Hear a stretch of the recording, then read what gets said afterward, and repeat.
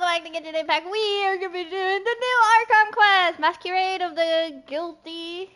So, let me go to my stream real quick. To let you all know, I have a terrible stomach ache, so that's why I'm like 9 minutes late to the stream. I'm sorry. So, might end up stopping in the middle, hopefully not. We're going to start the test stream now. We're gonna start the test stream now. Okay. Sorry for the echo. I'm testing voice and music. La la la la la la la la la la la.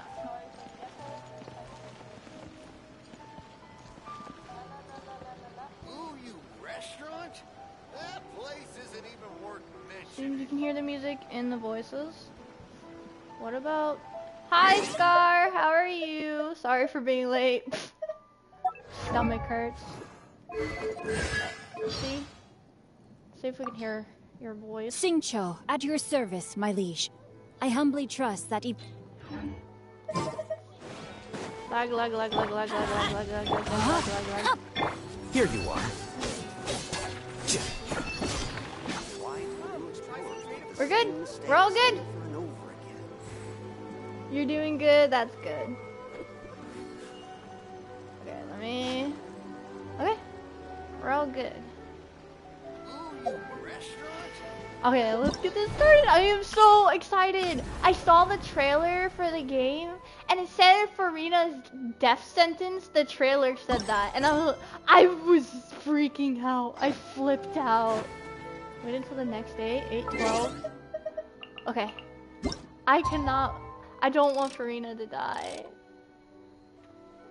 I hope she better not die. I will kill everyone in Fontaine if they give her the death sentence.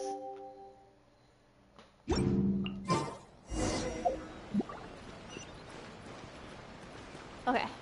It's so far away for me to zoom out. Look at that. Oh my gosh.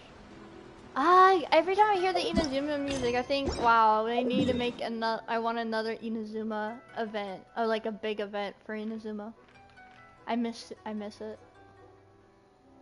Whoa, there is really a new map. Okay. Ooh, we're gonna have to later do an exploration stream. We haven't done the world quest in this area, in the 4.1 map. We only explored it. Fortress of Mirapede, we're going there? Okay. Return to the dormitories? Wait. This is the... Yep, it is. Okay. Let's go up the elevator. Scar says, are you ready for... Yeah, I'm ready. I'm ready for this. I'm ready. Oh, we need to get the Octo Baby out. Hold on. There's Octo Baby.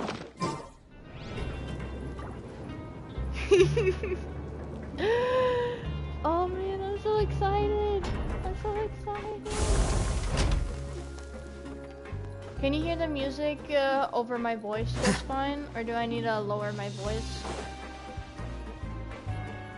Gar says bum Genshin Impact my way. Did you already do the world quest? Wait. We need to go up? But it told us to go. Oh, we went in the wrong elevator. We went into the wrong one.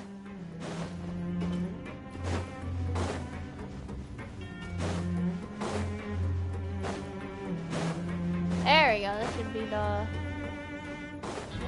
almost the right one. Ah! Where's the thing that we have to press to get the elevator back? Oh, there it is. Activate lift. Waiting shortly.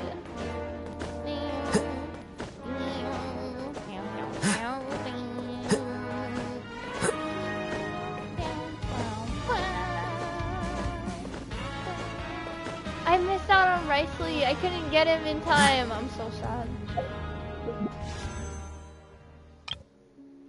I kind of want Farina. And I also want Charlotte in there too. Can we do a 10 summon right now? I'm pretty sure we can do a 10 summon.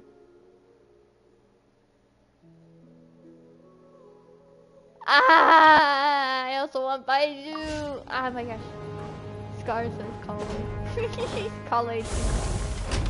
Kale 2? Like C2 Kale?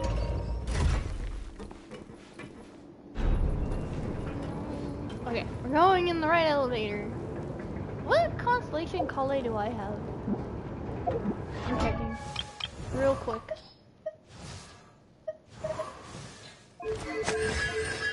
I only have C1, dang it!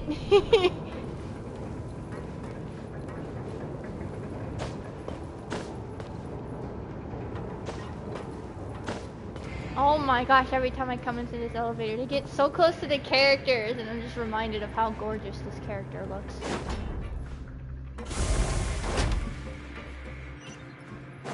Oh, we gotta go in another elevator. We're almost there. Oh, there's another world quest here? I did not know this.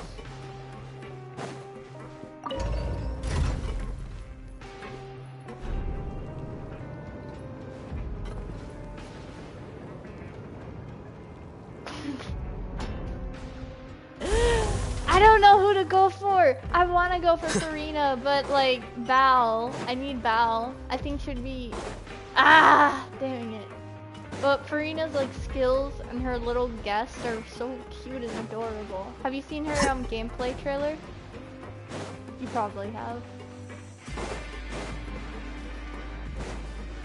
There we go. Okay, story time. Sometime you pass Force of Mirta and your census here is almost finished. Now for a little rest after breakfast. This is the life. Wait a sec. Isn't something important supposed to happen today? What are you? Hold on. My dog eating. Hold on. Oh, it's the dog treat I gave her. Never mind. Oh, today's our big day! We're supposed to leave the Fortress of Mirapede! Come on, we've gotta go complete the release procedures now! I don't want to! I want to see Rightfully again. Are we...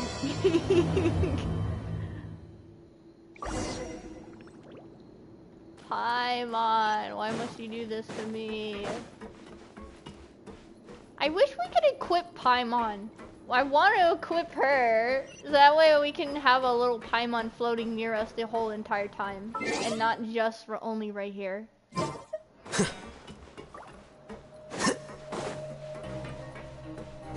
We just need to go down. I'm dropping. No! Why can't we complete our procedure with Rightfully? Ah, why you? She has an attitude. She's mean. Please, sign here. This document will be effective immediately upon signing, and you two may exit the Fortress of Mirapede via the regular channels. It's been so long since we've been to the surface. Let's hurry up and... Huh? Oh! What was that?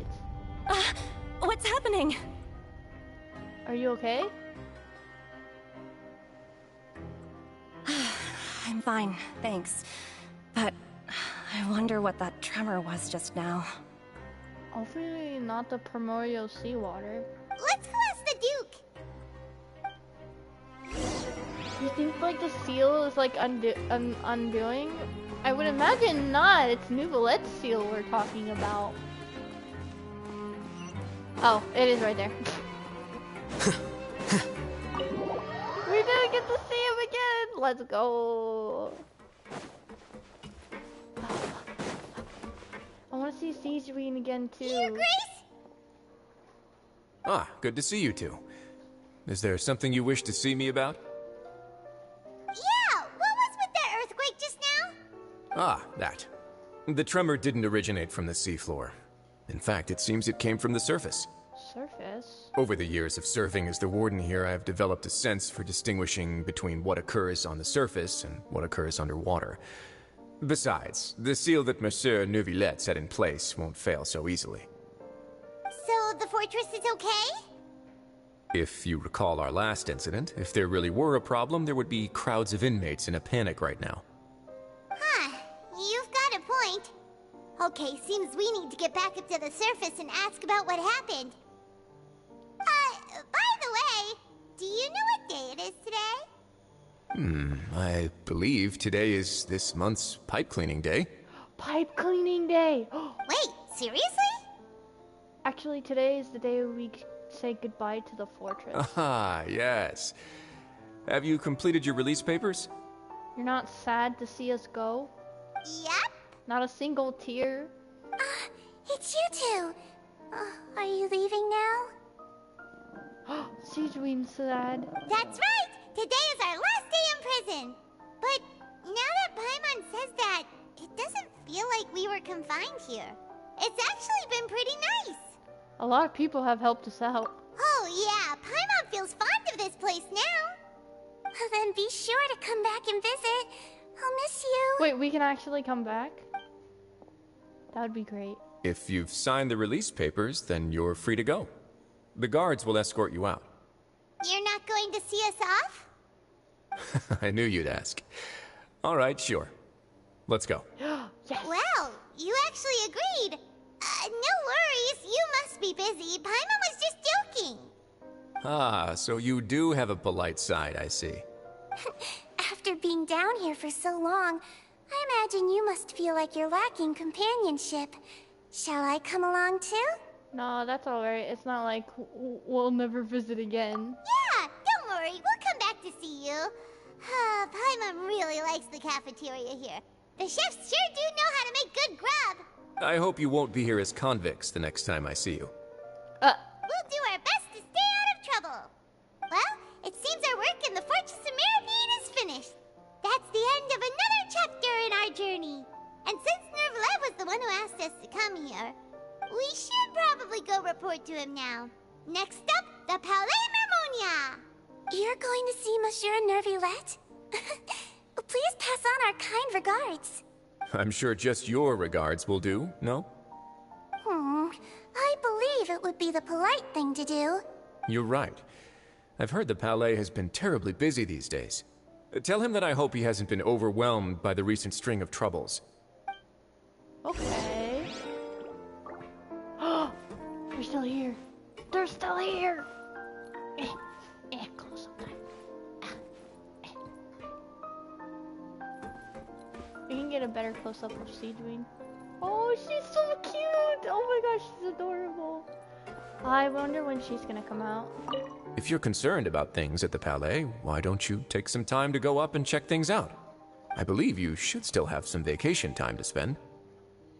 Thank you for being so understanding.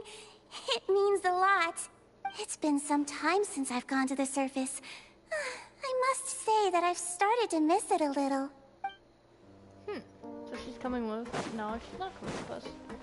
Oh, well.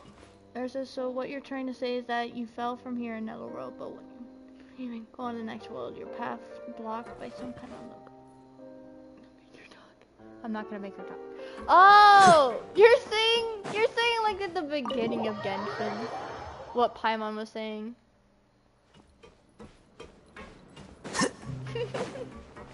Hey, that's pretty good. You remembered all that.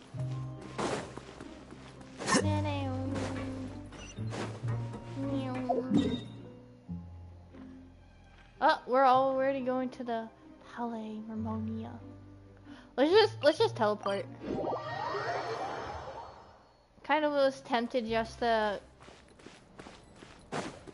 go there on foot. Oh,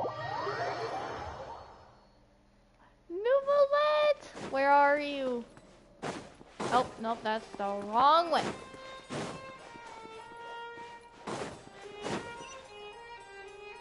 The Palais Mermonia sure is buzzing with activity today. Halt! Huh? Oh, it's you two. Apologies. Monsieur Nervalet did say you'd be welcome at any time. Excuse me, would you mind helping me take a look at this report? I'll be right there. Sorry, I've got my hands full here. You can see yourselves in. Everyone's so busy. Seems a lot has been happening. I wonder what's going on. What was that big, Neuvillette! earthquake? Hello.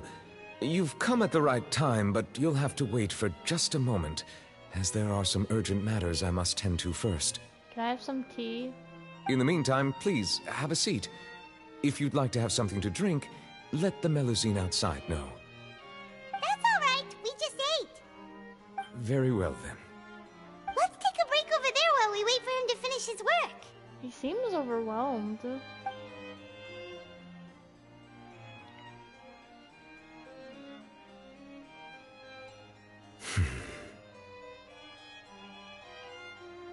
Scar says you don't remember the Genshin Impact my way that I said. Yeah, I remember that, Scar.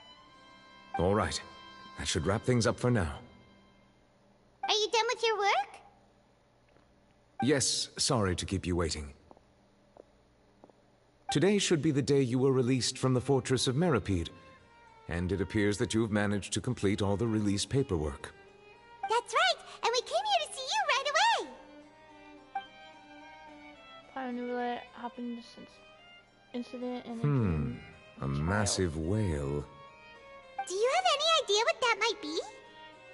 Judging from your description, that cannot have occurred in any ordinary waters, but rather something like the primordial sea. A whale of that size and shape cannot usually be found in the waters of Tevat. Therefore, we can only assume that Child is presently immersed in primordial seawater. No! I hope he's okay. Immersed in primordial seawater? But how? And is he okay? He's not from Fontaine, so he won't dissolve.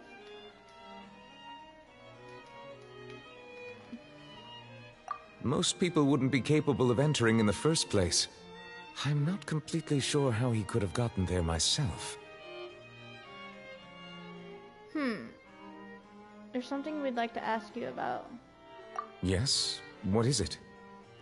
What was the tremor we felt earlier? Ah, right! Paimon felt it too! We asked the Duke and he said it wasn't from underwater, so we figured you might know something about it. It turns out that I have just received a report about this particular matter. In fact, that's exactly what I was busy with a moment ago. The source of the tremor was here on the surface near Poisson. After the shaking stopped, the water levels in the Poisson area rose at an alarming rate. Oh shoot. Navia! The water levels rose? Oh no! What about all the people there? Fortunately, the water levels only rose for a short period of time, and have already returned to normal now. However, I still have a bad feeling about the whole phenomenon. If the change in water levels is connected with the leaking primordial seawater, then the situation in Poisson may be much worse than it appears. Navia should be in Poisson, right? We need to go check on her! Yes, Spina de Rusula's headquarters is there. I would also like to go there as soon as possible, but I'm afraid I can't leave just yet. We must immediately formulate disaster prevention plans for the surrounding coastal areas to avoid potential catastrophes. I'll have to ask you two to go to Poisson first. I'll meet you there to check on the situation once I finish things here. Sounds like a plan. There's no time to lose! Let's get going! Please be careful.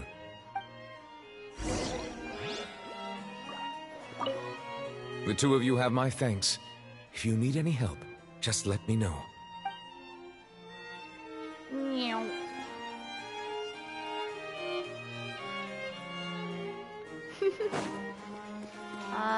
Scar says, Lum says, who are you fight?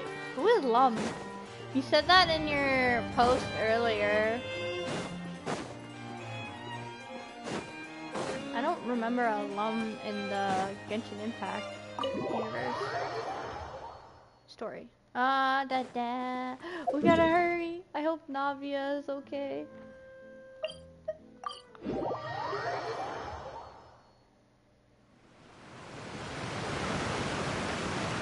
Oh no! What happened here? Oh. All the buildings here seem to be in a pretty rough shape now.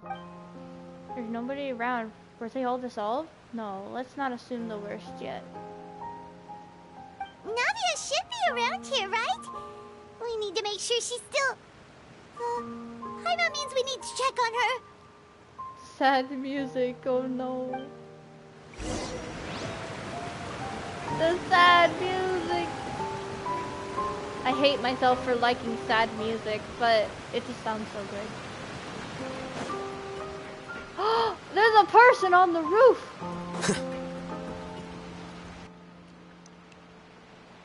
We haven't seen a single soul all the way here.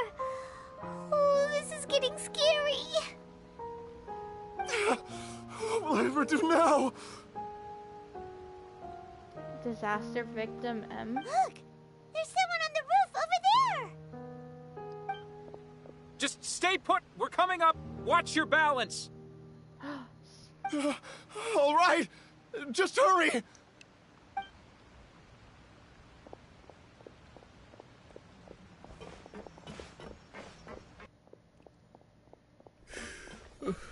I'm not young anymore. How will I survive on my own? Oh wow.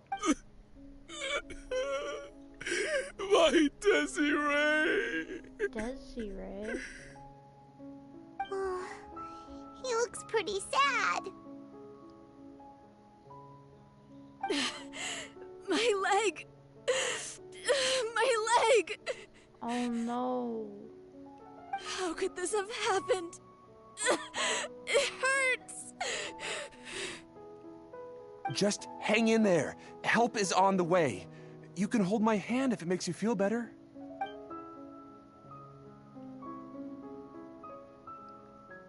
Oh gosh. What is going on? Of course, as the game has chose the person you're playing as name. I say, no, I don't want her to have a name because she... Wait. What? No. The person I'm playing as is called Aether. Wait. And the girl character is Lumine.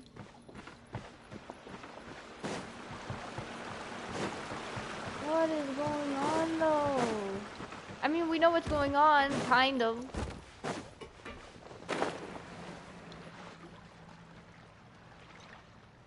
Oh, it's Navia. She's over there. Hey, Navia, are you okay? Oh.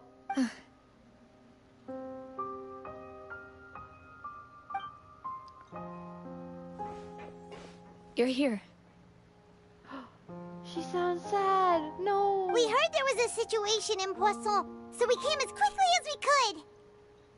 Yes. As you can see, the water level suddenly rose.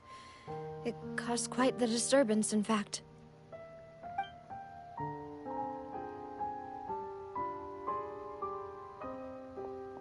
Demoiselle!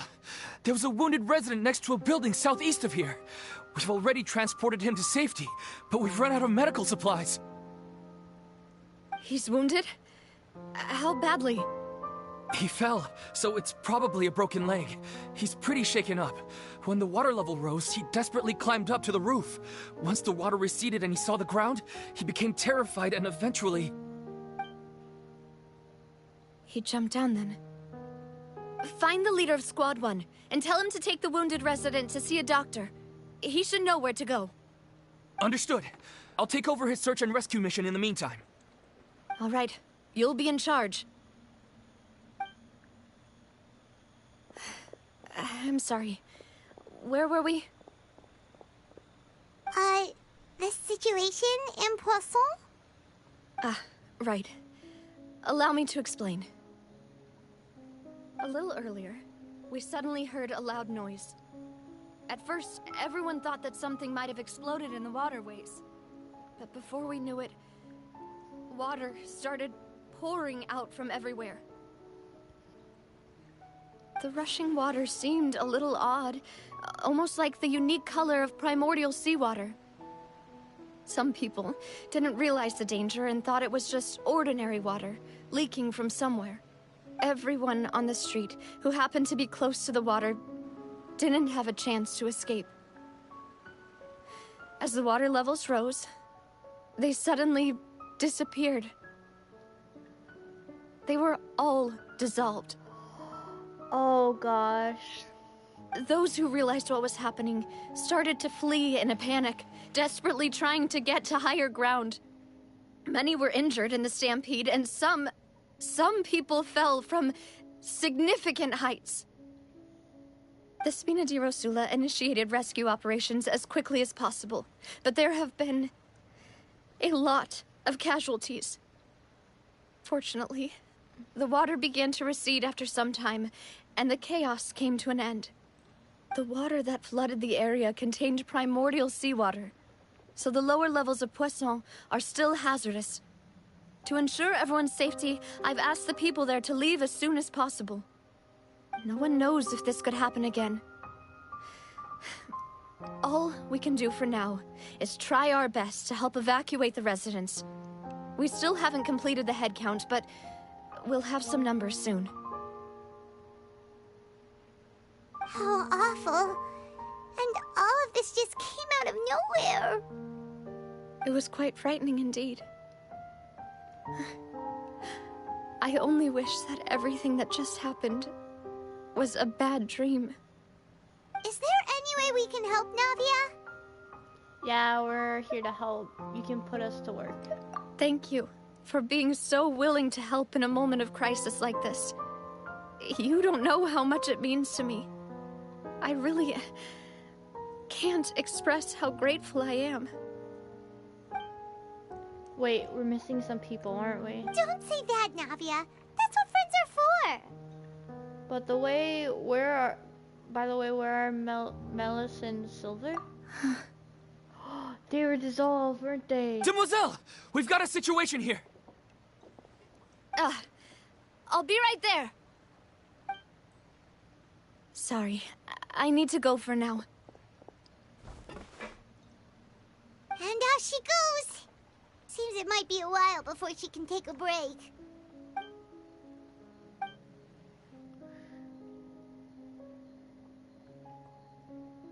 Okay, the wounded are being tended to, and we finished a preliminary head count.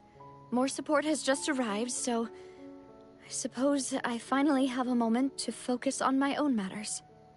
Of course, we should remain ready for anything, and continue doing our best to rescue others. I'll be sure to have everyone at the Spina di Rosula ready to render assistance. Traveler, Paimon, would you two accompany me to my father's grave for a moment? His grave? Huh? Right now? I understand. Thank you. Wait, I don't understand.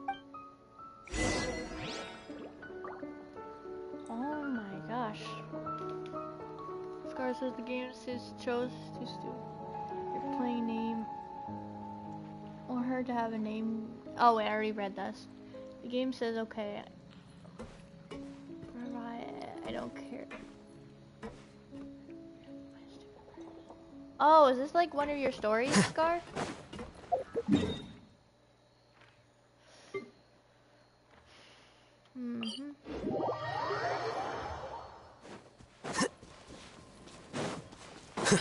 Go to the cemetery. Ah!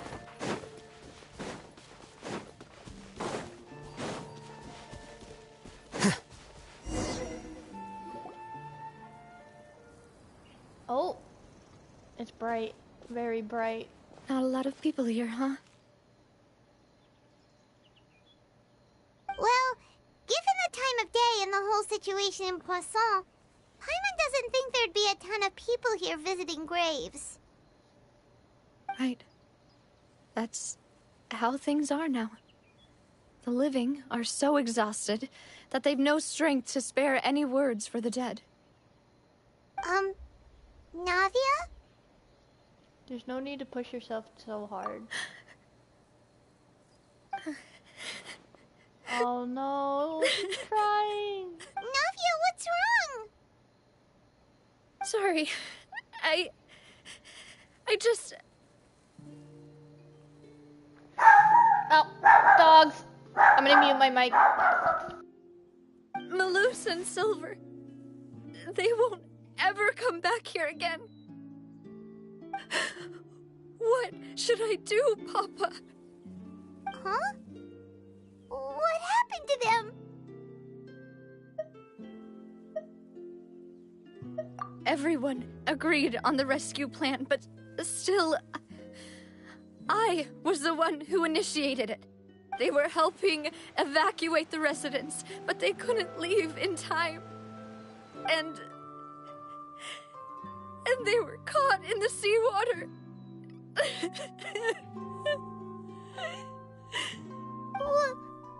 What should we do? I've known them for so long. And I know they weren't afraid. But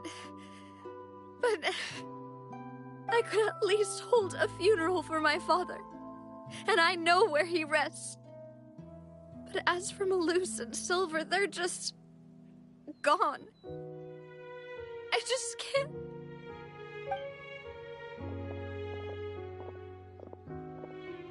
Everything looks so clean after it rains. Even the gravestones. I didn't expect that you'd enjoy a glass of red wine in front of Master Callus's grave. I can understand. Besides, the scenery here isn't half bad. See, it's not just me. I always want to bring something when I visit Papa. Perhaps we might even have a picnic. He wouldn't be angry, would he? How could Master ever be upset with you, Demoiselle? Yet the cemetery is the home of those who have passed, is it not? Everyone ends up here sooner or later, no matter who you are. Buying yourself a plot in advance, are you?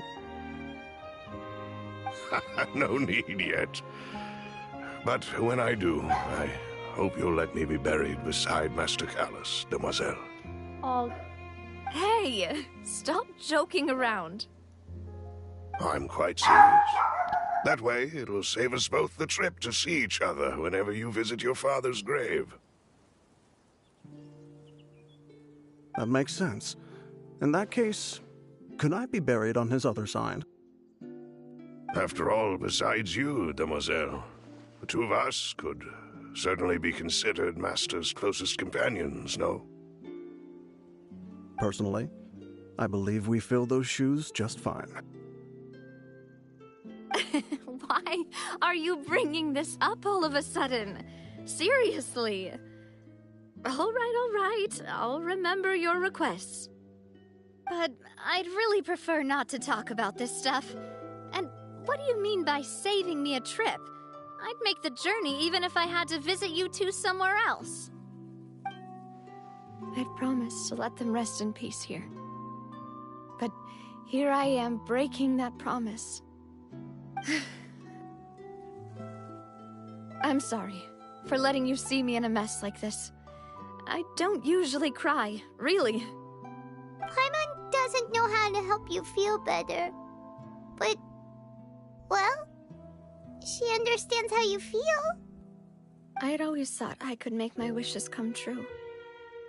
But now that I think about it, that never solely relied on me. Many things can only be accomplished with someone else's help. Malus and Silver have helped me so much.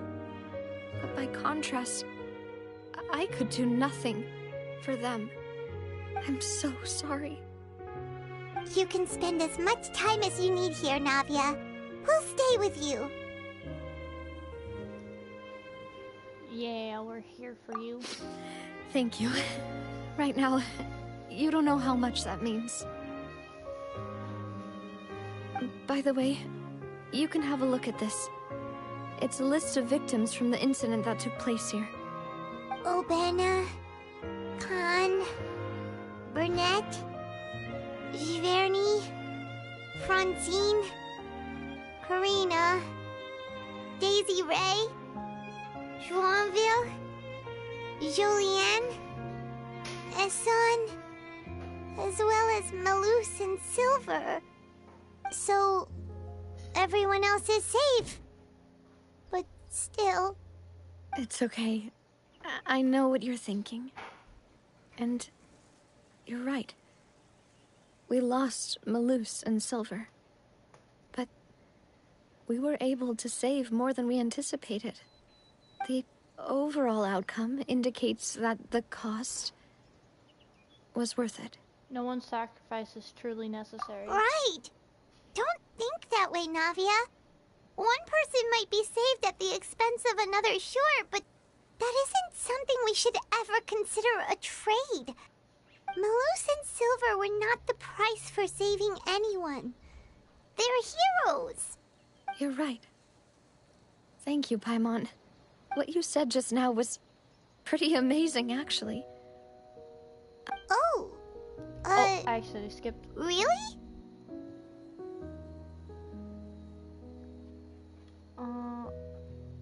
Over decades it's been since I told you.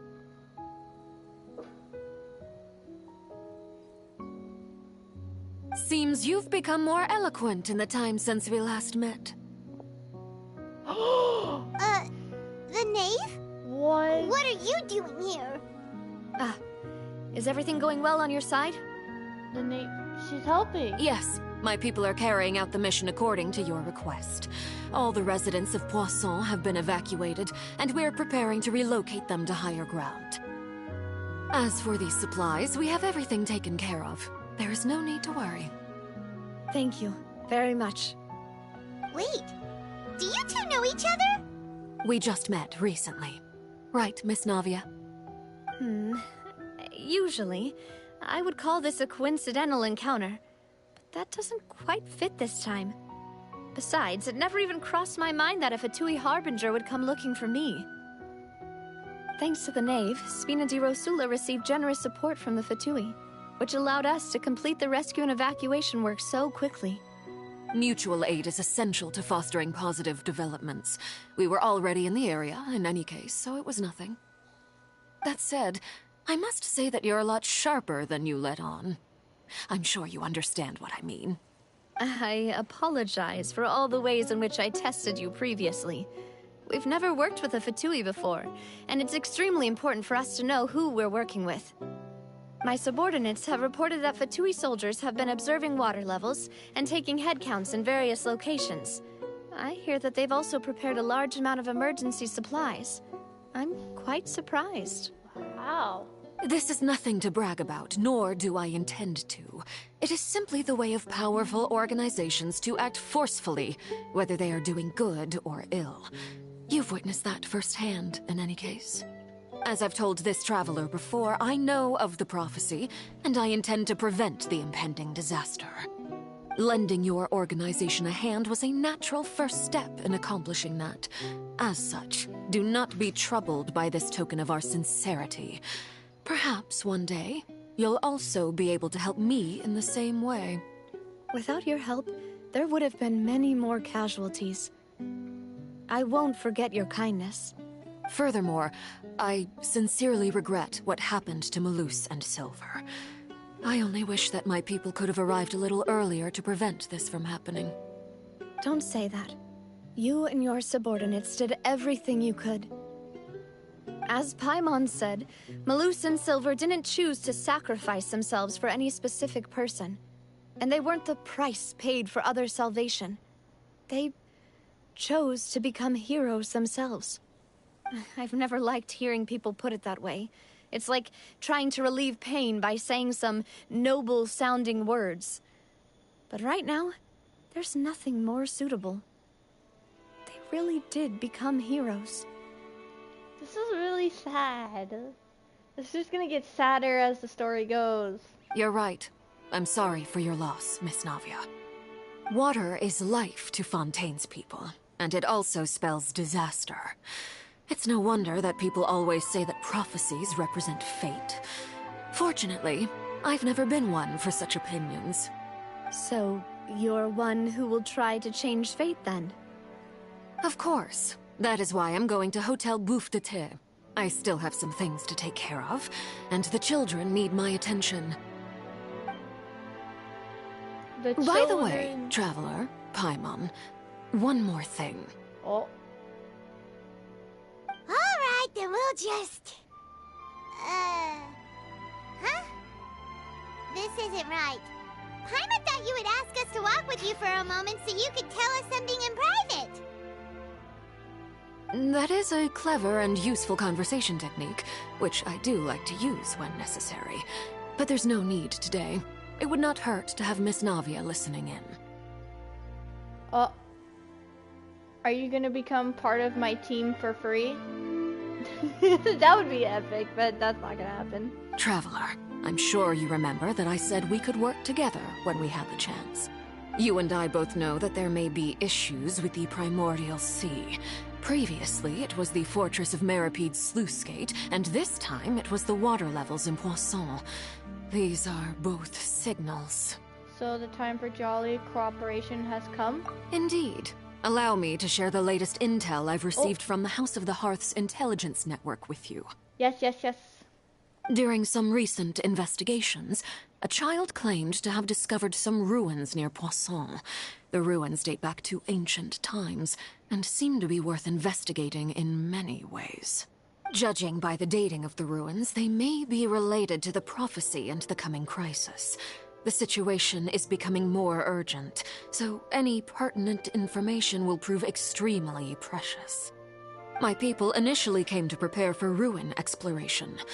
Unexpectedly, this disaster struck, and at present, we're all busy prioritizing the rescue effort.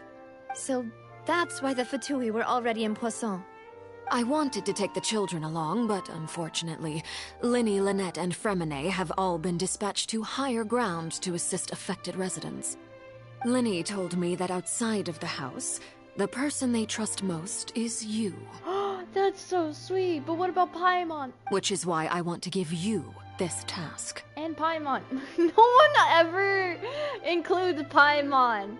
It's just me. Are you sure this will be okay? Can you trust an outsider like me? The House of the Hearth's members see each other as family, but Linny, Lynette, and Fremine said that they also see you as such, even though you are not from the house. I'm sure you already understand how earnest they consider their friendship with you to be. The power of friendship. Oh, that somehow makes Paimon feel kinda happy. The intel I just shared about the ruins could fetch a high price. But since the children consider you family, it's only natural that I freely share it with you. Got it! So all we gotta do is go to some ruins, right? We can handle that. Excuse me, but may I tag along? Yes. You wish to join, Miss Navia? But are you sure you're up to exploring some ruins? You need to rest. Oh, yeah. Well, I'm sad, yes. But I can't just go back and plop myself into a chair by the roadside and do nothing. There's no point in being depressed while we still have a disaster on our hands. As my father's successor, I must live up to the hopes he had in me. Besides, I'm also doing this for myself. I need something, a distraction, to keep my mind off Malus and Silver. Navia's strong, but she needs company right now. We can be that company if she goes to explore the ruins with us. Since you put it that way, I have no objections. What do you say, traveler? We'll go to the ruins together! All right. The ruins are to the south of Poisson. Here's the map. Okay, the three of us will handle it. Come on, let's pack up and get going.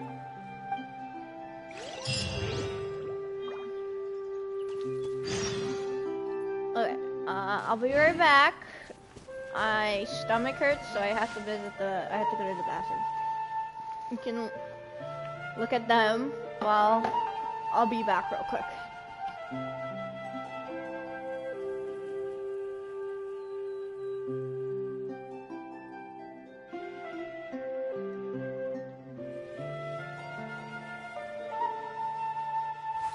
Wait. Huh? No. Whatever.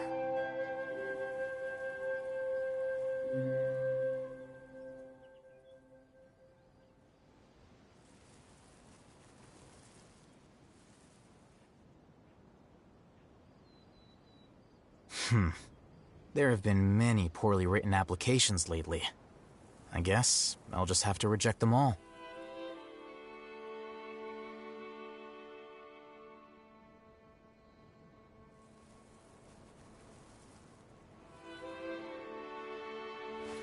Wait. Huh? No. Whatever.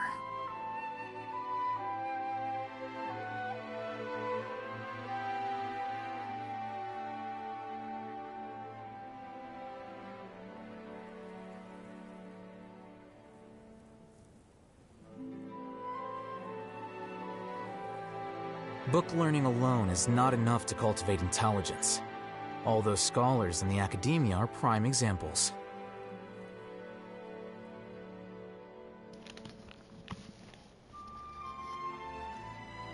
Uh-oh, music's still going. Well, I'm back. Okay. If you didn't catch me in Mexico, like people. Wait. Huh? No. Scar's talking a lot about food.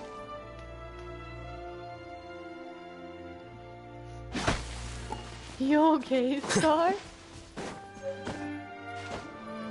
I mean, it's okay to be gay.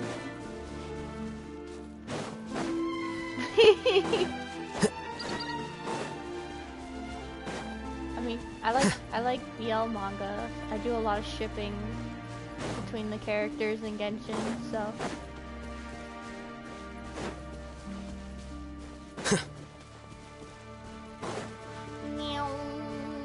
Wait, how far away? 280. This is this way.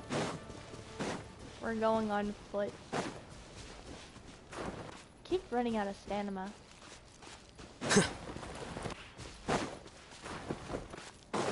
Whoa! Limit out spell.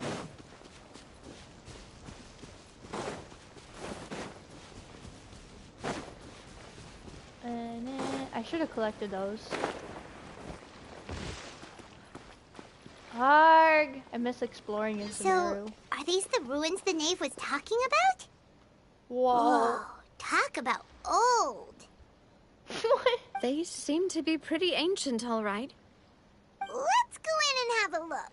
Wonder how it's still standing. Just be careful.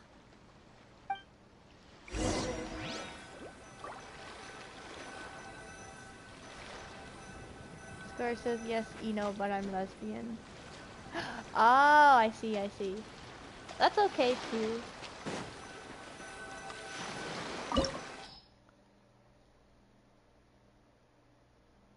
Scar says I love gay people. Nice.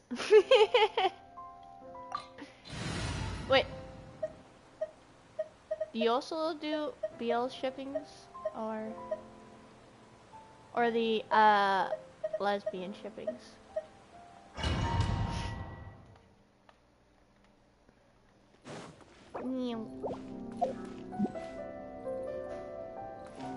Like I like Kave.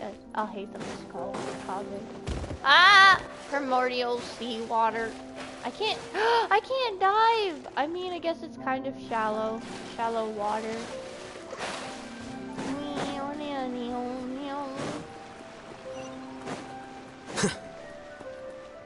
What? What are they doing? Hello? Did you see like Navia gameplay? Like, they released Navia, like, what is it called again? Leaks about Navia's gameplay. It was with her umbrella. It looked, I thought it was silly and cool. Ow, no, I'm dying. Rain outlines your fate. I really need to get my characters to do more damage. No! Miscalculated. He died. Let's play.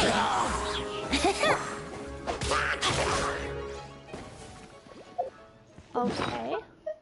We're gonna need to heal him now. We need to make more food. I'm starting to run out of food. How many pita pockets do I have left? Yeah, 164. I'm running out. That's not enough. We need like 500. And bee sitting in a tree. That's my favorite ship. Nig and bee sitting in a tree. Oh! Is that like a time and a place? Like when they all sit in a tree? Wait. body and mind. Oh! Whoa! Okay. Ah! Hilly Trolls! Here you are. There's a chest! Thank goodness I land right here. We would have missed this. Oh, what's down there? Treasure chest? Treasure chest? Treasure chest? I don't think it's smart to land down there, and I don't see a chest.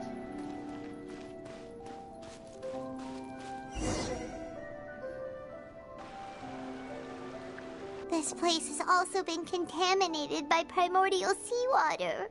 You better be okay, Navi. I will not let you fall in this water. Yeah. And a lot of it, too. No. A Fontanian would most likely dissolve the moment they fell in. You should go back to safety, Nafia. Right! You can't go down if there's primordial seawater. It's too dangerous, and it won't be any help for you to just stay here. That's true. Don't get my mind wrong. We're not saying you're useless. It's just that... No, you're right. I can't do anything in this situation. I'll leave this to you. From the look of things here, maybe there's no way back. That complicates things. Maybe the only way left is forward. That's not good. No, I don't want her to die. In that case, do you want to wait for us here? The water levels here are unstable, and there's a chance the water will rise. So staying here wouldn't be safe either. What are we gonna do? I'll go together with you. Perhaps we'll find the exit just up ahead. Seems like there isn't any other option. Alright. Come with us for now then, but please be careful. I saw in the trailer that Navia falls. I swear if the developers kill off Navia, I am going to storm in their building and force them to bring her back. Oh no, it's a dead end! Let's try climbing over from the side. I wonder if I can jump in the primordial seawater. Hold on. I guess not.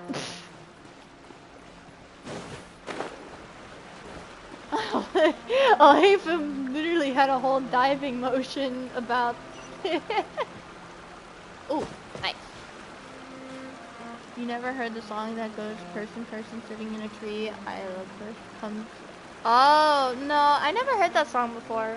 I normally only listen to like anime songs or like game music.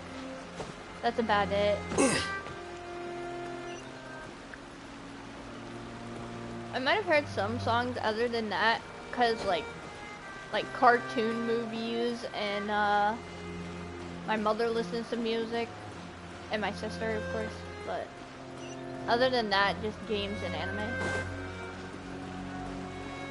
Oh, I definitely listen to Christmas music! Yes, yes, I love Christmas!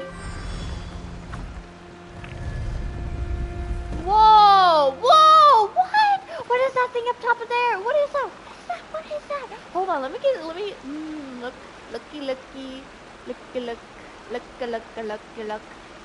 Whoa! What is this? Do I control it? What is that? It looks so cool. Eh? I didn't even touch the water. What do you mean? I didn't even touch it. Whatever. I guess we can't get too close to the edge. Oh. This seems like it's gonna be tough. It was a big thing when I was in school. It was? Huh. Wait. Whoa. There's something wrong with this bridge. Go for it. Oh no. Navia.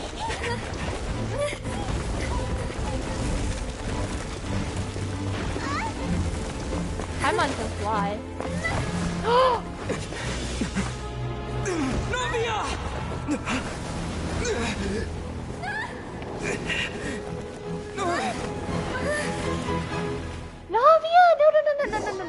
no.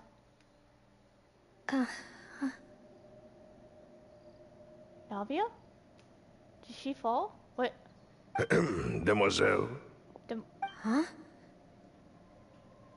Demoiselle, what are you doing here by yourself? Would you be standing here till dark if I hadn't come to get you? Malus and Silver. What is that noise? Maybe she just wants some time to herself, Malus. What? Oh. Was I sleeping? No. Scar's Jingle Bells. Yes. That song is really funny. I like that song. Yes, it would appear so. I must be tired. No, Navia, snap out of it. That's quite possible. However, you were the one that suggested we go out for a walk. Oh, right. I nearly forgot. It must have slipped my mind when I dozed off. I haven't had a nap today yet. Have I?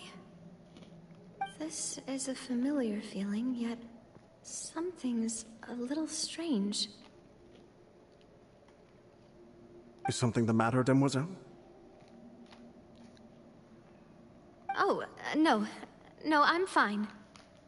I was just trying to recall why we came out for a walk.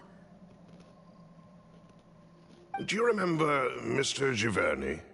He'd requested our help before with foreign merchants who had a debt dispute with him, and we'd resolved the matter not long ago. We were headed to see how things were going with him at the moment. Ah, right. Yes. I remember now. Is she reliving a memory? Oh, Miss Navia. Ah, Mr. Malus. And Mr. Silver, too. It's good to see all of you. How have you been? I've been great. Thanks to your help, those bothersome merchants finally realized that I wasn't the one they were looking for. Why, I wasn't even the guarantor for that person. They were knocking at my door day and night. Even my neighbor, Obina, was getting fed up with them. Sometimes force is required to calm someone down and get them to listen to what you have to say. Scar says sorry, I have to go because I forgot this is actually the main story quest. Oh, that's okay, that's okay. Well, I hope you enjoy the rest of your day, Scar. That's right. Oh, by the way, Burnett, what was it that you wanted to give to Miss Navia again? Oh, yes. One moment, I have it right here. Bye, Scar. Love you too. Miss Navia, these are some flower seeds that I prepared. Please take them. They're a very good variety, and they'll become very big and beautiful once they bloom. Flower seeds. I want flowers. I don't know what we would have done without your help, so this is a little token of our appreciation. I hope you won't refuse. Did you cultivate them yourself? Thank you so much. I'll certainly take them. Malus, we do still have some empty flower pots at home, right? Why, we can have as many pots as you'd like, Demoiselle. Perfect. In that case, we'll swap out some of the decorative plants for some of Mrs. Burnett's flowers. Very well. Wait. Something seems to be off here. Excuse me, madam. If I'm not mistaken, your name is Burnett, correct? That's right. Is something wrong? No, it's nothing. This is the first time we've ever met, but your name seemed familiar to me. I must have heard it when I was discussing things with your husband previously. I've heard this name before. Sometime recently, I'm sure of it. And why are there so few people around here? Where did everyone go? That fish dangling in the air creeps me out. We must mind the time, Demoiselle. We still have important things to attend to today. Huh? We do? Like what? Well, now, did you forget? Miss Navia, here you are. I've been looking for you. Please, come to the Opera House. Your trial is about to begin. Trial? My trial?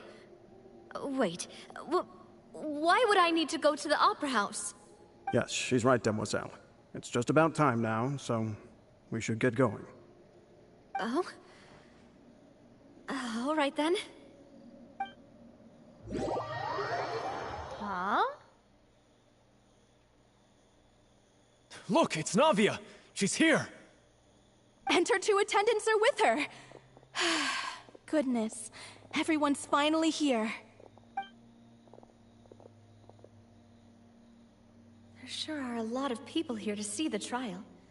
And they all seem to be oddly excited about something. I even know some of these people. Karina, Desiree, Joyville, Jolien, Essen. Why are so many people here? And why do I have no recollection of this case? And as for the judge... huh? Where's Monsieur Neuvillette? Please sit in the defendant's seat. Don't worry, Silver and I shall accompany you. All right. But are you sure you can stand behind me? Typically, it wouldn't be allowed, but today is an exception. Hey, weird. what kind of place do they think this is? Come on. Do they have any idea what they're doing? Seriously. Enough with the whispering!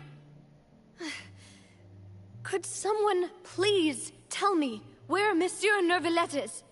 And why I'm standing trial? My dear Miss Navia, have you not yet realized what you've done? In that case, allow me to explain. As all here know, you are Master Callus's successor, the head of the Spina di Rosula, someone held in high regard by every soul in Poisson. After you took over the Spina, you treated all of us just like the late Master Callus had. If anyone in need reached out to you for help, you responded. Okay, so what's the problem with that? Not only you, but your butler, your subordinates, nearly everyone in the Spina di Rosula fought for the well-being of those in Poisson. Wait a moment. Aren't you just proving that I'm a good person? Yes, correct. Absolutely right. And that is why you stand accused. Huh? You have helped so many people get through so many difficulties. You are one with us. We are inseparable. We are one big family, all of us who are from Poisson, inextricably linked. And with you being so important, we couldn't possibly do without you. Therefore, this fair and honorable court shall declare you guilty, and you shall stay here. You will be together with us forever.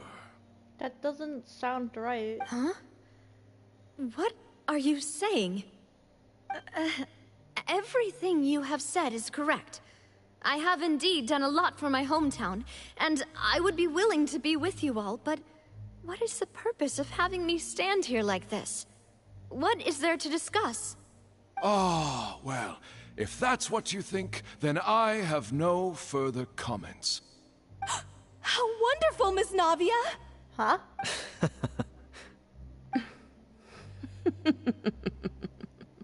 This sounds... I know all these people. Why are they laughing? Huh? I seem to remember now. Yes, I get it. This trial is... Wait just a moment. This isn't right! Oh? Malus? What was that, Mr. Malus? Our conclusion is very clear and unanimous. Let the court judge her now. She's guilty! Stay here, Navia! You're one of us! Demoiselle, don't admit guilt. This trial means to keep you here forever. Oh. I wish to exercise my right to defend Our Lady. Mr. Joinville, you only know of Navia's goodness, but nothing of her utterly independent mind. She was born a free and independent spirit. She has never been tied down by anything. Indeed, even the death of Master Callus couldn't stop her. Oh, dang. Her actions cannot serve as proof that she identifies herself as part of any group. She merely acted as an individual, extending her hand to help others. Please do not mistake her actions as being otherwise. Really? As an individual, you say? Don't forget, we are all Fontanians here. This is the nation of justice, the nation of Hydro. Even if Miss Navia only voluntarily rendered her assistance, that doesn't change the fact that her beautiful soul must return to everyone. Water accepts all, blends with all. It will surely accept her kindness. It looks like almost in water. Like, you see how... Everything is measured here in the nation of Hydro. And in the end, everyone shall meld together. Thus, when a unanimous opinion emerges, that opinion represents justice. Now, I speak for everyone. Our opinion is consistent. Navia should stay. We and Navia are one. And you would call this justice? Preposterous. You are merely jealous that Demoiselle still has a chance to exist as an individual. Have you forgotten how much you all once longed to become individuals, to become independent?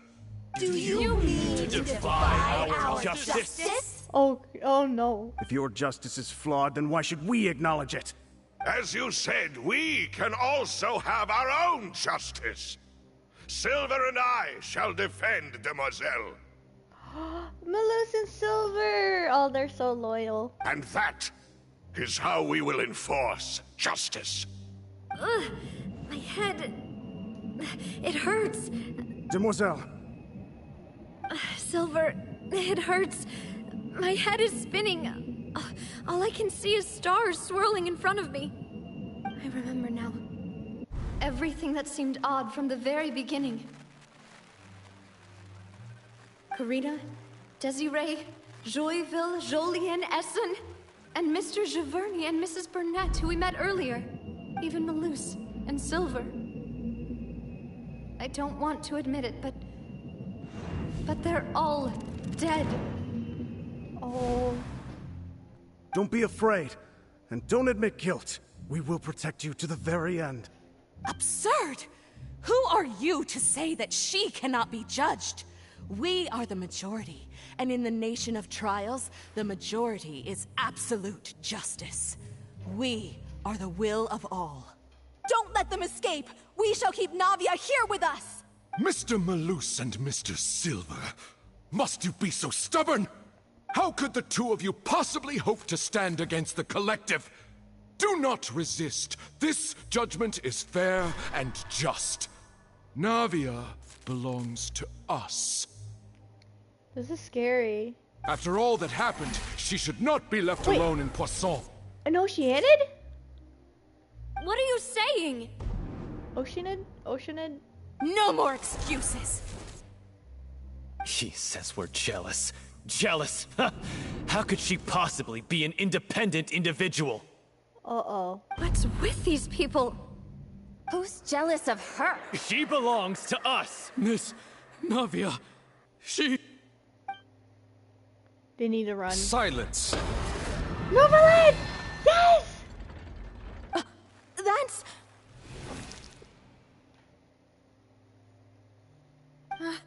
Monsieur Neuvillette! Such commotion is prohibited in the court. The accusations you just presented are nonsense and cannot constitute a proper trial. The court will adjourn for the rest of the day. In this, I shall hear no objections from any unauthorized party.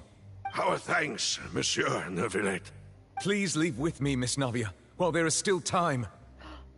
But... Go on now, Demoiselle. This is your only chance to leave this place. What, can't bear to leave us behind or something?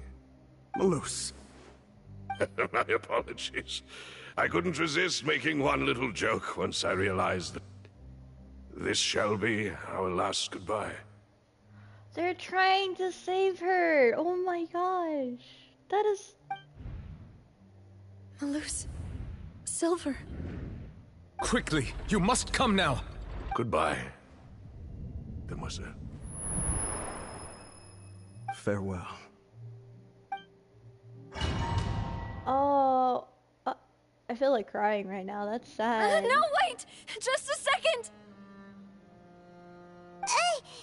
Navia? Wait, did Neuvillette actually appear there? Did she? You're awake. Good. Yes!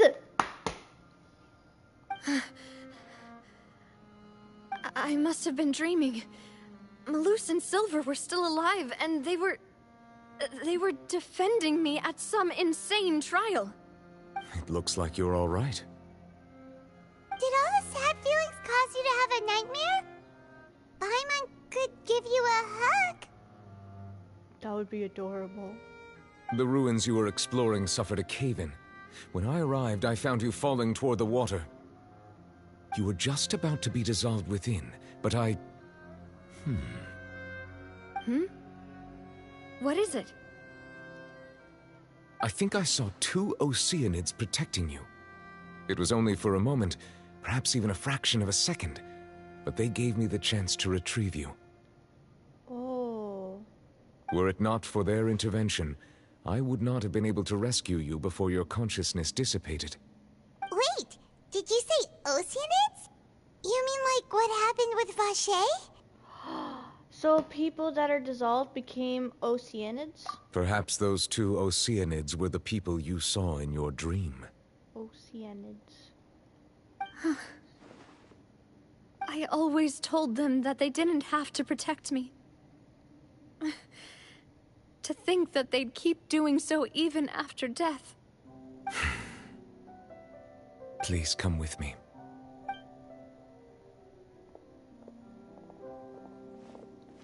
Neuvillette, are you okay? Oh, I am quite all right. Perhaps there's something we could chat about? Why do you look so stiff all of a sudden? Oh, Paimon knows. You're the type who feels awkward when there's nothing to talk about, right? I merely thought that we should give Navia some time to herself. Huh? Why didn't you just say so then? Don't you think it's even more awkward to call us over like this and then have nothing to talk about? I suppose so. By the way, Cedrine sends her regards. Ah, Cedrine. I hope all is well with her these days. Her work in the Fortress of Meropide has not been too much for her, has it? No way, don't worry. She's doing fine down there. She's an amazing head nurse. I see. Well, that is good. I have always worried that Cedrine would need a lot of time to understand the world of humanity, just as I have. Oh, and the Duke also says hi. Even though Cedrine made him do that. He hopes that you haven't been overwhelmed by all that's happened lately. Thank you. I have indeed been busy lately, and I also hope that everything is going well in the Fortress of Meropide. He still doesn't know what to talk about. Let's chat about something else then. You're the expert here, Paimon. What should we talk about? So, Neuvillette, you're probably quite the swimmer, huh? Yes, of course. This isn't going anywhere. Let's try something else. How did you find these ruins? Did the knave tell you? Yes, in fact. I had arranged to meet you in Poisson, but when I arrived, I discovered that the Fatui were helping the residents evacuate. They had even transported a large quantity of supplies to the area. Amid my astonishment, I ran into the knave, and we had a chat. She informed me that she had asked you to investigate the ancient ruins here. Yeah, we originally planned to meet up with you, but we thought you might still be busy with all those official documents. We didn't think exploring the ruins would take very long, and who would have thought you'd wrap things up so quickly? I hope Navia can get back on her feet. I hope too. I'm sorry to have kept you all waiting like that. I'm feeling much better now. I guess we should get going again. Will you come with us, Monsieur Neuvillette? Yes, if you wouldn't mind my company. All right! Another one joins the party! Let's get going then! excited. Wait, let's look around, see if there's any treasure chest. Ah! Treasure chest. Treasure chest. Seems none. Okay, let's go back.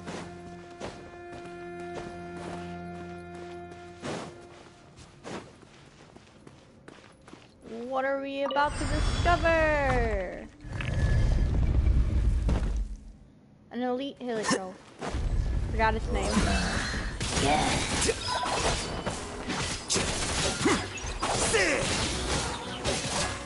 Let me weave you a bird.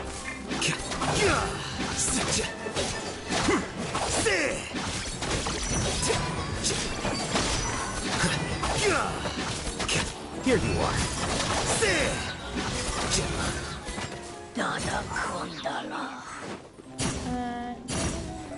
I don't see any treasure chests or books I could take. Whoa.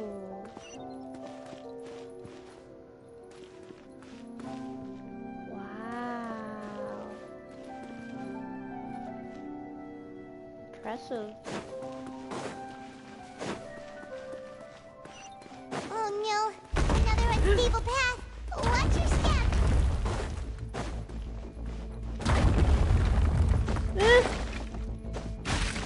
You gotta be quick. Quick, quick, quick! No!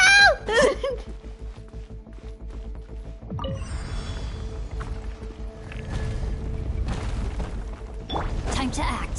Watch out! There are rocks falling over here! Great work!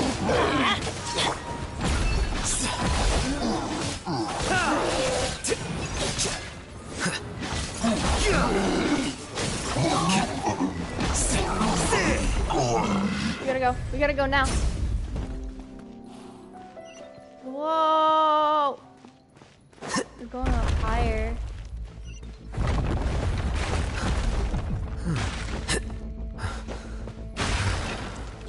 We're almost at the top. Ah!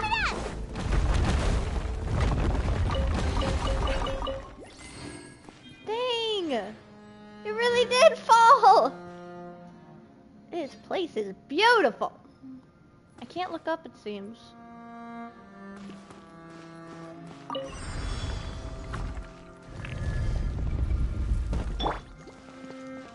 Body and mind. Yeah. Ring cutter.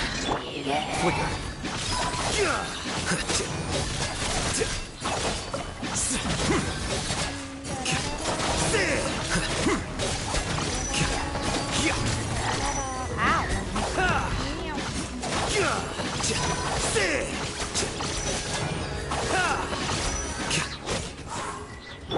Know my sword. Witness the power. Everybody stand back. Let's look. Here you are.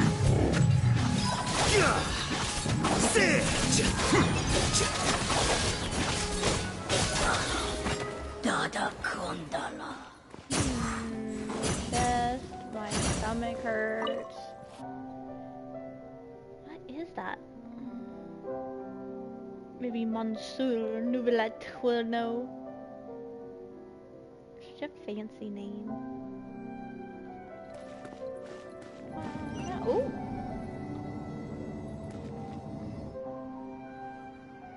Whoa, now I can look up. Okay. Any treasure chest? What if I jump on it again? Eh. Nope.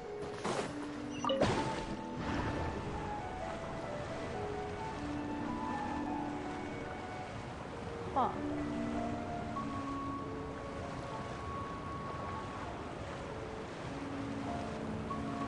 Whoa. This place is like so interesting. The music is interesting too.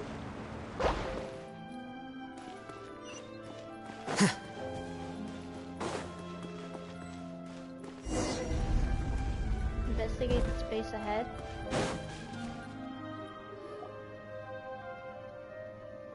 Looks like we've reached the end. This is the place.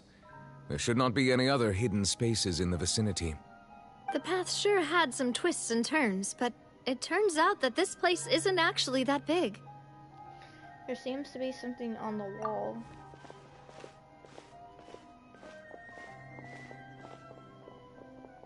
Oh? Farina's on there! Slates? It seems like they were put here as an offering. Could we take them down and have a look? Perhaps we should just leave them be for now. There are 4 locations in total, but only 3 stone slates. The slate that should be in the first empty spot is missing. The surrounding walls also show signs of damage. There's something written below. Let Paimon see. Reason dictates that this nation be destroyed. I shall record the history of its future here in its past. Say what? It feels like someone left these slates and these words here for a purpose. But does he mean that Fontaine should be destroyed? That would fit the circumstances dictated by the prophecy, yes. Indeed, the slate's contents correspond to it. Take the second slate, for example. There's a person kneeling here. She seems so dedicated. And there's a whole bunch of other people behind her doing the same. She's facing this... what is this? Some kind of island in the sky? And is that Lady Farina in the third image? Did the Hydro Archon fall into the water? And is that a ring of people around her? Paimon doesn't quite get it. Are they all in the water? The fourth image. I know this one. This exactly matches the content of the prophecy.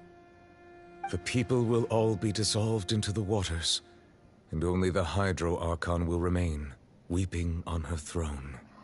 No! Yeah, yes, they do seem to match.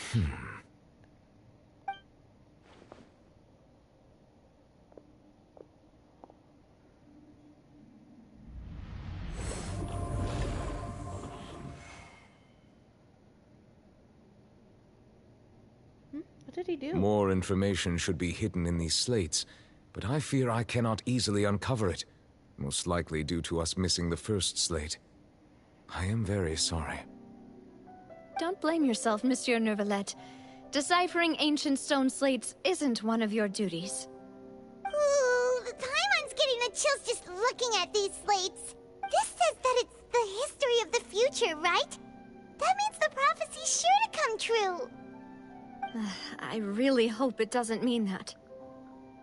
Still, Paimon feels like these images are kind of weird when you look at them together.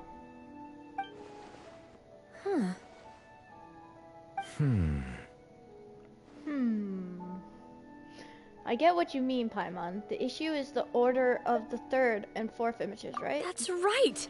If the images are in chronological order, shouldn't the fourth, the waters drowning Fontaine, come before the third, where the Hydro Archon herself falls into the water?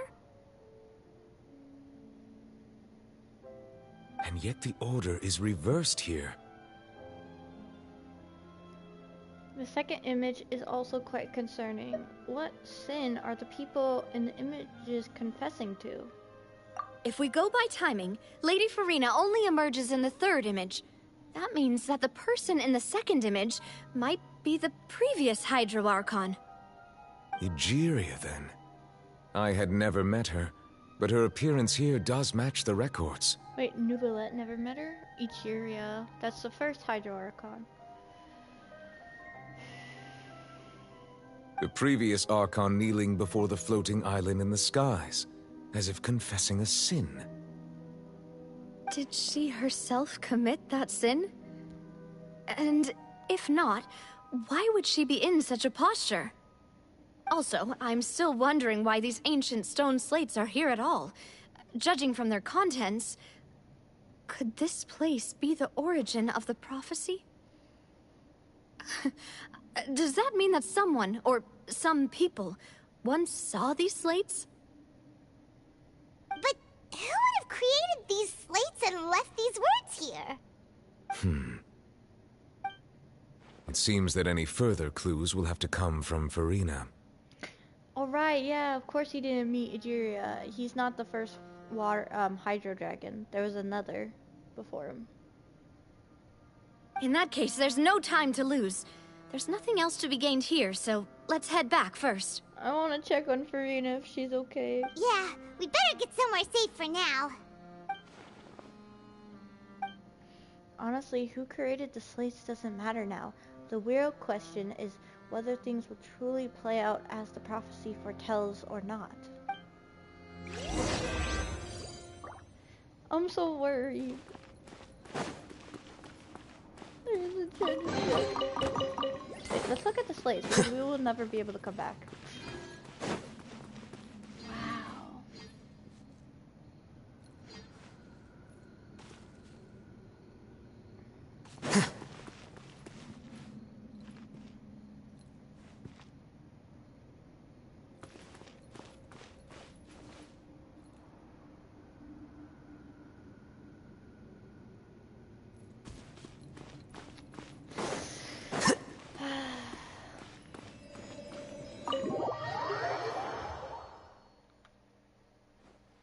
Let's split up here. I'm going to check on what's happening with the Spina. You know how it is. There's some things you just need to be there for yourself. You still have energy for that, Navia? Paimon's already beat. Just head back to the Fluvsandre and have a rest then. Thanks for keeping me company all this time. I'll depart as well. Thanks for your hard work today. Rest well, everyone. Got it. Traveler, I will go talk to Farina tomorrow morning to ask about the stone slates. I'm sure that you're concerned about this matter as well. If you have time, drop by my office. I will share the results of our discussion with you. Alright, see you tomorrow. Are you really gonna talk to her about this directly? Will that be a problem? Paimon's getting a little scared now that it's come to this. She has long been harboring secrets and will not give them up easily, which makes it all the more my duty to ensure that she understands the present situation. Alright, we'll leave it in your hands then. You're probably the best person to talk to her anyway. I will be carefully considering my words tonight. Traveler, Paimon, our safe house at the Fluvsandre is always open to you as ever, so please don't think you're an imposition. All right, I'll be on my way then.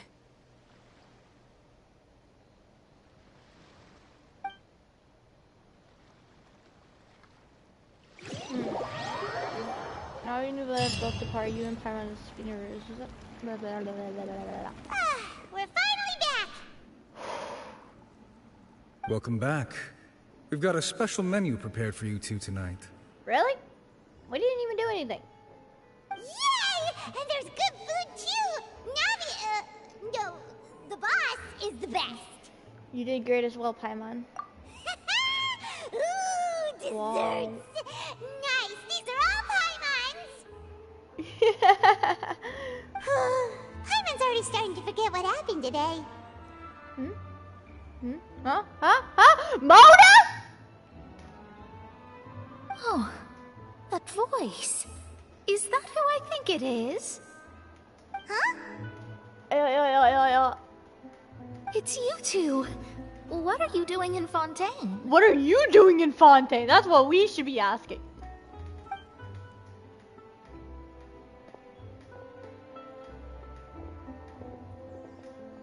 Did you pay your rent for the house?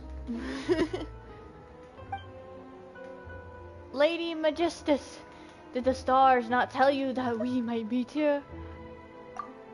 Seriously? Nobody just uses a scry glass whenever they've got time to just see who they'll meet on the road. Still, we didn't expect to see you here. Wait, you're not a Fontanian, are you, Mona? Well, I have some business to attend to here, so I booked a hotel in the city. I was just out for a stroll when I bumped into you. Quite unexpectedly, if I might add. What do you mean?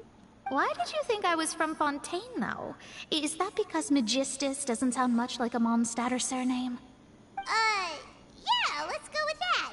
Well, I used to have my own surname, which was, well, some other thing.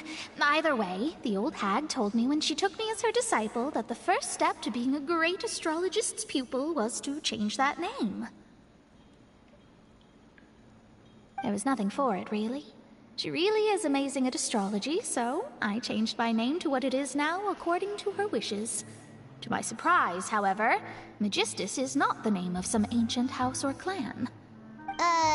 It isn't? Nope. Although it is used by us in place of surnames, it generally just means great. Wow! Imagine including a boast in your name. Wait, are you gonna have to put that into your genealogy as well? I reckon so. In any case, I'd give my disciple a name like this as well, if I were to take one. And may I ask what your master's name is? Astromancer Barbeloth Trismegistus. That is too long. Whoa, that's a long one.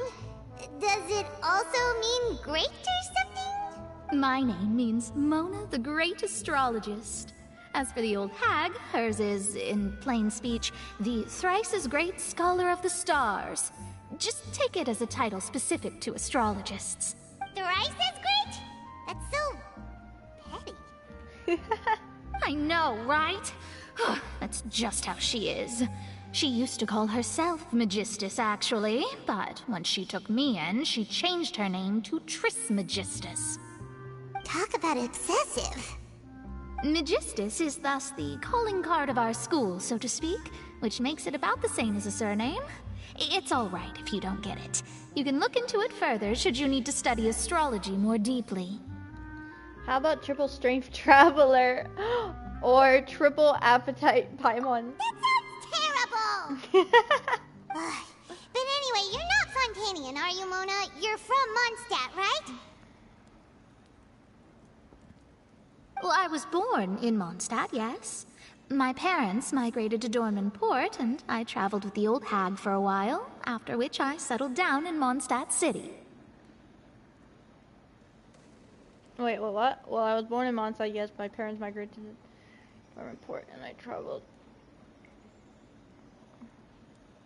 Oh, that's a good thing then. At least we know you won't be dissolved by Fontaine's waters. Speaking of that, I'm sure you're aware that a bunch of things have happened here in Fontaine, right? I know you're not a local, but I'd avoid getting too close to any water that looks strange all the same. There's something ominous about it. Well, the water, I mean. Did you come to Fontaine because of the prophecy, Mona? That was the main reason, yes. Just a while back, the Steambird invited me to take part in a panel and speak about the circulation of the prophecy as an astrologist. The invitation was sent quite early on. I don't think anyone expected Fontaine to be in this much trouble. What do you make of that prophecy, Mona? Just tell us what you think as an astrologist. Your word would go a long way to make things more certain and less scary. What I can tell you is that I'm an astrologist, and that this prophecy concerns the fate of Fontaine, even that of Altivat. Ascertaining this is akin to reading the fortune of the whole world. I'm afraid that this is not something that just anyone can do. If I could do it, you would no longer call me an astrologist, but a visionary. But on the flip side, the prophecy is so huge and powerful that it must surely come from a powerful visionary. Its contents involve the fate of the world. Disregarding it would be a mistake. A visionary? Sounds really powerful and all, but does such a person really exist? Of course. The old hag could do it, and I'd bet there are others amongst those Hexenzirkel colleagues of hers who could do something similar. I need to ascertain the accuracy of the prophecy. Could you help me get in touch with your master? Huh? Are you sure? All right, I'll help you. It isn't often that I see you with such a serious look on your face. I'll tell you once I hear back from her. Thanks, Mona. You're amazing as always. Oh, well, this is something only I can do after all. So yes, your praises are quite welcome. That's the greatest of astrologists for you! Of all the people we know, you know the see. That's the spirit. Oh, sorry. I came to see what all the commotion was about. If there's anything you need, do not hesitate to inform the Spina di Rosula. I'm happy we got to see Mona. That was pretty nice to see her. Oh, whoops. Guess we were getting a little too carried away there. Well, I'll go tend to my own business now. If I receive any news, I'll be sure to come find you two again. And there she goes, quick as rushing water. And here we are with the Spina guy giving us suspicious looks. Well, we were making a ruckus. Try to keep it down next time, Paimon. If Paimon hadn't spoken for you, it'd be you getting all the weird looks. The things Paimon does for you. Alright, thanks, Paimon. That's more like it. After the conversation, you decide to get a good night's sleep to replenish your energy. Good morning. To be honest, Paimon's still feeling kind of sleepy. There, Paimon. But it's time to get up, Traveler. We agreed to go see Neuvillette, so let's pack it up and get going.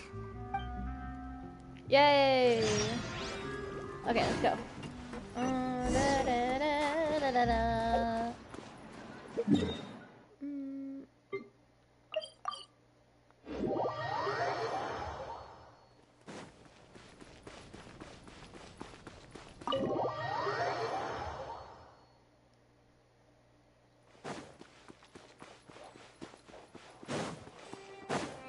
I'm a limousine. You're here! Finally. Is something wrong? Monsieur Neuvillette and Lady Farina, they seem to have gotten into a dispute. Please go see for yourself. Oh no.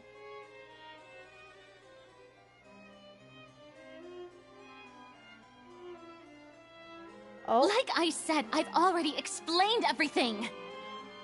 And yet the problem has not been properly solved. There is little space for excuses between us. It is not my intention to offend you, but please, tell me where you stand. You are the Hydro Archon Focalor, are you not? Look at this. This is a list of the victims from the recent Poisson incident. I feel like she's gonna cry. You mean they're all... We did not arrive in time to avert this disaster, and I will not have it happen again. I will say this once more. You must tell me everything you know. Yesterday, I found 3 stone slates in some ancient ruins near Poisson. Do you know anything about those? Seriously? You're questioning me like this is a court case now. I don't know anything about that. But you found them in some ancient ruins, you say? That's correct, which is why I came to ask you some questions. There should have been 4 slates, but one of them was missing. The other 3 feature different images that seem to correlate to the prophecy. The prophecy? The second of these slates depicts the previous Hydro Archon Egeria kneeling before a floating island in the sky, as if confessing something. Do you know nothing of this either? I don't. I've never seen such slates. I'll ask you again. Do you really have no information regarding the previous Archon? My deciphering of the slates indicates that the Hydro Archon Egeria once had to confess to, or apologize for, a certain sin. If anyone would know about it, it should be you. All gods don't have the same secrets, you know. She was herself and I'm me. Is it really so strange that I know nothing? I understand your concerns, but I'm sorry. I just don't have anything to tell you. Forgive me for saying this now, Lady Farina, but I have long known of your various secret investigations into certain matters. There are several indications that you have been investigating the prophecy on the sly. This is not strange in itself, considering that you are the Hydro Archon. But it is strange that you should also claim to not know any of Egeria's secrets, as well as do nothing following your inquiries. You have never been as superficial as you have presented yourself to be, nor are you a fool.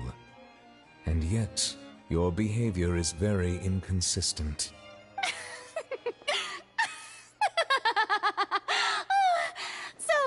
watching me all this time, have you? I didn't think you were that type. You... Well, since you know about my secret investigations, then you should know I'm actually working to take care of it. There's no point questioning or suspecting me. You're the Eudix, but you're still my subordinate. You should be following my lead. Just trust in me, your Archon, and do as I say. Never mind whether you can truly convince yourself to or not. It'll all turn out fine. That's all I have to say. We do not discuss this matter again. Oh, the opera's about to start. Toodles! Opera? We should be trying to figure out the situation, not have another opera.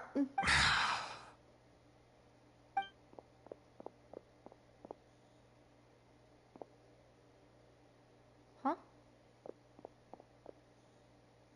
Did Farina not notice us standing by the door?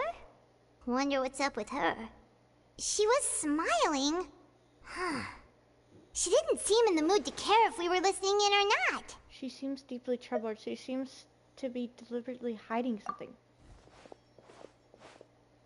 I assume you've been outside for a while now? Oh, you noticed. Seems Farina didn't even realize we were here. She was in a great panic, though I cannot discern the reason. Our discussion reached impasses time and again, a state of affairs that we cannot allow to continue. Still, I do not understand. Dialogue is the basis for understanding, so why did she keep refusing to engage? I'm afraid questions alone might not suffice. We need to make her understand how dire this situation actually is. Everyone in her inner circle has noticed that she is hiding some secret. The issue is her attitude. I fear that she will not reveal anything unless absolutely forced to. We may have to create a situation in which she will have no choice but to speak. Oh? Oh? Like what? Normally, people will only reveal the truth when standing trial. Perhaps we must have the Hydro Archon experience just such a scenario. Is that why, like, in the trailer we saw that she had, like, a death sentence? So she won't actually have one. We're just... Oh my gosh, thank goodness she won't die. But Farina's seen so many trials, and she's really good at dodging questions. How do we make sure that she won't just slip away at the first chance she gets? We will need to consider this thoroughly, join forces with various parties, and then do what we can. If at all possible, I would prefer to recuse myself from this affair, but we must prevent the prophecy from coming to pass. This may be cruel to her, but all Fontaine is in crisis. The information a god possesses is too precious, and so we must take a chance on this. In that case, we will need help. But who will lend us their aid to do such a thing? Ah, the knave and Spina de Rosula, probably. Oh, I think I know who to call. Yeah, Navia. A few days later. Well, that's everyone, huh? It's like Paimon, she was behind the chair. It's like peekaboo, there's a Paimon. Speaking of which, it was pretty smart of you to think of hiding here. Poisson was just involved in a Lynette? disaster, so it's presently devoid of people. That naturally makes it the best choice. And here you are drinking tea like it's the most natural thing in the world, huh? Poisson. That's what families should do. Sit and enjoy a leisurely time together. It's nice to enjoy tea here, you know? Care for a cup? Yes. Oh my gosh, I love these two. Lend me your ears, everyone. Or perhaps one of you might like to start us off. How about you, friend? Remini! Me? No, I don't think I can. Then, how about you, good sir? No, I fear that I will cause the mood on this boat to become as somber as it is in court. Is Knave here? The Knave? Well then, I guess we're lucky we've got a local like me to organize things. Wonderful, the spotlight at last. I guess I'll be facilitating things from here. That was a little Florian! long-winded, don't you think? Oh my god, they keep giving me surprises of people here. Oh, you might be right. Anyway, to cut to the chase, our friend here, the Traveler, has brought us together to discuss something. As for what that is, well, let's start by saying that we'll be pooling our efforts together to create a series of traps. Oh, how intriguing. Well, it's just an expression, really. One that I just learned from Chlorand, and used on the spot. So, let's invite her to explain in detail. A round of applause, please. Huh? Didn't you say that you would be facilitating this? Oh, come now. Your work doesn't involve much public speaking, right? This is a good chance to practice. You might even pick up some fancy oratory tricks to impress your boss with in the future. I see. And what does my boss say? He is glad that you consider him your boss. Do go on.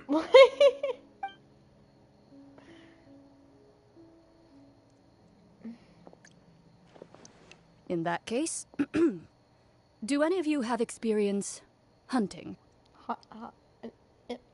Not that I recall. Fremine and I once used a wooden stick in a basket to catch wild rabbits when we were younger. As for Lynette, oh, right. You were sick that day, weren't you?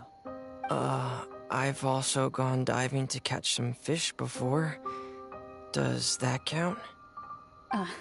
I'm afraid not. You may or may not have heard, but Fontaine once played host to a group known as the Marechaussee Hunters.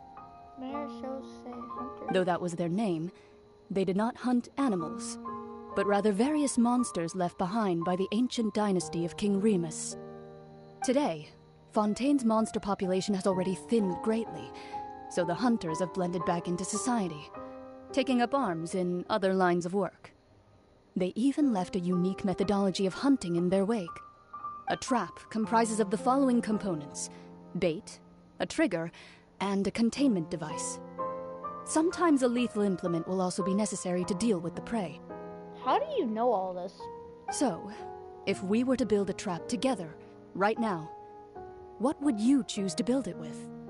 For me, I would prefer something basket-shaped.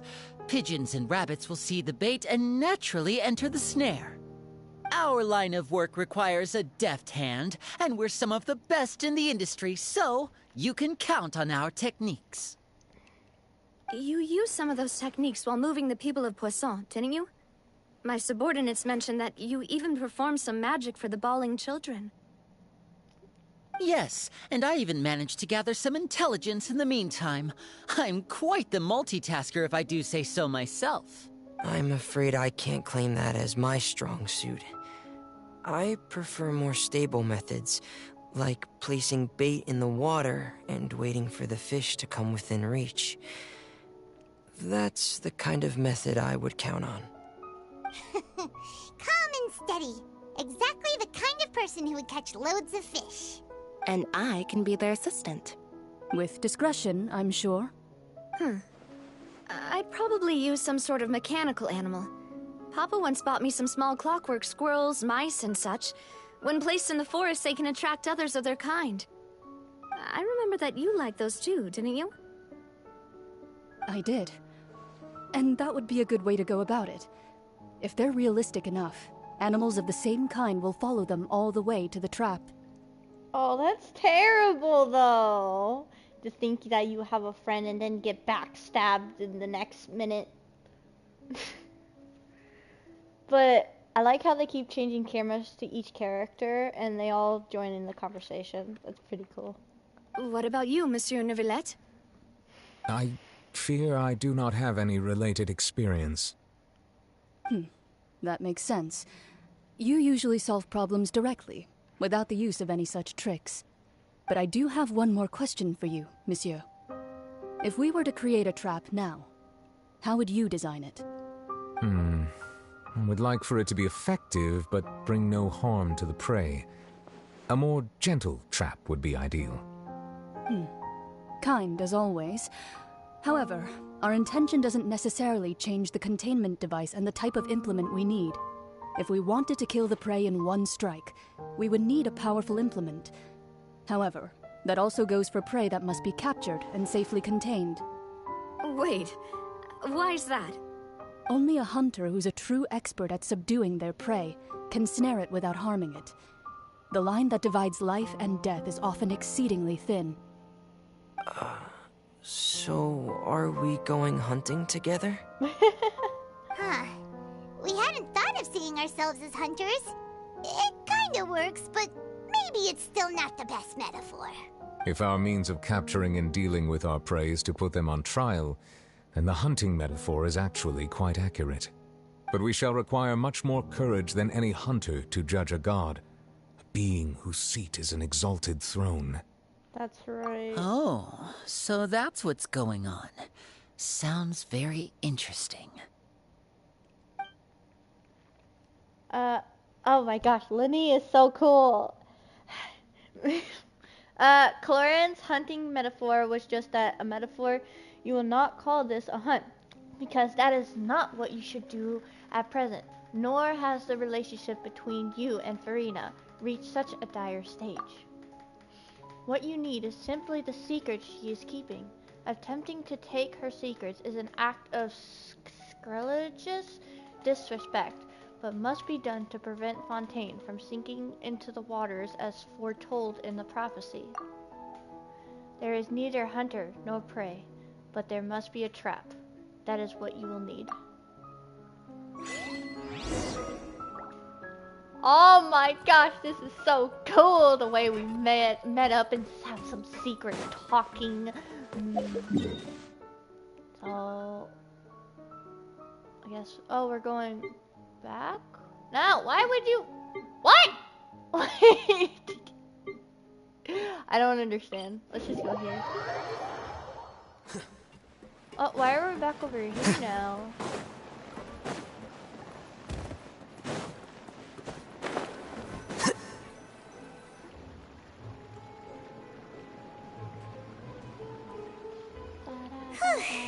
It's been a tough few days, hasn't it? So much has been happening. Those meetings sure did make me hungry. Paimon didn't think the meetings would go on for so long, but everyone seemed pretty fired up, huh? It was a pretty awesome meeting. Paimon thought they'd be at least a little frightened. Well, Fremine was, now that Paimon thinks about it, but everyone else just looked a little surprised. I wish my job meetings were like that. I wish I had an interesting life. Sadly, I don't. Do you feel much more confident after the meetings, Paimon? Well, it's hard to say. Paimon doesn't have any experience with this sort of thing.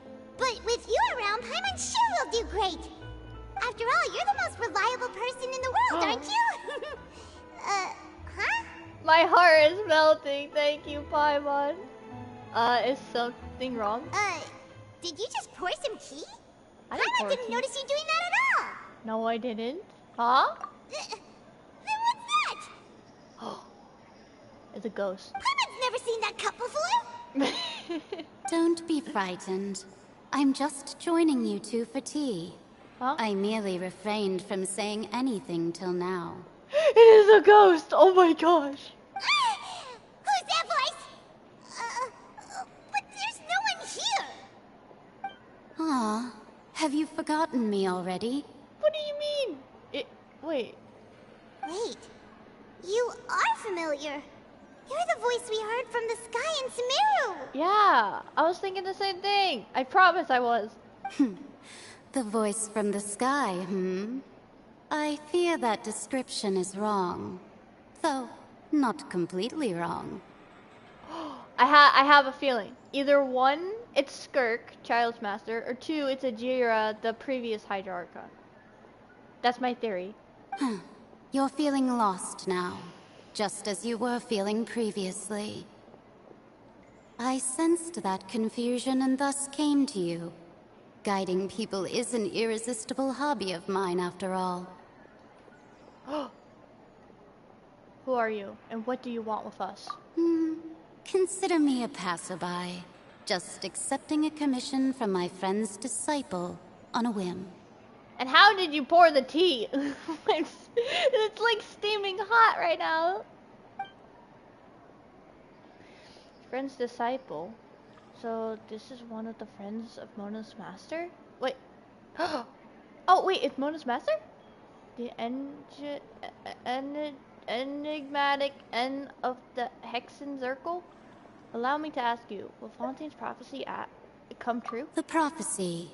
Yes. What has been prophesied will be fulfilled. You may view such things as the history of the future. What? Then is there any way we can stop it?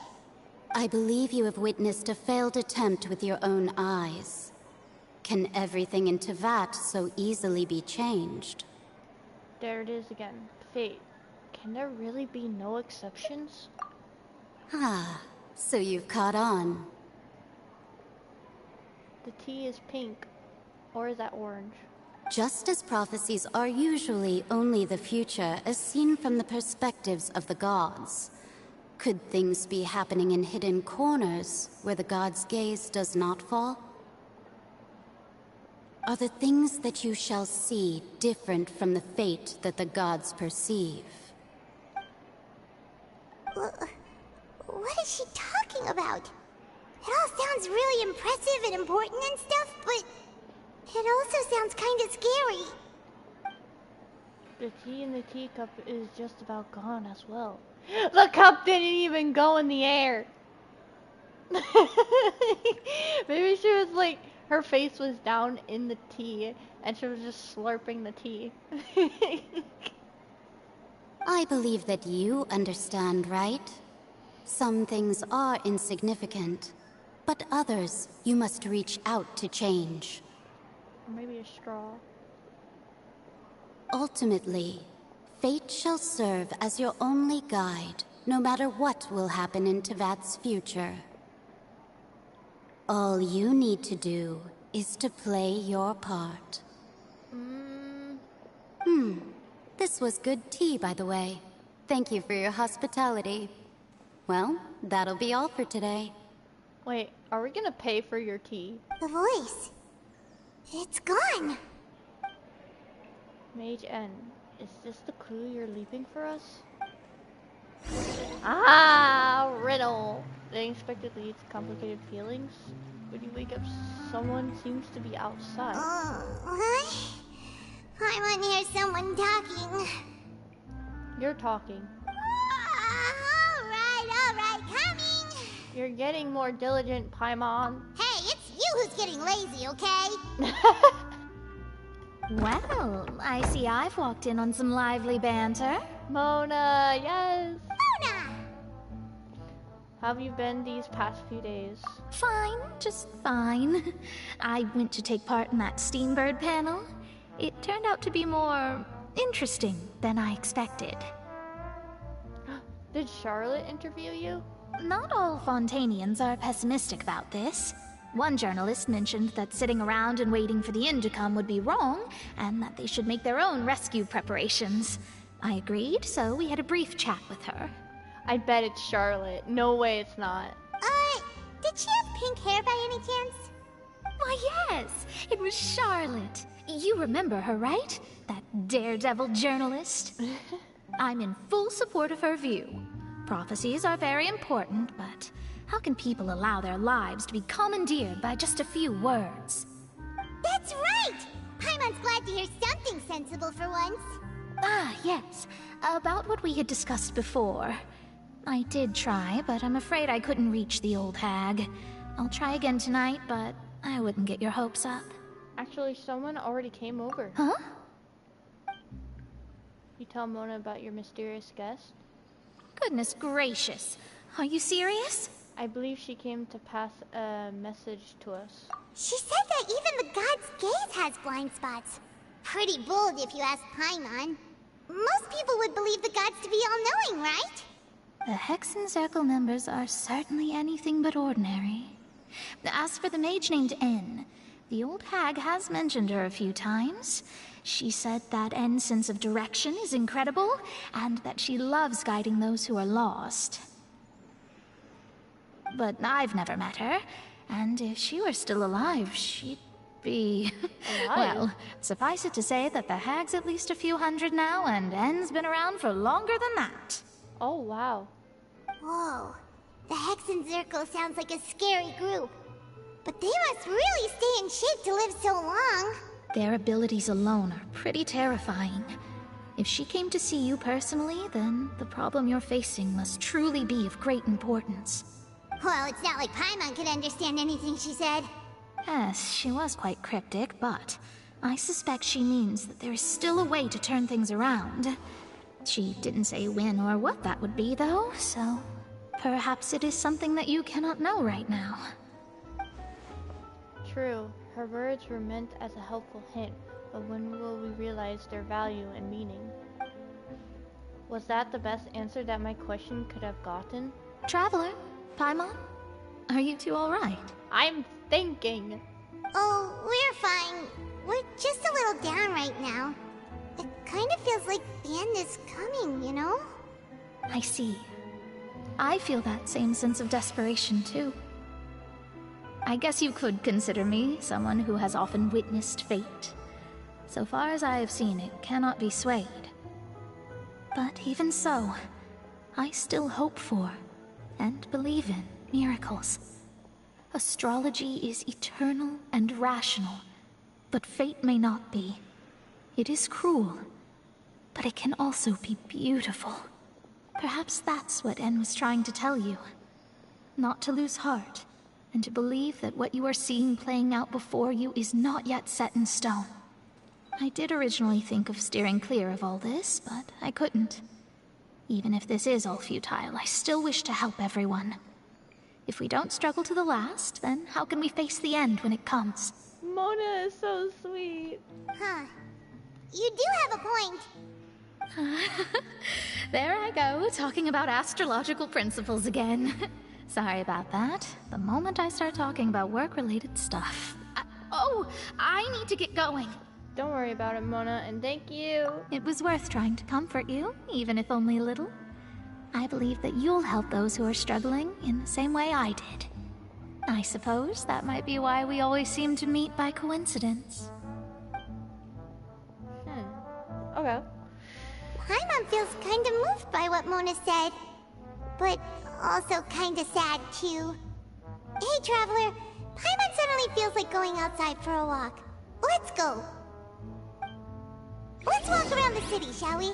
There's a few spots we always like to walk by. Around the city.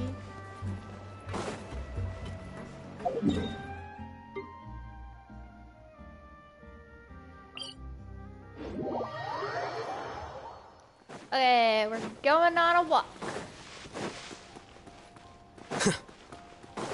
Go to the newsstand.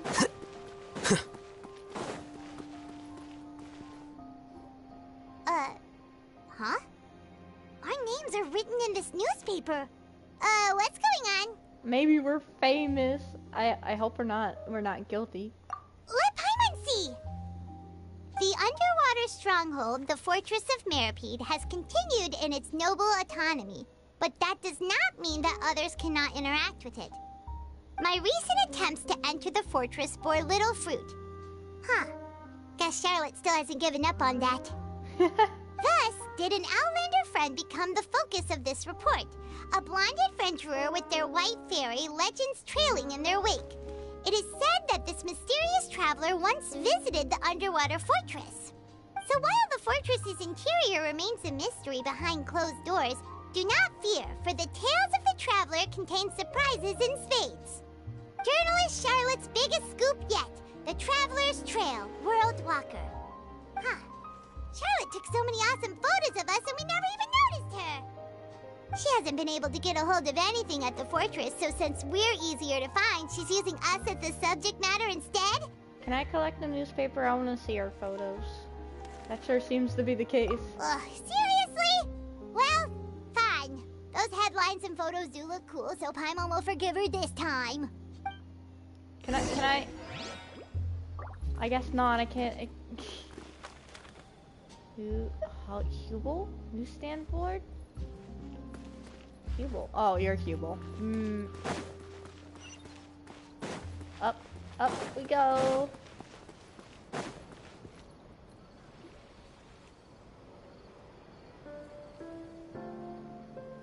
We're here! Paimon's hungry. Should we go in and get something to eat? It's dark.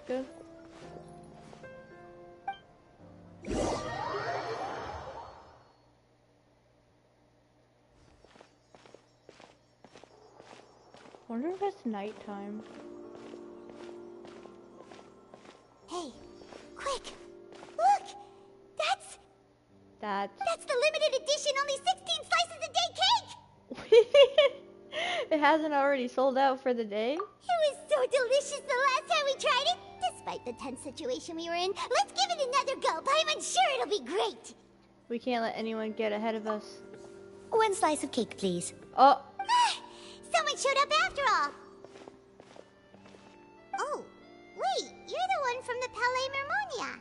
I mean, there's still more cake. Oh, are you here to buy cake too? It seems Monsieur Neuvillette was right. You really can eat. Wait, did he really say something like that? That's right. Even he has his own preferences when it comes to food. As for me, I love the cake and coffee here. I hate coffee, it's bitter. Do you come here often? I like chocolate milk or apple juice. Usually every day. Every day? It's part of my daily schedule, apart from work. I shall have my cake and coffee. Then what if someone told you one day that this place would be closing soon, and you wouldn't get to eat cake here anymore? What would you think? I keep staring at that little chef machine there. It looks so silly. It has such a big spoon. Oh my gosh. But why would it close?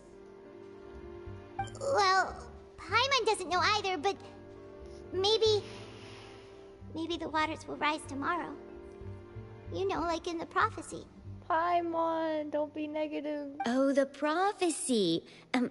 To be honest, I haven't paid much attention to that. No, still, even if there'd be no more cake tomorrow, that wouldn't keep me from having some today. No, it's the same for eating in general. You might not be able to eat tomorrow, but if you can do so today, then you should carry on. That's what people call living, you know. That's smart. Huh. Don't be sad. Excuse me, could I have 2 more slices of cake to go? These 2 slices are for you. Sijuin said that this kind of expression you're making is what humans call being sad. Oh, you know Sijuin? I sure do. She was born before me, and she sometimes comes to the surface to teach us things about humans. She said that humans are creatures that are saddened easily, yes, and you can only lift their spirits by feeding them delicious food. So please try the cakes here. I've got something else to do, so I'll be going now. You two try to stay in a good mood after eating, all right? Bye. Melusines are so sweet. I love them.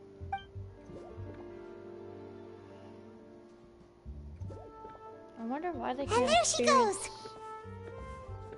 I wonder why they can't experience emotions. All right, let's dig in. Paimon's sure this cake will be delicious. You share a glance with Paimon and scarf down the cake. It's more delicious than last time, and the flavor gets even better with a sip of tea. It sure would be nice if we could come again tomorrow. I wish I could actually taste the cake right now. Sure would be nice if we could always eat delicious food here.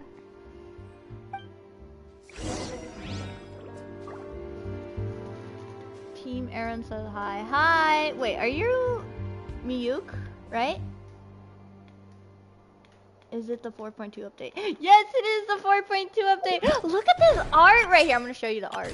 Look at that art! Oh my gosh, it looks so cool! Neuvillette, like, looking in the background. Oh my gosh, it's so cool. I want Farina so bad. I'm so tempted to summon her, but I need to go for Belle. Maybe I'll leave it to fate and see if I can summon her, and then just build up pity if I don't get her. Art is the key. Although that's dumb of me, but you know what? Who cares? Oh, we're near the third office. Let's go look for Charlotte and have a chat. Aaron says yep. Oh, okay. Should I keep calling you Aaron or Mute? Charlotte! Wow! If it isn't the Traveler and Paimon! Oh, have you seen the article I wrote about you? Yes. Ha! You've got some nerve! You just used us to make some quick mora! We can negotiate the profit. Oh, you needn't worry about that. I heard that you were in Poisson some time back, so I sent you a letter to discuss just that. It appears you didn't receive it, though. He says the amount of times I pulled on Ricey and didn't get him, they better at least give me freedom. Same! Same! I agree. It's alright, though. I've set aside the amount intended for you. I've even set the table with some food. Ooh. Really? Oh, you're the best! You're almost a little too easy to win over, Paimon. If I were a journalist with ulterior motives, you'd be in trouble now, you know. Oh, Paimon knows you're not like that. Still, what brings you here all of a sudden? Were you looking for me? When Mona mentioned you, we thought of coming to see you at work. I see. It seems you've already bumped into Mona here in Fontaine. So she mentioned me? What did she say? She said that you're a real daredevil of a journalist. Nice. In which case, can this daredevil journalist dare to request an exclusive interview with the legendary Traveler and Paimon? I mean, I would agree. Huh? So your article in the paper today doesn't count? Oh, of course it doesn't. That was more like live photography. What I'd like to do is dive deeper and ask you to talk about the things you've seen and experienced. You seriously want to interview me? Yeah, are we even qualified enough? Why not? If I say you're worth an interview, then you're worth it. But not right now, of course. I'll need a few days to prepare. Oh, in that case, we'll just chat when you have the time then? Oh, so that's a yes? Ooh, splendid! I'll tell the editor-in-chief immediately. I'll have to apply for lighting, a venue, some props, and... Whew, so much to get done now. Talk to you later. Wait, Charlotte, Paimon's still got a question for you. And what's that? It's a bird! A machine, a robo-bird. If, just for example, Fontaine were to be flooded tomorrow, what would you do today? Huh, that's the prophecy you're talking about, isn't it? I mean, I do hear about it often, but I've never once thought that the day could be tomorrow. If you're seriously asking, then I might try and think of a way to leave Fontaine. Oh, but I'm still a journalist first and foremost. That means I have a duty to be reporting from the scene. And secondly, I wouldn't forsake my homeland that easily. From what I've seen, most people don't know what they'd do should the worst come to pass. In truth, it might be better just to behave like normal rather than worry over such an end. So in all likelihood, I'd probably still be prepping at the office for that interview of ours. I know what you're thinking. That sounds a bit sad, but I've always believed that it's best to do what you enjoy. Just think about it. If this nation really were to be suddenly destroyed tomorrow, but I still successfully finish an exclusive interview with a truly unique person, then the story I would wind up writing would truly be timeless. And then do you know what I'd do? Well, I'd write that story, send it for printing, and use messenger pigeons to get copies out to the various nations as soon as possible. Oh, wow. I'm not a dreamer, nor am I a workaholic, but I do love my job, and I'd be proud of leaving such an article behind. I guess you could say that I was born to be a journalist. I don't want you to die, though. But anyway, that's my answer. And on that note, I'll get back to my preparations. That's so nice. All of a sudden, Paimon actually kinda envies her. Anyway, let's go and take a look at the sea, shall we? Have you started pulling, Miyuk says. The sea breeze and scenery can be a pretty soothing combo, huh? Pulling? Nah, I haven't started pulling it. I don't know if I'll pull for Farina. I want to, though. I badly do. But honestly, my team needs Bao. I need an electro character.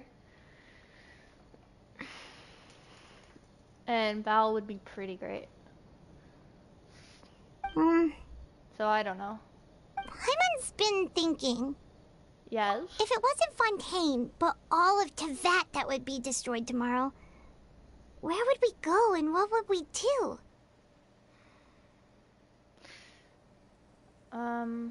Well, what I would do is, if there was a way to save everyone, for sure, if I knew that, then I would save everyone. If not, I'll do whatever I want.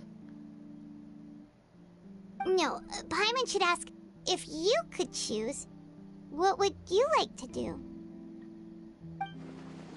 Go down fighting! If I could choose, huh? It's just like Charlotte said. Suddenly trying to consider what to do is pointless. We've always been moving to the next destination, so we haven't spent much time thinking about these kinds of things. We didn't have to either, with us always being on the road and whatnot. Yeah. Who knows? Maybe one day, while we're traveling, we'll just be traveling and then we'll get bonked on the head by a hilichurl with their stupid stick and then die. And they just fling off the cliff. Until that moment comes, I think I'll keep journeying on. You mean, still traveling? Yes, cherishing every single moment that I have to look upon this world. Huh. Wait, isn't that what we've always been doing? But, the bantler goes back and forth between the two of you as time slips by. As night falls, you return to your accommodations and end this busy day. The next few days are just as calm. Charlotte comes to find you and conducts the interview in the Spina de Rosula safe house at the Fluke Sender. A picture. Navia, having finished her business in Poisson, even drops by to take a photo with the two of you. All goes well.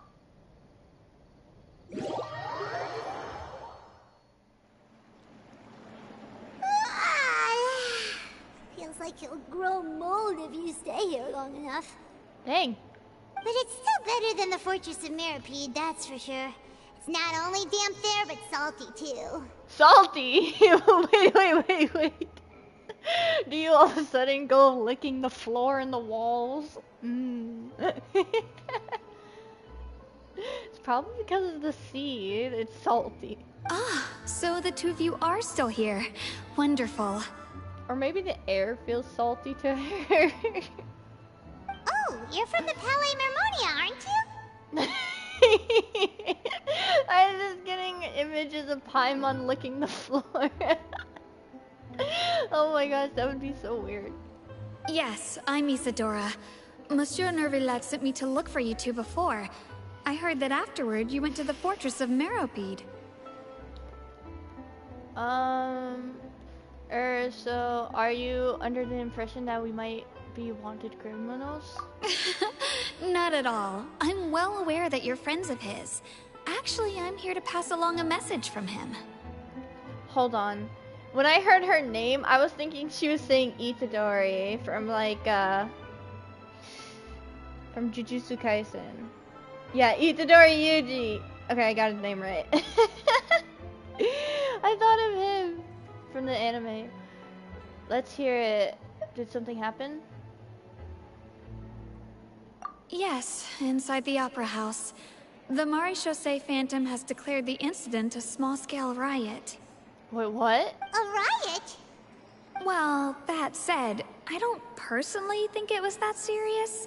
Lady Farina was watching a performance at the Opera House, and while she was resting during an intermission, some other audience members suddenly started harassing her, loudly accusing her of doing nothing about the prophecy crisis. Oh. Wait, do you think this is part of the meeting? And before she could respond, others started to join in. The crowd continued to grow, and protests against the Hydro Archon started to break out. I really hope this is not for real. I hope it's part of the mission we're doing. So people have started to put the blame on Farina. Guess they finally found an outlet for the pressure they've been under due to the prophecy. I agree. People will naturally rely on gods, as is customary. But the moment people feel threatened, gods are also the first to be blamed. So what happened after that? Is Farina okay? Seeing that the situation was spiraling out of control and that further argument was pointless, she claimed that she'd gotten tired of this and left in a hurry. The Marechaussee Phantom had their hands full maintaining order and did not catch where Lady Farina had gone.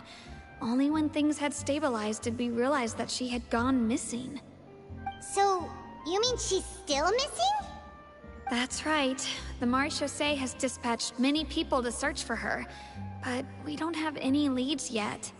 That said, I don't think there's much to worry about. She is a god after all. Even if she were to fall into the hands of rioters, what could ordinary people do to her? I understand the situation. Good. Monsieur Nervillet sent me to tell you about the situation, but he didn't say anything else. Don't worry, this is more than enough to go on. Thanks for keeping us informed. Ah, is that so? Well, alright then. In that case, you two take care. I'll be heading back to the Palais now. Seems like she doesn't blame Farina. That's good. Huh? Well, sounds like we should hurry over to Poisson then. Hold on! What was that look they gave each other? This is definitely part of the mission. Hold up. They gave each other a look like, uh-huh. Now things are going down. Like, it's starting. You sure caught on quickly. If we know Farina, she won't try to fix things in this situation. Instead, she'll look for a place to wait out the heat. And, as we also know, she may be loud and dramatic, but she doesn't have a heart of stone. When Nervillet was talking to her in the Palais Mermonia, and she heard about Poisson, she couldn't hide her sadness and remorse. It would be hard for her to ignore being accused by the public today. Paimon thinks Farina's probably taken the opportunity to slip away to Poisson and try to relieve the sense of guilt that she's feeling. Huh. Well, what do you think? Paimon knows the answer, of course, but Paimon can do the analysis to back it up, too. Cool, huh? Yep, epic Paimon, detective Paimon. I see becoming a detective done some good. Looks like those detective novels have had an effect on you. In that case, there's not a moment to lose. Poisson, here we come! Dang! Paimon being smart. Paimon has a big brain. Oh my gosh, I love Detective Paimon. It's adorable. This place looks deserted. Guess all the survivors must have evacuated already. All that's left here are signs of devastation. Could Farina really be here? Let's try to find her as soon as possible.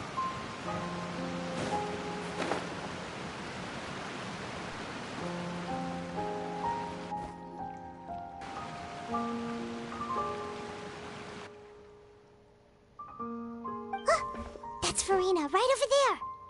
She really is here all on her own. Shh, stay quiet for now.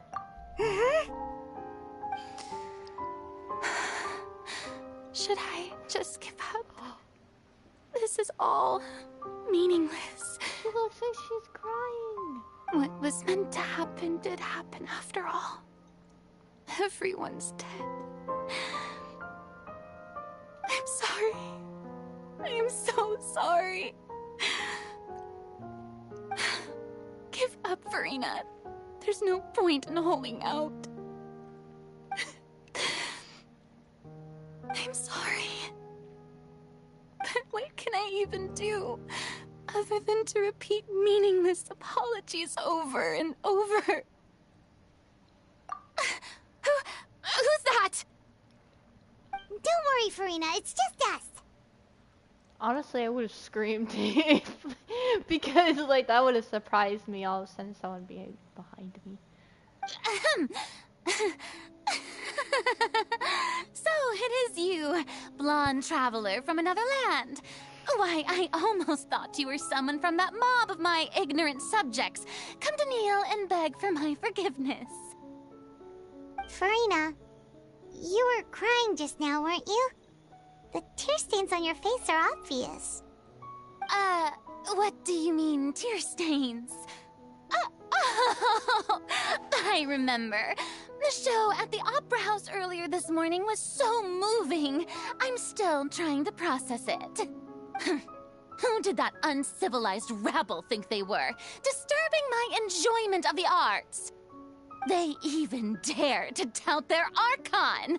I must teach them a lesson. I can just imagine their twisted and frustrated faces once they realize that I'm nowhere to be found. Oh, and I'm sure Nouvellette and those people from the Marche Chaussee Phantom are freaking out right next to them, too. Stop trying to act tough, Farina. You're actually beyond devastated right now, aren't you? Of course not! Hey, there she is! The Hydro Archon's over there! Quick, after her! Farina, those people seem to be after you. They are? They're just some rabid fans who want to cut the line because they haven't been able to meet me in person, aren't they? That's against the rules. I can't let them get their way. Farina just ran off!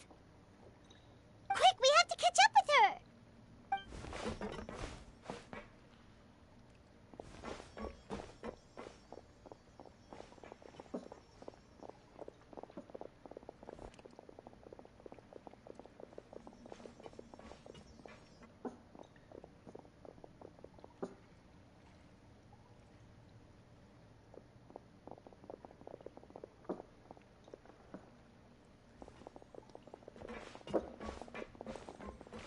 This should be the place, right? Hey, Farina! There's a good hiding spot over here. Quick, come to Paimon before the rest of them catch up to you. What is this place? Hurry, they're almost here. Fine. I suppose haste is warranted. Lead the way. Wow, she trusts us. That's nice. Or maybe she's just desperate.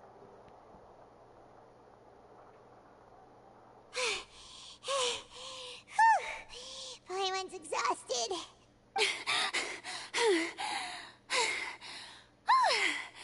I'm so tired. I totally thought they had caught me. There's so much fish. No, I mean, I merely gave in to the sheer enthusiasm they displayed.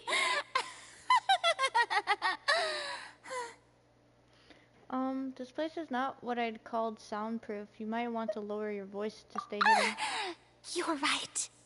Yep, that's a good girl. I like the Paimon said that's a good girl. Like, I don't know, like a dog. Whoa! What's happening? The ground's shaking. Is it an earthquake? Another disaster just struck, I suspect. Yeah, a quake of this kind preceded the flooding in Poisson, didn't it? Oh no. It can't be. It's happening again. Well, there's no need to worry too much about that. Nouvellette's made some emergency plans, so the evacuation should go a lot smoother this time. Yeah, I hope you're right. But the people of Poisson, they've already... Has Farina finally reached her limit? Now that she's talking about her actual feelings, she's starting to look far less stiff. You begin to talk amongst yourselves as Farina slowly calms down. It's true. I've been investigating the prophecy for hundreds of years. Hundreds? I once had informants all over Tevat, searching for clues and feeding information back to me. I've tried all kinds of ways, too, to hold back the sea. Anything to keep the coastline from advancing. But all my efforts proved to be futile in the end. Really, the truth has been clear to me for a very long time. We cannot make an enemy of the divine. No matter what we do, the will of the heavenly principles will have its way, and the prophecy shall be fulfilled. But even then, you still haven't given up, right? Give up. I do love the sound of that phrase. It would mean finally coming to terms with fate, but also for me to finally be free. But that would also mean that all hope would disappear. Indeed.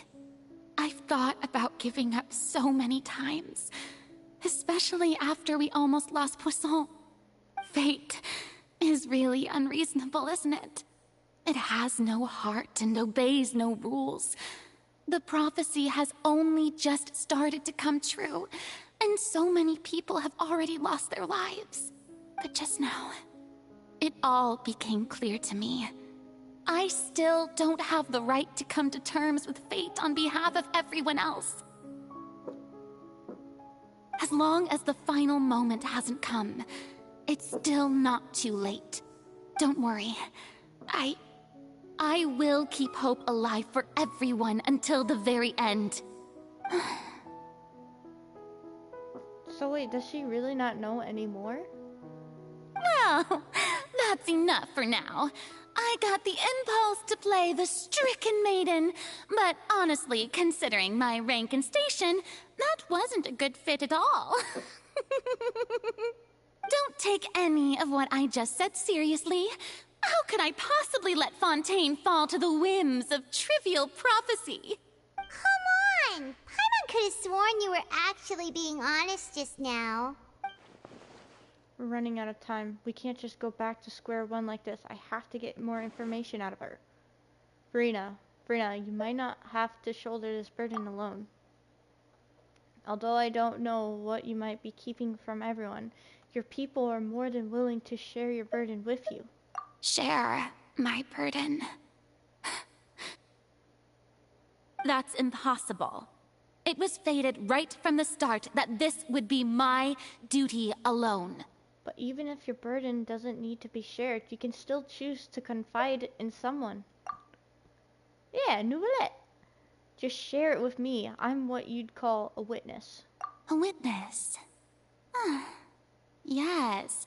I've heard that you came to Tevat from beyond the stars, yes. In other words, you never belonged here. And if Tevat is, in its entirety, a show on a stage, then you're just a spectator, aren't you? If that's the case...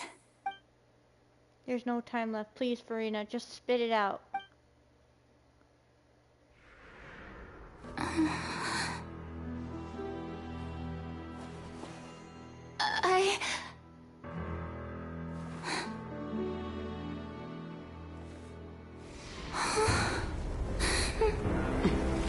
Why now? She was about to say it.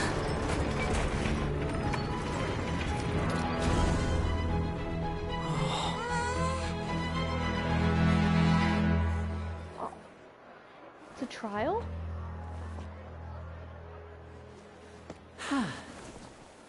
Lenny?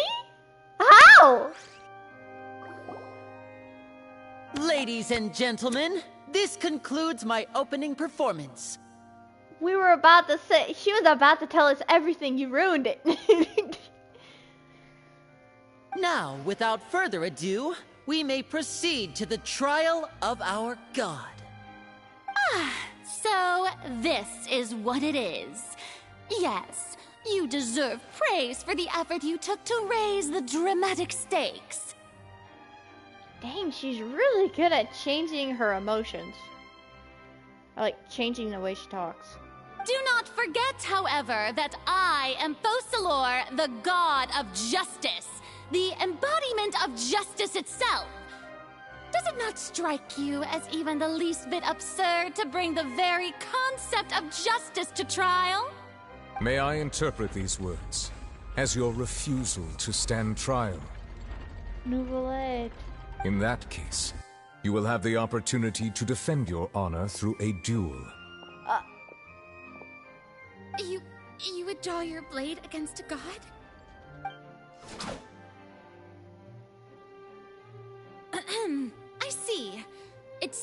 like you have made up your mind.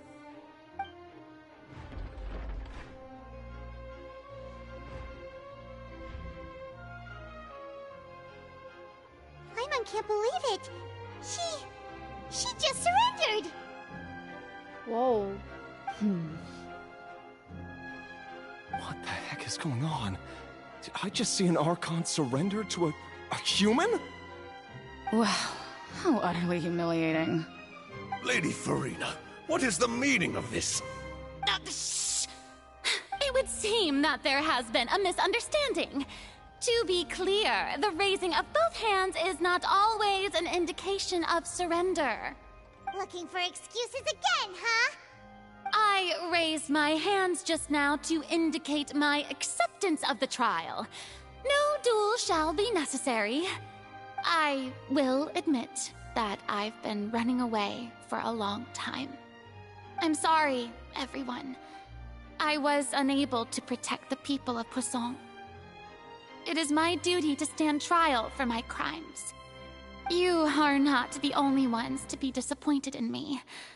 I, too, am exceedingly disappointed in myself. But now, it is time for the Hydro Archon to show you her courage and resolve. I, Farina, will use this trial to show the world the true meaning of justice! Whoa. This time, I will protect you. Applaud and rejoice. One of the most outrageous and fantastical arcs known to the opera epiclese is now unfolding before your eyes. Mark my words, this shall be one of the most exhilarating and brilliant shows ever to grace the stage of Fontaine. The trial of the Hydro Archon, Focalor, will now begin! Woohoo! Oh, wow. Oh, now we're making history! Why does it feel like Farina just took over the whole thing? Like, come on! Didn't she just get forced to stand trial for her crimes? Also, even though she's still acting super dramatic, she is taking this seriously this time, right? All right, then. Who will be my opponent in this trial? The court asks the prosecutor to please take the stand. Thank you, Your Honor. Is that so? Me? Very well. Then please speak, witness of Tivat, my accuser and fated opponent. We were so close to getting her to tell us the truth, and it still turned out like this in the end. It's okay, though. As long as we can defeat Farina in court, we'll still have a chance to figure everything out.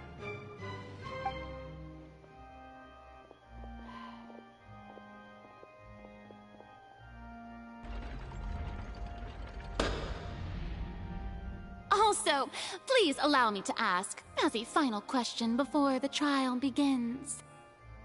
Just how much work did you do to force me onto this stage? Well, we did do a lot of prep after the meeting that day. Don't tell her about the meeting. I can go over the tasks assigned to the Spina di Rosula, since they were rather straightforward and easy. Navia and Charlotte are here. Navia, the president of the Spina di Rosula. Most of the people who participated in the disturbance this morning were my subordinates. Oh. They changed into plain clothes and came to the Opera House as regular audience members, waiting for the perfect opportunity to incite insurrection against you. The people's resentment against their Archon has been building as more and more of the prophecy is fulfilled. A spark was all we needed to turn smoldering anger into a flame. Moreover, according to our understanding and analysis of you, when something like that occurred, you would likely flee the scene and head to Poisson by yourself. So, we arranged for a second group to lie in wait there. So, you mean, the ones who scoured the settlement for me were also from the Spina? And their goal was to force you to step into the giant magic box so you may personally participate in the greatest magic performance in all of Fontanian history. That's right. That house was a magic box, rather than someone's residence. As the super ultimate version of the setup that I used when I first performed at the Opera Epiclese, the volume of the box was increased by a whole order of magnitude, and the distance it traversed was the entire gap between Poisson and Aranias. Its cargo, of course, was an Archon instead of a human. My thanks, Farina. Without your help, we could never have pulled off such an extraordinary performance. You're welcome? Of course, this performance was only made possible with Father's support. The House of the Hearth spent a massive amount of labor in Mora to pull this off. We had to select a location, construct a giant magic box, dig a tunnel, and open up a path through the water. It was a lot of work for all of us. It must have been, dang. So, in other words, the earthquake that we felt within the giant magic box was just a normal tremor from the transportation of the whole house? That's right. It wasn't a sign of another disaster to come. Sorry about that. We deceived you back there. Then, I can guess Nervilette and Cloran's parts. You gathered a crowd, prepared a stage, and made sure that the champion duelist would be immediately ready for a fight. Also that as soon as I appeared on the stage, the trial may commence without a hitch. Am I right? Yes, that is correct. Well, Clorand, I must commend you for your courage. Only the most outstanding champion duelist in all of Fontaine would accept a duel with an Archon without flinching. Thank you. As for you, Traveler, I suppose your role was to keep me distracted with conversation once you found me in Poisson. You'd make sure that I didn't notice anything amiss before revealing yourself as my prosecutor once we'd arrived onto the stage. No, you guessed wrong. Oh? My mission was to give you one last chance. We hope that you share your secret with us before the magic box arrived onto the stage. Is that so? Then I suppose I must have missed my final chance. She was about to tell us that they just waited a little longer to open it. It's fine. It matters not. What's done is done. The stage is already set, so there's no reason to disappoint the audience. Let's see this trial through to the very end. Yeah, the only thing we can do now is to judge the Hydro Archon. Still, I can't help but be a little bothered by the conversation earlier. What did Farina want to say to me right before we arrived on the stage? Sir Prosecutor, please allow me to pass this along. This is a document that Miss Charlotte applied for and received permission to share with you during the trial. According to her, it should speed up the proceedings. Oh. Charlotte wanted to give us something? Oh, so she's here too! Hey, Charlotte! This is during a trial. Hey! Oh, let Paimon see. Isn't this the exclusive interview that she did with us before? So she's already finished it, huh? Wait, then that means this document is a perfect timeline of everything that's happened ever since we stepped foot in Fontaine! So in other words, we can refer to this anthology of evidence every time we want to use something from our journey as evidence for an argument! It's a super practical gift. I never would have thought of using it this way. Let's quickly confirm the information in it. Just think of it as a refresher, alright? You defeated the Hydro Archon in the very first duel you took part in at the Opera House. That's one for the history books, all right. Dang. I didn't think that you'd wind up getting to the bottom of the case I'd been following all this time. I guess you could also see this as a happy coincidence. This is the first time Monsieur Nervillette had a difference of opinion with the Oratrice. Even the Hydro Archon can't figure it out. A Fatui Harbinger. She's an extraordinary person. Her instinct must mean something. The fortress of Meripede was almost destroyed in a single day. That I didn't witness that scene personally will always be a source of professional regret, I think. According to Monsieur Nervillette, both Child and that whale should have been in the Primordial Sea at that time. I nearly lost my awesome friend Navia. To be honest, that still gives me shivers. The words of someone as extraordinary as a witch can probably only be truly understood when something surreal happens to you.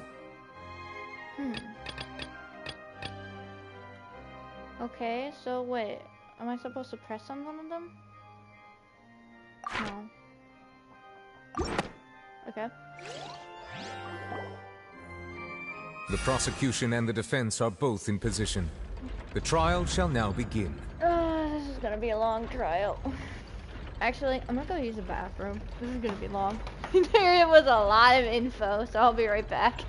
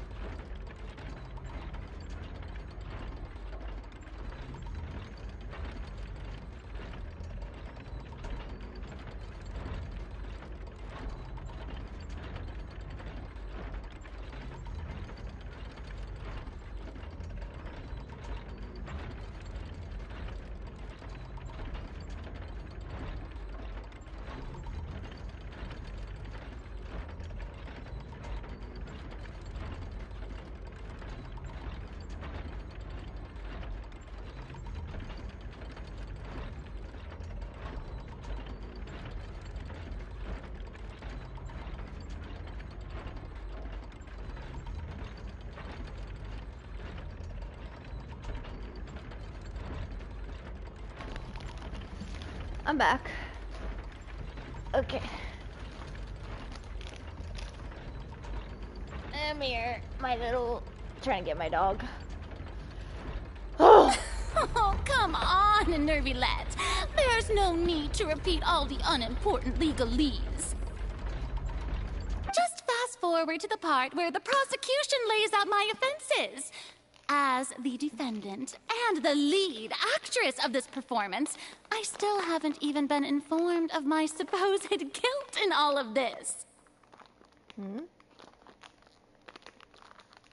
course, it is only natural for humans to struggle to understand the actions of a god. However, you will need more than that to convict me of a crime. That's true. But my charge here is unrelated to your conduct as an Archon. What? Oh, he's talking. Instead, I would like to charge you as a fraud who's never been the Archon in the first place. What?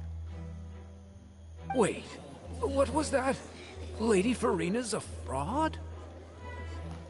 Hey, I came here thinking that we were going to try the Hydro Archon for forsaking her duty, but did I hear that right? She's not our Archon at all? Charge accepted. What? Lady Farina, do you plead guilty to the charge? Lady Farina. I plead not guilty. How can I be guilty? There is no way that I, Focalor, otherwise known as Farina de Fontaine, a member of the Seven and the Regina of all waters, kindreds, peoples, and laws of Fontaine, could be anything other than your true Archon. Whoa. Yeah. Even though Lady Farina can be rather eccentric, isn't it going too far to doubt her very identity? Yeah, I've never questioned her identity either.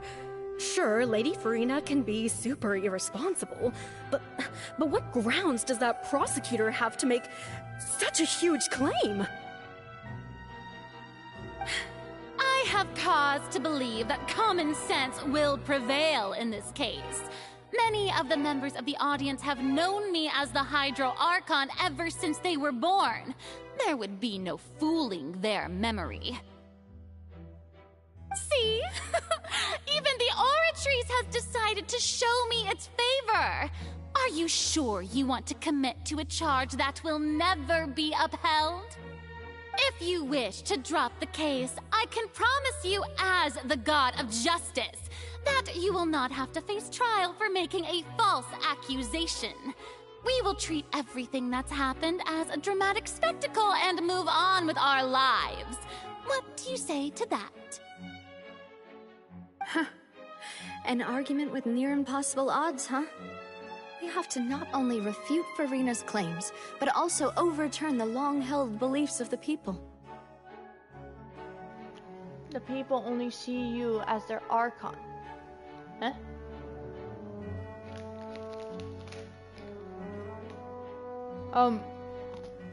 Hold on. Still recording, right? Yeah. Because it's their long-held belief. Well, I tried to give you the chance to surrender. If you must persist, then let me ask. If you believe I'm not the Archon, then what manner of being do you think I am?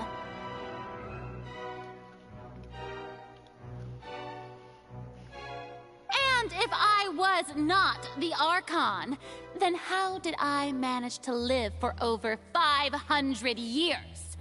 You could be a different being?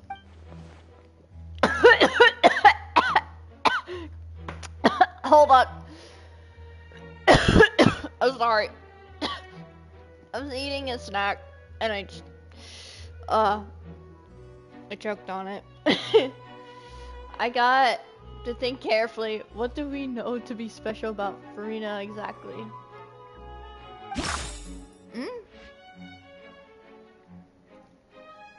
Why can Farina live for so long despite being she's human? I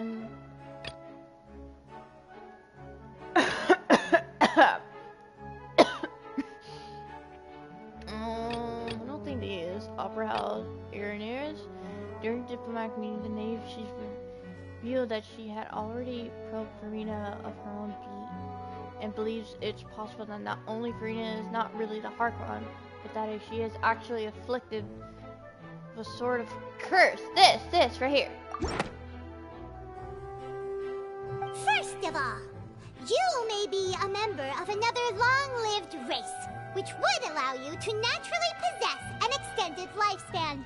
And second of all, even if that wasn't the case, there could be other ways to extend your life. Such as a curse. Who gave you that idea? Was it the knave? You'd sink so low as to use a harbinger's words against me. It doesn't matter who gave us the information. What matters is the veracity of the claim. A curse? I once thought it possible that the aura of an Archon might naturally resemble a type of curse. Whoa. But in light of this claim, Perhaps what I sensed was not your divinity, but a curse after all. You sensed it too, huh, Neverlet? So, Farina, instead of an Archon, could you just be a cursed human? Lady Farina is actually a human? Well, it is true that it's extremely difficult to tell humans and gods apart just by looking at them. It's not impossible. Oh. Well, don't start celebrating too early now. Even if I have been carrying a curse like you said, how does that prove that I am merely a human being? Besides, everyone knows that the main difference between a human and a god is the possession of authority. Gods can do what humans cannot. That's why they're worshipped as gods. For centuries, manifestations of my authority have served the nation of Fontaine. One need only to turn their eyes towards the Oratrice Mécanique d'Analyse Cardinale in this very opera house, or consider the endemnitium that is used in every aspect of life. Oratrice Mécanique Analyse Cardinale. Probably still saying it wrong. Dang it! I want to say it right. Wait, that one trial proved the opposite. Farina actually has no control over the Oratrice at all. Yeah, you're right. So, as a Liddy's attorney, the murder case in full, the myths of Liddy's and Lynette. Wait. Level against them. Their identities of the agents. No. What child innocent? The Oratrice judged him as guilty in the end. And even Farina didn't know why. Yep. You tried to reference the Oratrice. But weren't you as confused as all the rest of us when the Oratrice declared Child to be guilty without any proof?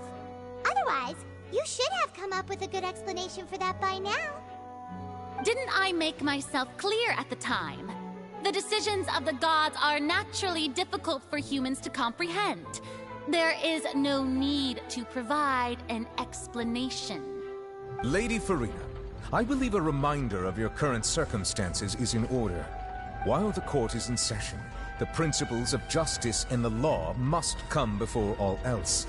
While you are an Archon, you are also first and foremost the defendant in this trial. You will prove yourself unable to defend against the prosecution's charges if you continue to withhold vital information against the rules of the court. I never thought you'd use that kind of rhetoric against me. That was no trick of rhetoric, Lady Farina. I've merely reiterated the rules of the court.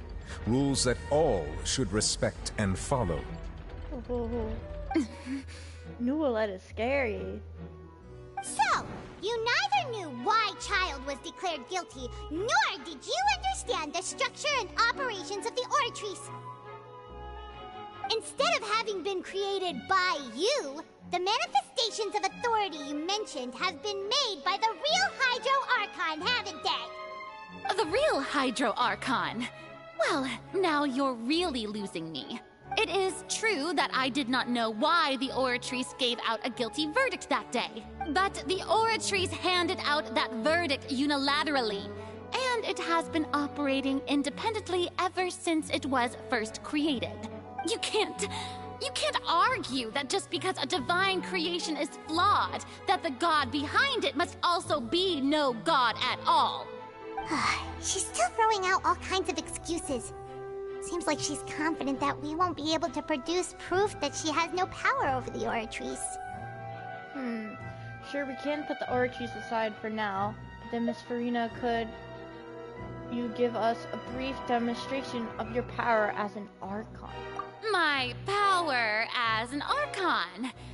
There are many ordinary citizens in the audience. How can I just carelessly demonstrate the formidable power of an Archon? If that poses a concern, I'm prepared to extend my protection to the audience.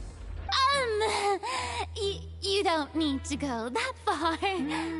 A brief demonstration of your power over Hydro should be quite harmless. Surely an Archon can at least match the capacities of a human with a vision.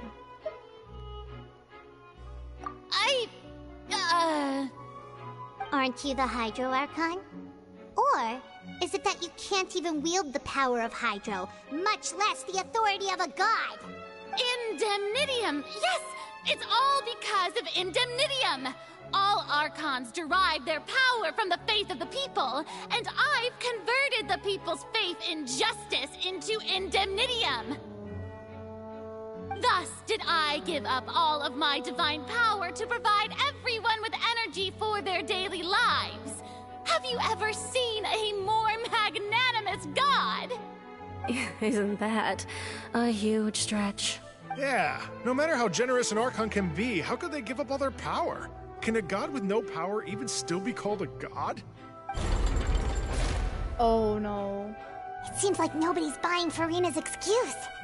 Hey, come now, everyone. Please don't stare at me as if I was a liar. I'm still the same Furina you knew, right? The one that you loved. Shouldn't you want to believe in me? Please? You've got to believe me. If what the prosecutor said is true, she really has committed a grave offense. Did she deceive all of us? And all of our parents and grandparents too? And all of our ancestors? Ever since they were born? Oh gosh, this is really cruel on her, honestly. I feel bad for her. We need info, but I don't want to see her cry. Enough! That's enough. Tell me then, if I'm not the real Hydro Archon, then who is? If you have no evidence of another Hydro Archon's existence, nor can you find anyone who can back up their claim to be such, then what grounds have you to say that I'm not actually the real deal? Wow, she came up with yet another argument. How can we refute her now? Seems like she really doesn't want to give up. If we can't prove that she isn't the Archon, we can try to prove that she is just a human. And if she's only human... Oh, that's a hard one. Okay. Whew. I don't think it's any of these. The truth of the appearances?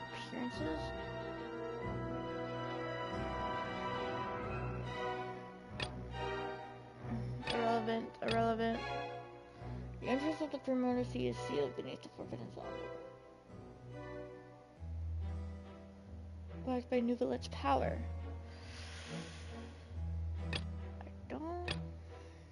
Navia falling into the seawater.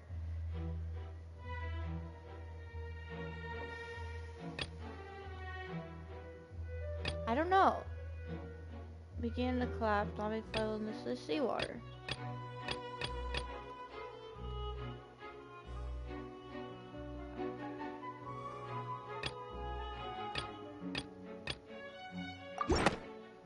Oh, I picked the Roman? That doesn't sound right. Paimon doesn't think this clue can be used as compelling evidence to build our case. Okay, not that. I don't think these ones are either, honestly. Navia? I don't think that either. That doesn't sound...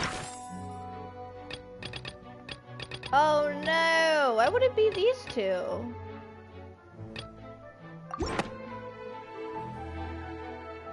It has been established that all Fontanians can dissolve in water from the Primordial Sea. And that means... Since you insist on claiming to be a god and not a human, then there's a method that you can use right here and now to eliminate all suspicions of you being the latter. Miss Navia, please apply to serve as a temporary attorney for the prosecution before addressing the court. Though you act in partnership with the prosecutor, you must still adhere to proper procedure. Super sorry, Monsieur Chief Justice. I swear this really will be the last time that I'll speak out of turn. Now, I've brought some seawater from Poisson. As everyone knows, a massive flood struck the area not long ago, taking many lives, including those of some of my closest friends. So, Miss Furina, would you dare to touch some of this seawater? Oh, I I see what they're doing. If we are to believe that you are indeed the real Hydro Archon, touching the seawater would have no effect on you. All it should do is strengthen your case. But if you don't dare to touch it, then we would have basically proved the reverse. Oh, and I must remind you that after the disaster at Poisson, nobody wants to see any more people dissolve. I do hope you'll act prudently and choose the simpler path of admitting guilt. Navia from the Spina di Rosula. The Spina has governed Poisson for many years. I guess her suggestion is valid. If Lady Farina is indeed just a human, she's probably Fontanian like all the rest of us. Would she really dare to try?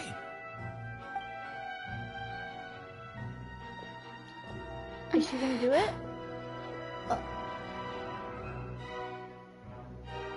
Farina? Lady Farina, this test has been unilaterally proposed by the prosecution. As it falls outside the realm of standard court proceedings, you possess the right to decline participation. Well, of course he had to tell her that. But refusing to participate is basically the same as a confession of guilt. She's just staring at the water without saying a single word. It really does seem like she's quite terrified of it. That could only mean... What's going on? Is she really planning to... that's not what we thought she would... Due to the inherent risk of the test, Lady Farina, you may... Whoa! Oh no. Hey! She actually... Please, please, please be okay. I'm fine! Look at me, everyone! My hand is still here! I haven't been dissolved! Will you believe me now? I really am your Archon! I'm nothing like a normal human who would fall apart as soon as they touch this water! Really? Was this not the most obvious thing in the world? Miss Siegewin? If you're present, Miss Siegewin, please come forward and attend to the defendant. Siegewin? Don't be nervous. It'll just take a few seconds. Let me see. That should be enough.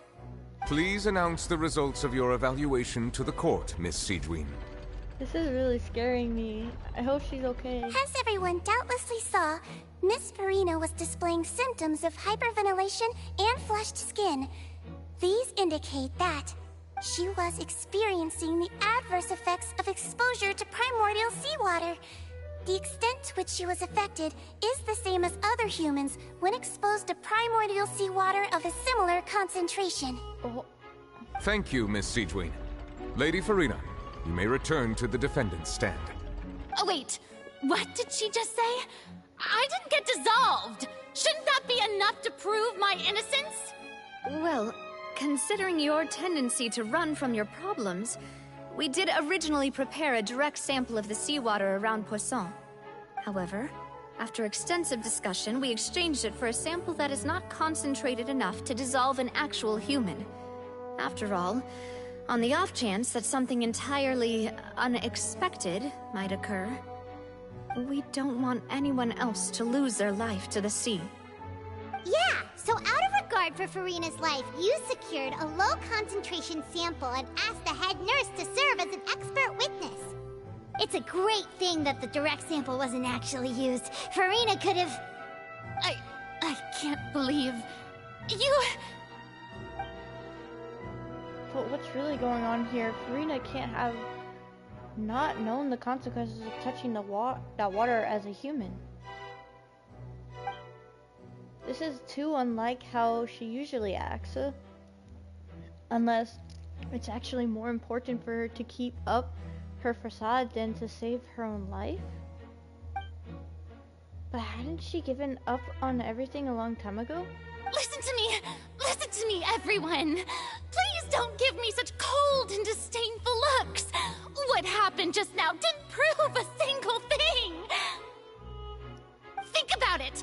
How can you conclusively prove that an Archon can't also be affected by the primordial seawater? Also, if I was really just a human, why would I dare to just put my hand in that kind of water?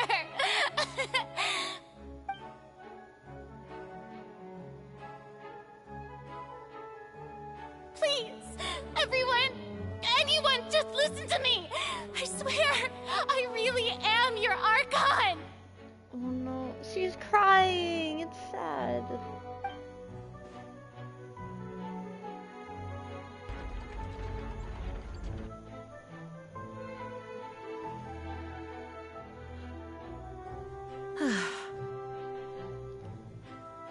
I don't think anything she says at this point will sway anyone. The odds are just too stacked against her now. With all the things that have been said, Paimon doesn't think there's any way left for Furina to win. I believe the time for arguments and presentation of evidence has come to an end. If there are no objections, we will move on to the final judgment. Wait, but she's crying.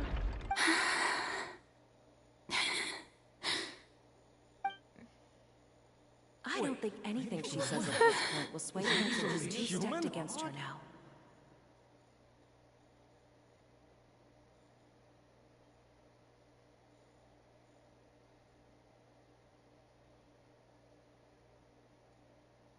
In my capacity as Chief Justice, I shall now render judgment on Furina's misrepresentation of herself as the Archon of Fontaine. As a human who knowingly deceived her fellow citizens, Furina is guilty. No.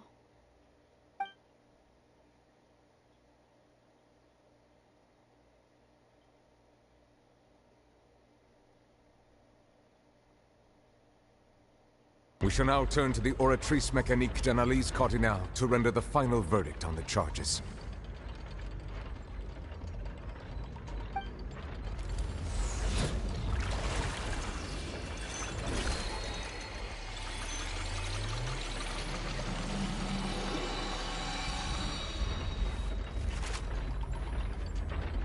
According to the judgment of the Oratrice Mécanique d'Analyse Cardinale, Furina is... Well, what's wrong? What's the Oratrice's verdict? It can't be. Did the Oratrice just declare Furina to be innocent? No. The Oratrice also displays a guilty verdict. Isn't that correct then? However, the exact wording of the verdict is thus. The Hydro Archon, guilty, to be punished via the death sentence. What? And it said the Hydro Archon, so that means she is the Hydro Archon. Whoa, whoa, whoa. The death sentence? That's actually one of the available sentences? I've always thought that it was just a myth. The one and only time the death sentence has been handed out at the court, and it's been given to the very person we've worshipped as the god of justice? What an unexpected twist. Furina's been sentenced to death by the Oratrice? We just wanted to use the trial to show her the seriousness of things so she'd tell us the truth. How did things escalate this quickly? Wait, just because it shows death doesn't mean we have to kill her, no. This outcome is indeed quite strange. According to Fontaine's current definitions of justice, as well as its recommendations for criminal sentences, is this sentence really appropriate for the crimes that have been committed? Yeah! Even Fache wasn't sentenced to death by the Oratrice. You know, the real evil mastermind behind the serial disappearances case. What's more strange is, instead of Furina, the Oratrice rendered judgment on the Hydro Archon. Indeed. Not only is Furina's sentence overly excessive, the very point of our trial today was also to prove that Furina has never been the Hydro Archon in the first place. But now, the Oratrice seems to have deliberately invoked the title of the Hydro Archon. What does this mean?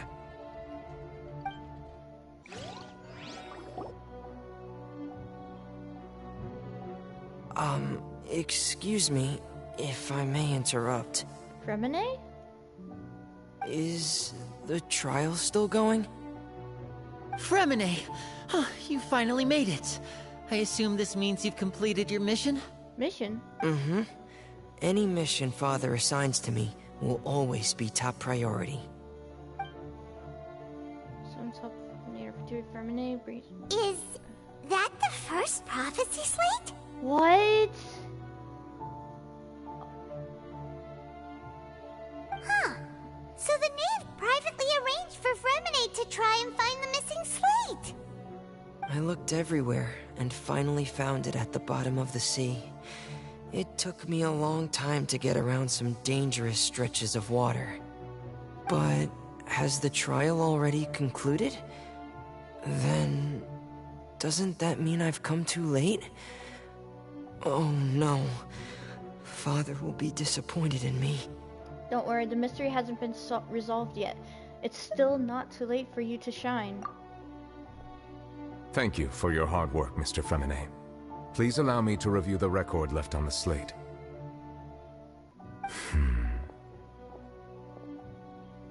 Traveler, I believe that you have already seen the other existing slates, and would like you to come here and confirm their contents.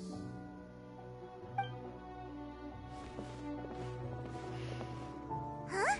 So what do you see? What is it? Looks like a jury on there, and there's a person shining. The previous Hydra Archon releasing her divine power, turning the Oceanids into human beings? What?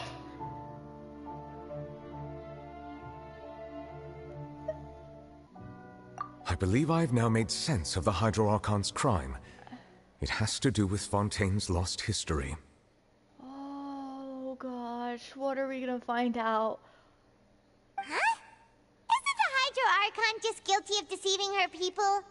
Oh, wait, no, that's Farina, and we've already proven that she's not the Hydra Archon. No, she is. So when you say Hydra Archon, do you mean the real Hydra Archon we've been kinda talking about? In truth, everything that you've encountered in Fontaine up until this point can be traced back to the contents of these stone slates. However, I'm uncertain as to how much sense they currently make to you. An association between the contents of the slates and the events in real life. Okay, let's try to recall the contents of the other 3 stone slates. Paimon will do her best to help you remember.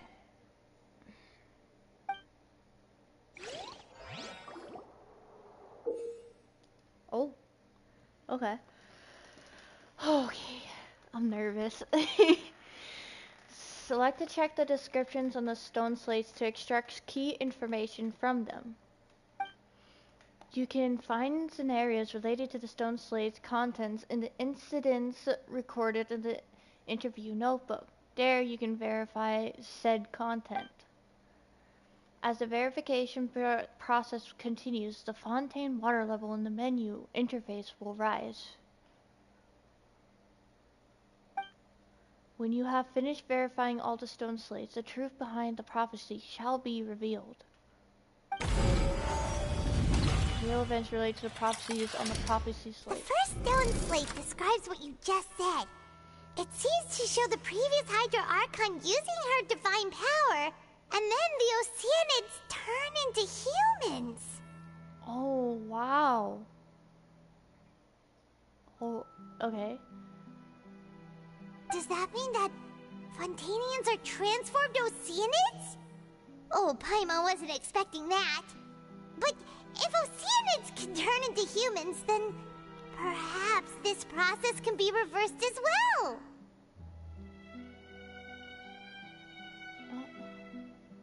The second stone slate shows Celestia floating in the sky, and the Hydra Archon and her people worshipping it together. But the heavens still brought judgment down upon them. This must be the point when the Hydra Archon and the Fontainians were branded with their original sin. Does this mean that the original sin and the Hydra Archon sin are the same thing? The third slate shows the Hydra Archon sinking into the sea surrounded by many people. That reminds Paimon, didn't we also watch that happen to someone else? Well, the fourth slate is the prophecy the Fontainians have been talking about. people dissolving into the sea, the Hydro Archon crying on her throne, and so on. We didn't believe that such a crazy disaster could happen at first, did we? But after that incident, it was just a question of when and not if.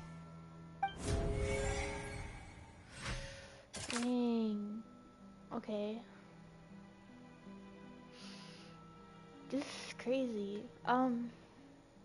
Prophecy Slate 1, the stone slates in the ruin showing the prophecy described the history of the future. The first piece that they're originally missing. Found by Fremine. It seems to show the former Hydro Archon using divine power to Oceanids into people. What? Now spontaneous can be dissolved in water from the primordial sea. Entrance to primordial sea.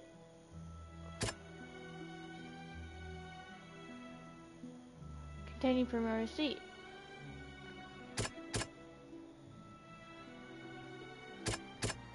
Didn't we see them as... That doesn't sound... Well, we saw them as Oceanids. I guess this one?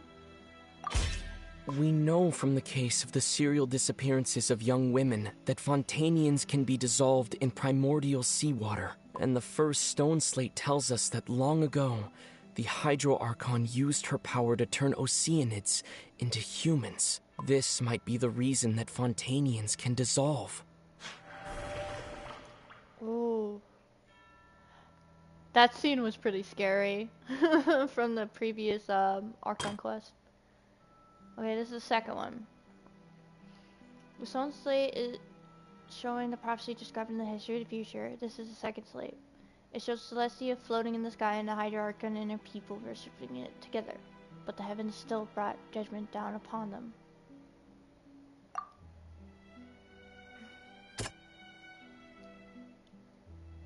Judge them as guilty. The entrance to primordial sea.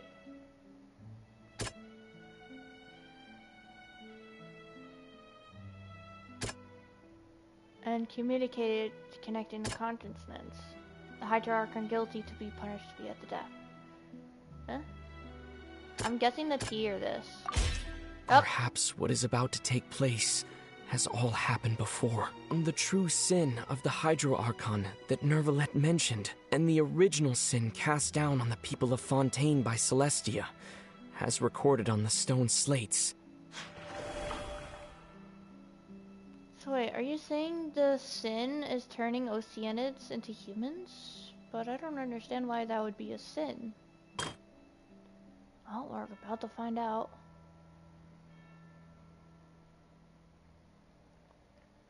The stone slate in the ruin showing the prophecy described in the history of the future is the third slate. It shows the Hydro Archon sinking into the sea, surrounded by many people.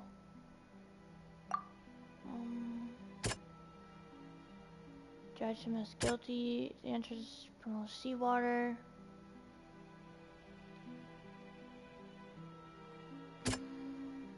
Navia fell into the water containing primordial sea.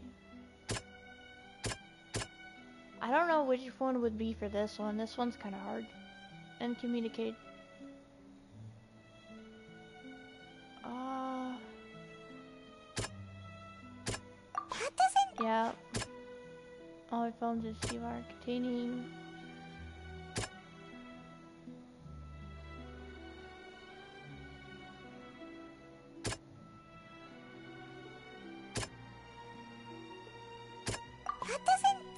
this one's hard. I don't know. I want to actually guess it and not just press X on every single one. It's not as simple as falling into the sea. When Navia fell into the sea, her consciousness was subjected to judgment. The stone slates show the people gathered around the Hydro Archon in the sea. Could that be alluding to the same thing? So everyone will judge her? Prophecy Slate 4. The stone slates in the ruins showing the prophecy describing the history future. This is 4th slate. It shows a scene that is basically identical to that described in the prophecy circulating throughout Fontaine. Fontanians will eventually be dissolved in the sea, and the Hydro Archon will sit alone on her throne and weep.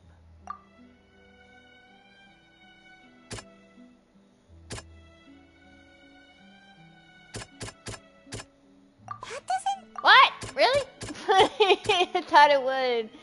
Trial of the innocent, the authorities judged him as guilty. In the end, Frina didn't know why. The entrance to the primary seat is... The prophecy from the stone slates found its way into society.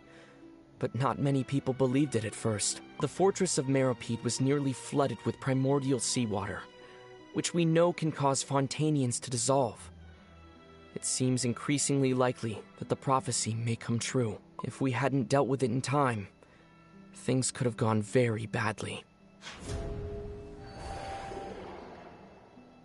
They'll dissolve into the primordial sea but won't cease to exist.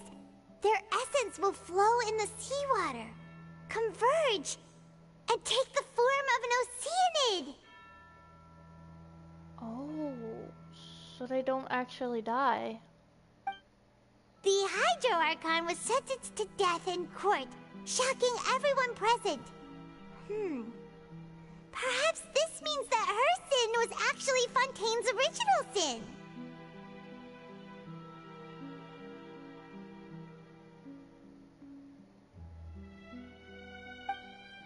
Navia fell into the water inside those ruins, and she nearly dissolved. She was surrounded by the people of Poisson in a court within her consciousness, and was forced to take part in a trial meant to make her stay. If it's because of her original sin that the oratory said that, I feel like it's quite wrong, because Farina wasn't the one who created the sin, it was just original from history. So it's wrong to place the blame on someone that's alive now. Because they're related. Kind of. The eruption of the primordial sea at the fortress of Meropide was the surest sign that the prophecy was about to come to pass no matter what. The prophecy's contents can all be verified by recent events. If we combine what we know together, loads of truths should come to light.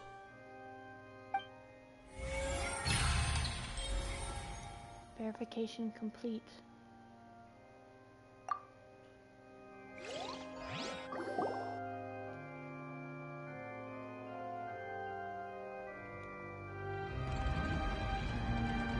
Huh? Oh, Paimon gets it now! So that's how you can make sense of it. But then it feels like we're going to have to share some truly shocking revelations. Let's hear them. Okay, the first slate reveals that Fontanians are not real humans. Incredible. Linny, did you hear that? Yeah, you're Oceanids. We're not real humans. All Fontanians were originally created by the late previous Hydro Archon, with Oceanids as their basis. Whoa. That is... The evidence for that can be found in how only Fontanians could dissolve in primordial seawater, and how all the girls Vacher dissolved were also turned into Oceanids. Oh, and according to Navia, when she was about to get dissolved, she also saw everyone gathered around for a trial, all of them in the shape of Oceanids. Indeed. The second slate reveals that the crime of the Hydro Archon was her creation of Fontanians from Oceanids.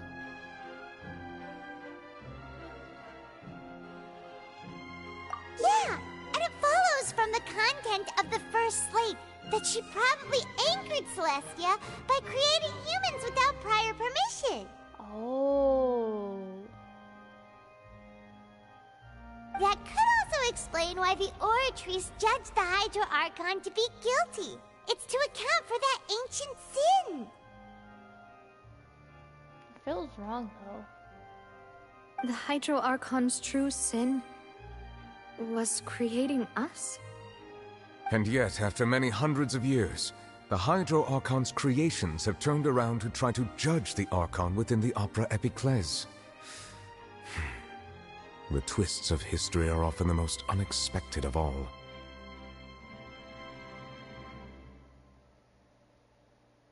Wow.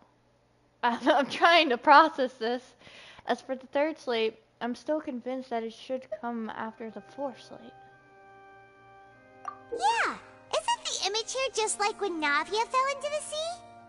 So wouldn't it be trying to show the image of the Hydro Archon also falling into the sea once the prophecy has been fulfilled in the fourth slate? The fourth slate depicts the fulfillment of the prophecy as it already widely known. In the end, the people will all be dissolved into the waters, and only the Hydro Archon will remain weeping on her throne. Only then will the sins of the people of Fontaine be washed away. Did Paimon get all that right? You've made some keen deductions. I must say, given how much you still don't know, it is impressive that you've already managed to connect so many pieces of the truth. However, while you were able to decode all the information on the slates, they've also been etched with an additional layer of hidden information using a different power source. When we were at the ruins, I tried to decipher the hidden information recorded in the slates. But since we only had 3 slates at the time, I was unable to come to a full conclusion. Now that the slate collection is complete, I shall make another attempt to decipher the narrative recorded within. If everything goes well, we should finally be informed of the unadulterated truth. So there's more truth?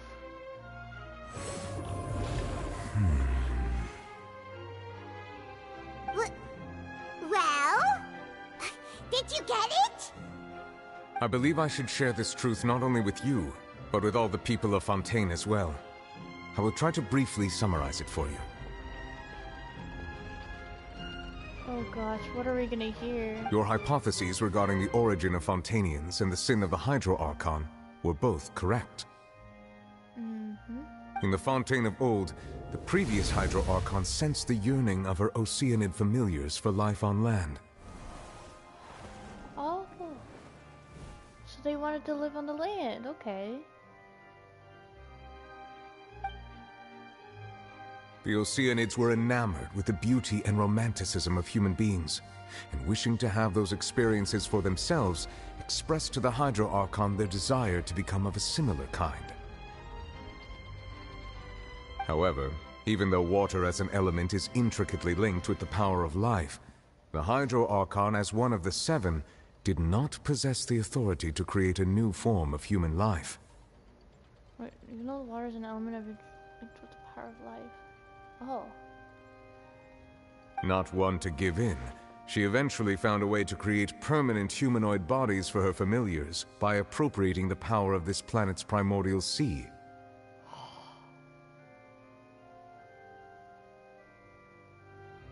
What? She poured primordial seawater into the Oceanid's blood vessels, creating humanoid mimics in the process.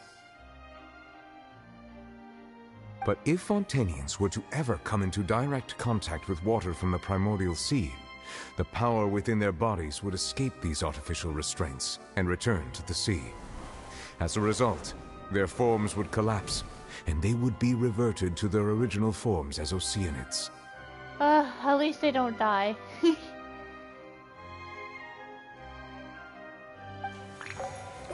Of course, the Hydro Archon never received permission from the heavenly principles to create a new human race. And thus, the Hydro Archon and all of her creations came to shoulder the original sin of appropriating the power of the primordial sea.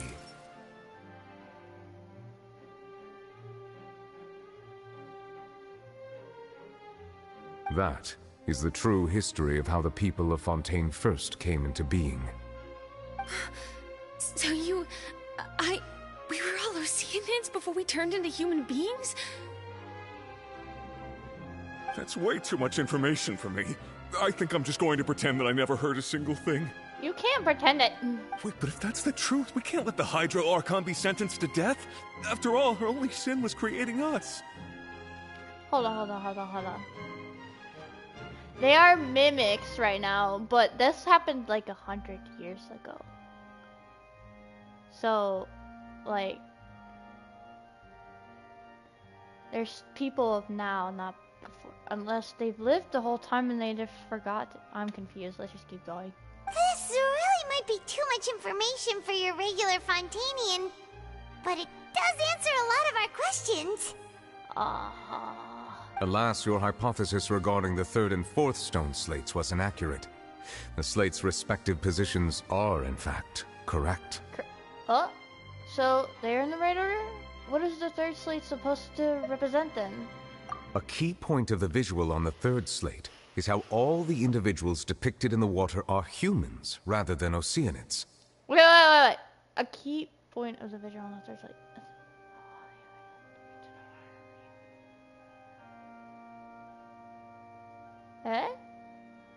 They have not been dissolved, which implies that the water depicted in this slate is not water from the primordial sea.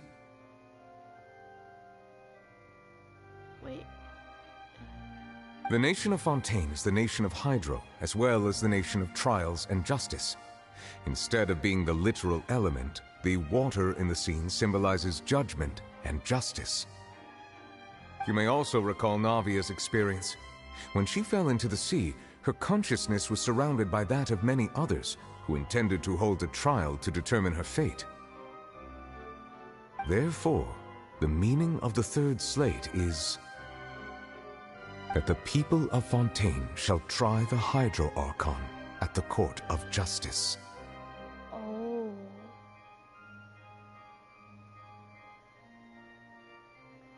Oh. Yes, it refers to our present situation. Wait, so is the prophecy happening right now, or...? I think I'm following now.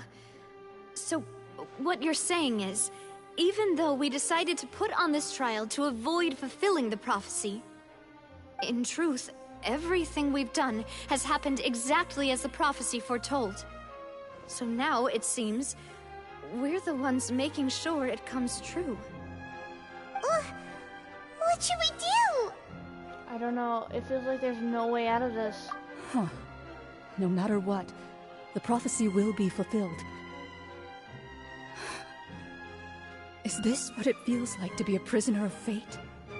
If that's the case, does that mean the scene in the fourth slate will also be fulfilled soon?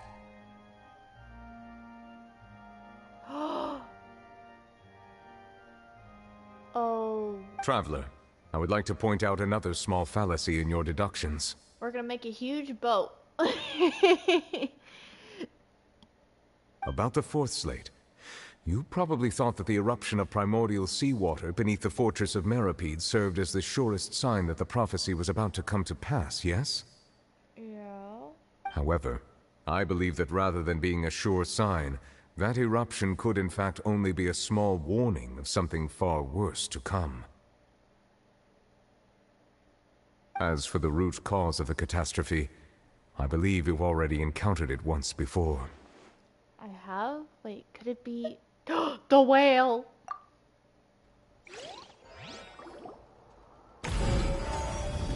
The ultimate proof! This eruption was just a small warning of the things to come.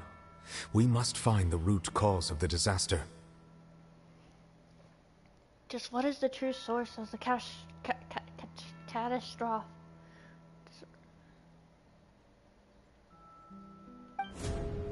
Oh gosh, this is just what is the true source of the catastrophe?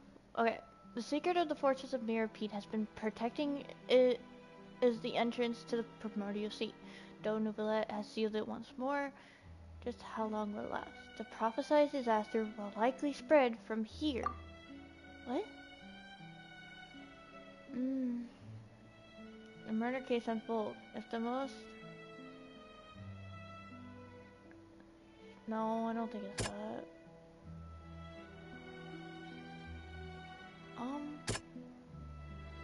Meaning the maid revealed that she had already probed Furina. She's actually afflicted with some sort of curse. A massive whale! I don't think we put it in this one right now.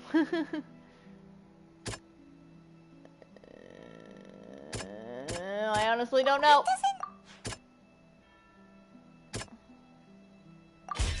It was both dream and reality. Eh? We just changed only one? If we're talking about a true culprit, that could only be that thing inside the Primordial Sea, right? The truth, the original sin, the trial, and the root cause of the disaster.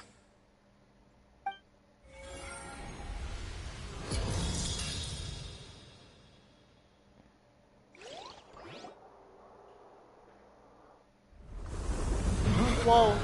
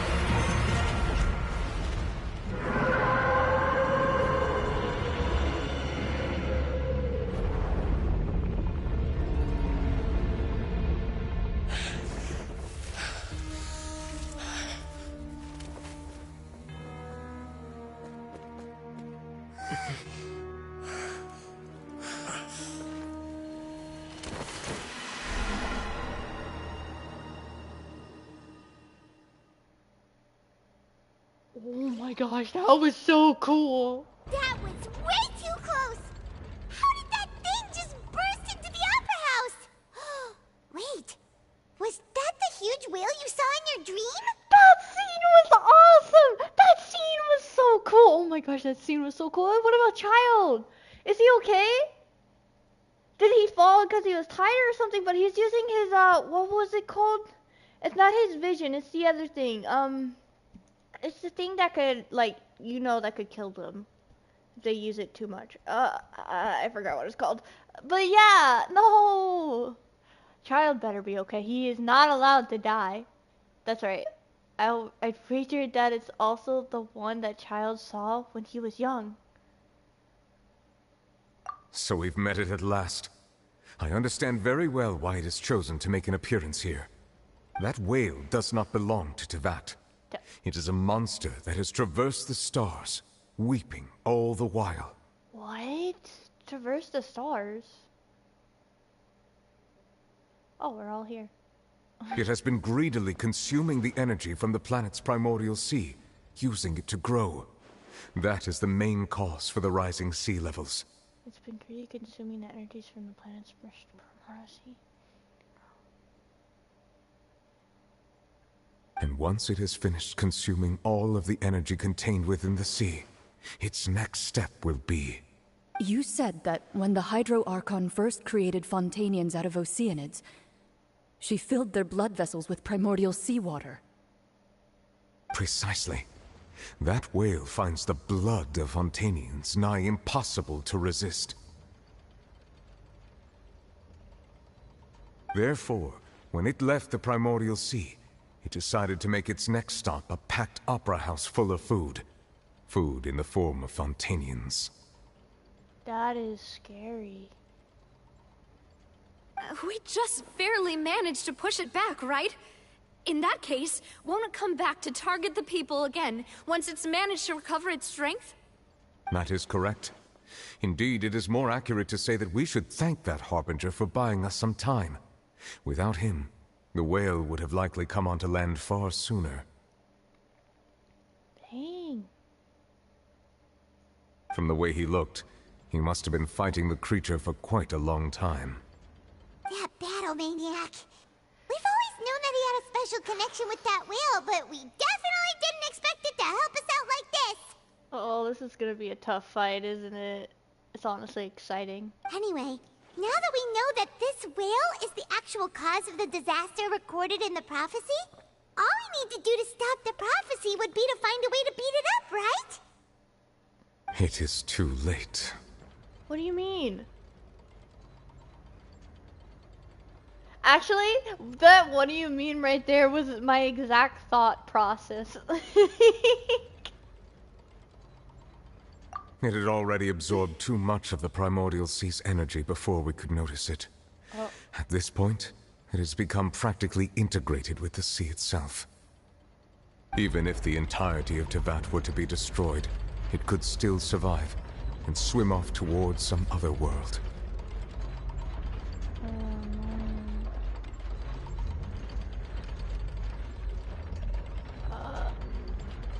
So I'm guessing if it tries to swallow up more of those people, it would get even stronger. That's not something I will accept. Navia, you're so brave. We've already done everything we can, and we even found the true culprit. We've come so far. You can't just tell me that the last hurdle is some impossible foe. That's just not fair. Indeed. That's not how a grand performance should end. I'll fight it to the end. No matter what. So the prophecy will be fulfilled no matter what, huh?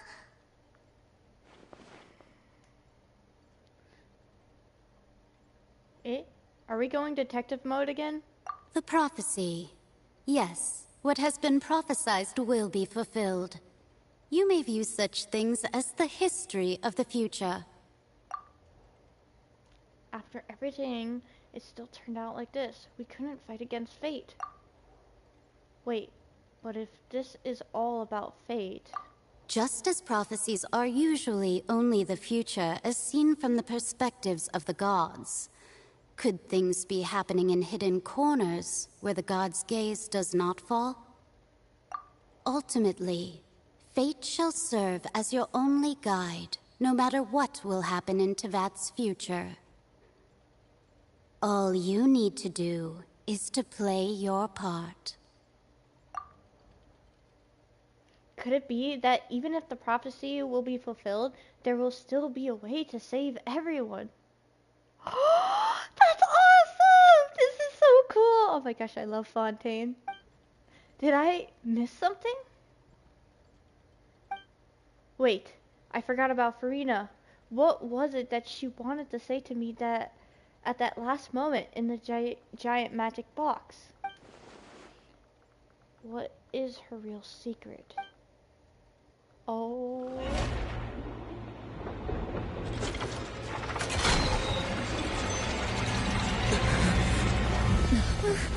What's happening with the oratories?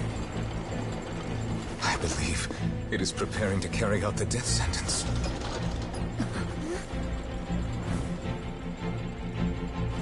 Furina!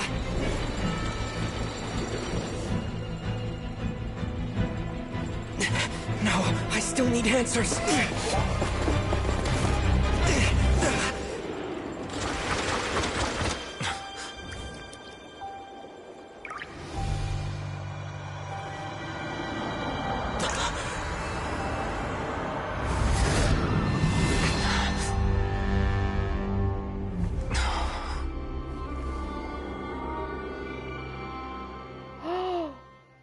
What?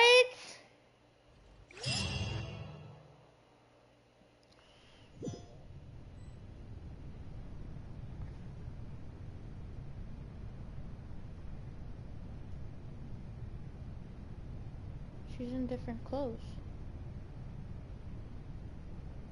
You... Huh?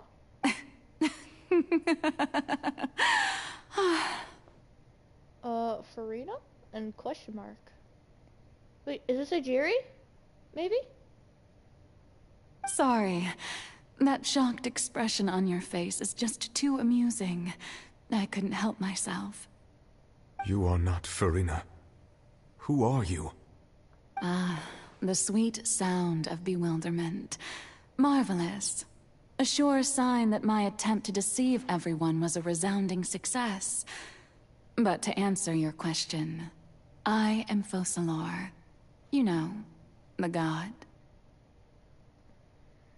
Focalor. Why did you deceive us? So wait, is this the first one? Oh, that wasn't my goal, of course. Goodness, no. But I had to fool everyone else too, if I was to stand any chance of deceiving the heavenly principles. Deceiving the heavenly principles? It's all because of that pernicious prophecy. Dreadful, wasn't it? Everyone doomed to dissolve. Fontaine condemned to be flooded. One was not amused. In fact, one was positively bemused when that problem was thrust upon me by my dearest predecessor. That's the former Hydro Archon Egeria for the uninitiated. It hardly gets more disastrous than a preordained national catastrophe, now does it? Wait, okay, so she is Farina, but her personality is completely different. Wait. She knew full well that the prophecy would surely come to pass. And as one of the seven, she also knew full well that one defies the heavenly principles at one's peril. So yes, as you have no doubt surmised, it was a rather impossible situation that I found myself in. I spent a terribly long time mulling it over, alone on the ocean floor. And I was almost growing barnacles by the time I finally realized there was only one possible solution to this confounding conundrum. I had to outwit the heavenly principles, allow the prophecy to be fulfilled, ostensibly at least, while saving everyone at the same time. I'm a genius, I know. I can only assume that's why Egeria chose me as her successor. Successor? Although, looking back now, it was hardly the inheritance one dreams of. Between the task of saving the nation, the quotidian duties of the Hydro Archon, and not to mention the original sin of creating a new race of humans, I dare say she left me quite a colossal mess to clean up. But one can only play the hand one is dealt. I did not choose this, any more than I chose to be one of her Oceanid familiars. Oh. Wait. So she's an Oceanid familiar, and so did she become a god, or? Ah, so confused. So you were also once one of the Oceanids, transformed into a human by Egeria's hand. Yes, I was. I always dreamed of becoming human. And I still do, even now. In my eyes, to be human is to be part of the greatest opera ever known.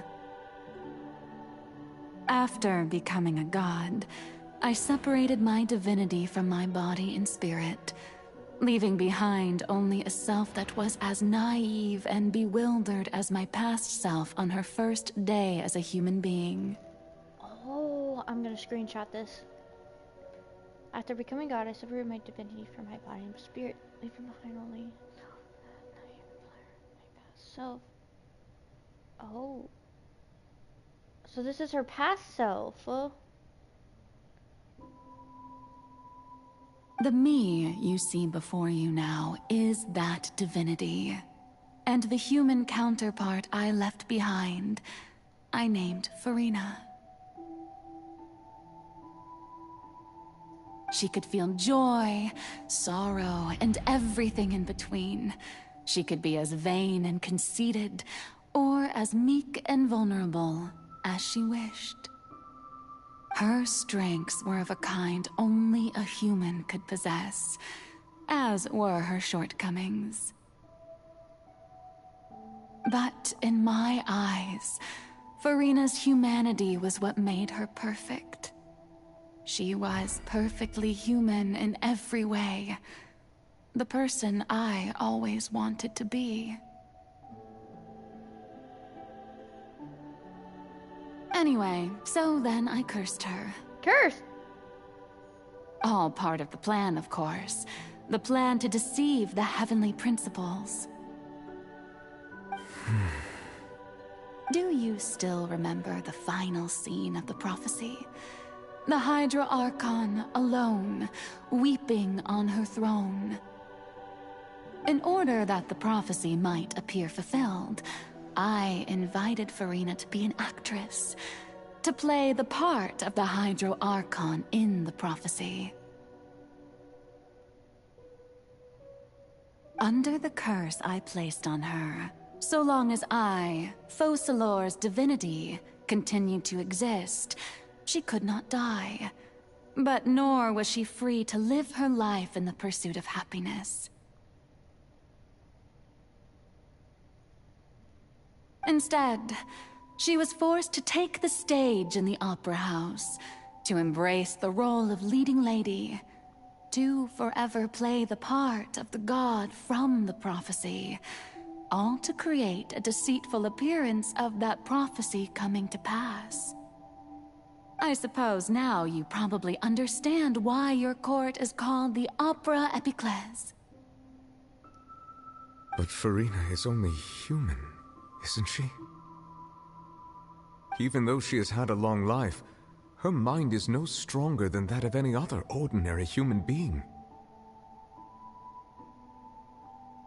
I cannot begin to fathom what she has had to endure. It must have been torture for her. It has indeed. And although she is, in a sense, me in human form, I most definitely owe her an apology for it. This is quite terrible. I feel bad for Furina. It's been 500 years. And all along, she's been playing her part in the most unimaginably long, unbearably lonely, and agonizingly painful opera of all time.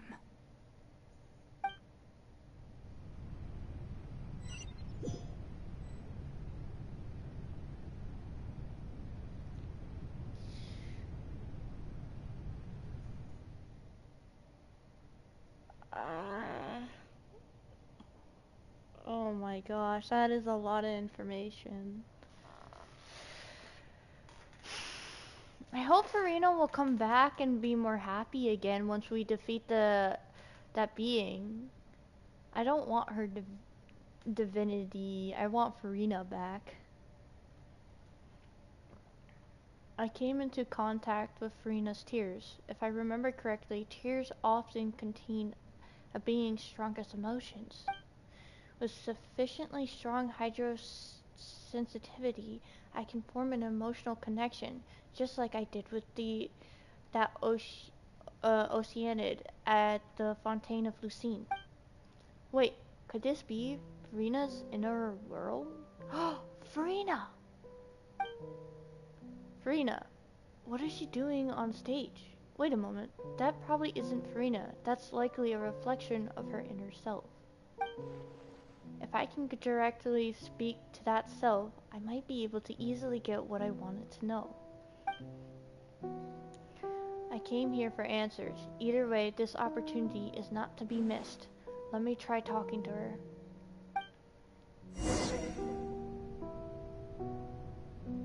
I'll hate them. I thought I would be the traveler.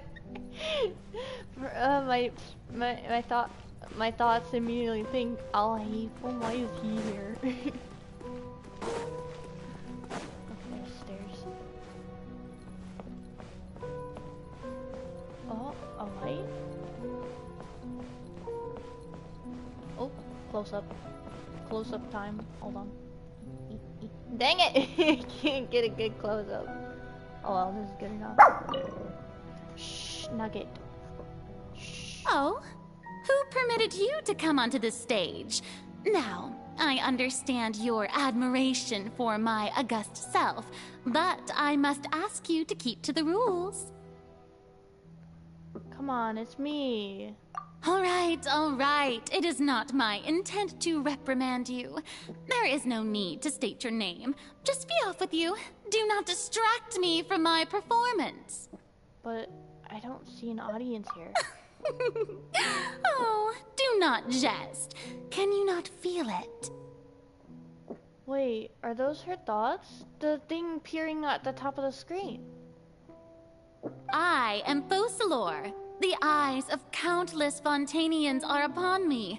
I must, at all times, display the utmost elegance and nobility. Something's off. There's no getting through to her. Even in her heart of hearts, she's still playing the role of the Hydro Archon. What sort of resolve must she have that even her inner self and subconscious would have such an impenetrable defense? I have to find a way.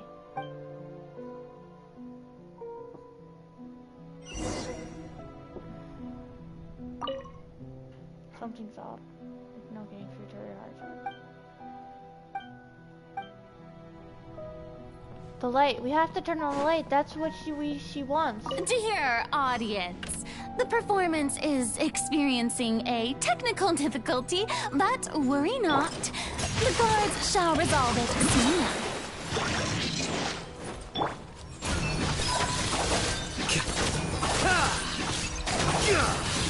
See, this is why I needed an electro character. All the blooms will eventually, like, you know. See? Wasted. Such a waste. Hey, what gives? The audience is still watching me, you know. Guards? Wait, where are the guards? Guards!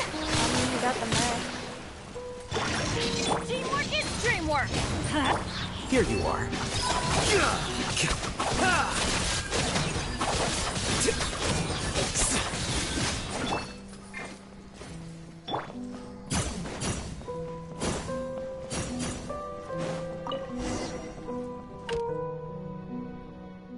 That's all the spotlights turned off. In Furina's heart, they must have symbolized the eyes of the people on her. Speaking of which, I think I just received some sort of signal.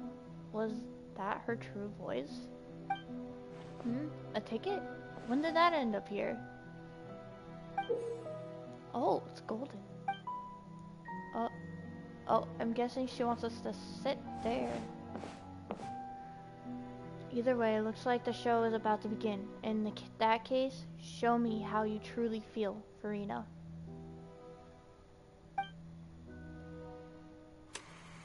Scene 1. Before a mirror, Furina.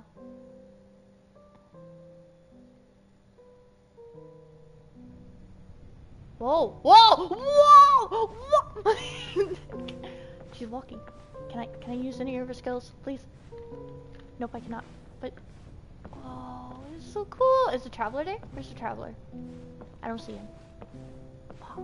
Wow! Wow! Wow! Wow! Wow! What? Where's her long hair? She doesn't have long hair anymore.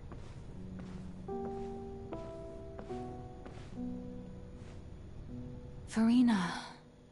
Furina. Is that her divinity? Huh? Who's that? Who's calling me? Where are you? Be not nervous. Be not afraid. I am before you. It is. Wait a moment. You're mirror me? How can this be? Mirror you, huh? You know what? That's not bad. Let's go with that. Mirror me? What do you wish to say? The prophecy. Have you heard of it? What prophecy? Wait. I know. I think. I don't know why, but it's in my head somehow. The people will all be dissolved into the waters, and only the Hydro Archon will remain, weeping on her throne. Only then will the sins of the people of Fontaine be washed away. Oh, very good. You know it well. What's going on? I can't seem to remember anything clearly. The only thing I know for sure is this prophecy. Will it really come to pass? Yes, it will. And that is why I've come to you. Disaster will come to Fontaine sooner or later. Things will develop just as the prophecy declared. There is no escaping it. But doesn't that mean everyone will die? I'm a Fontainian just like them. Will I dissolve too? Oh, don't worry. Magical meetings exist in this world precisely to give people a chance to turn things around. It is the reason why you met me today. I will tell you how to save everyone, but you may have to suffer somewhat. Oh, so there's still hope after all. Goodness, you frightened me. You spoke so much and with so much certainty. As for the suffering, well, I will admit that the first thing that came to mind was, why do I have to be the one to suffer? But if the prophecy will come true, I'll also die anyway, right? So if I've already met you as my magical meeting in this world, if there were scales, with all the people of Fontaine on one side and my pain on the other, is it not obvious where the scales should tilt? You truly are the perfect human, my ideal. I suppose this would also be the justice that belongs to you. Huh? Don't worry, it's nothing. Listen well. Fontaine has just lost its Hydro Archon. I need you to play a role, that of the new Archon. Play as a god? That's right. You must begin a never-ending masquerade. You must never let anyone suspect your identity.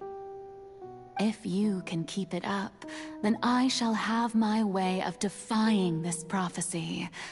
But should your identity be revealed, then all hope will be lost. But how will I do this? A human assuming the role of a god without being exposed. Don't worry. What you must do is not to turn yourself into a real god. You simply need to play the role of a god as humans imagine them to be. Being a human yourself, I'm sure you already know what such an entity would be like. Remember, your true challenge will not be pursuing divinity, but contending against humanity. I'm still not sure I understand, but I'll try. I'll try to do this. So, how long am I going to have to play this role? To accomplish this mission, you will have to stay on the stage for many, many years. You will endure and not grow old until your task ends. But I promise you, all will eventually end in a magnificent and dramatic trial, and everyone will be saved. A trial, huh? How exciting. I'll be looking forward to it. Hey. Scene 2. A session speech, Farina.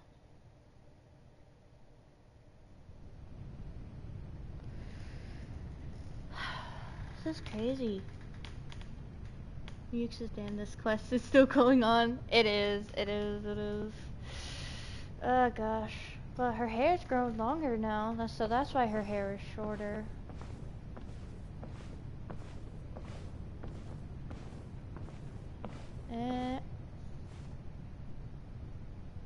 Oh.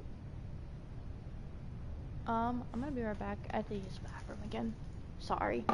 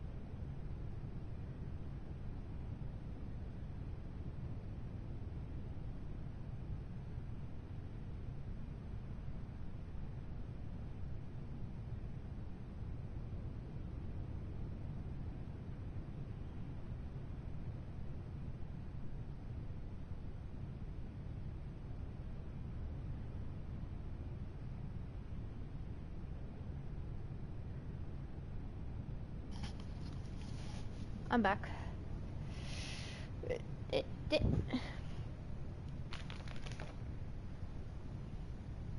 Come here, my little doggy. Okay.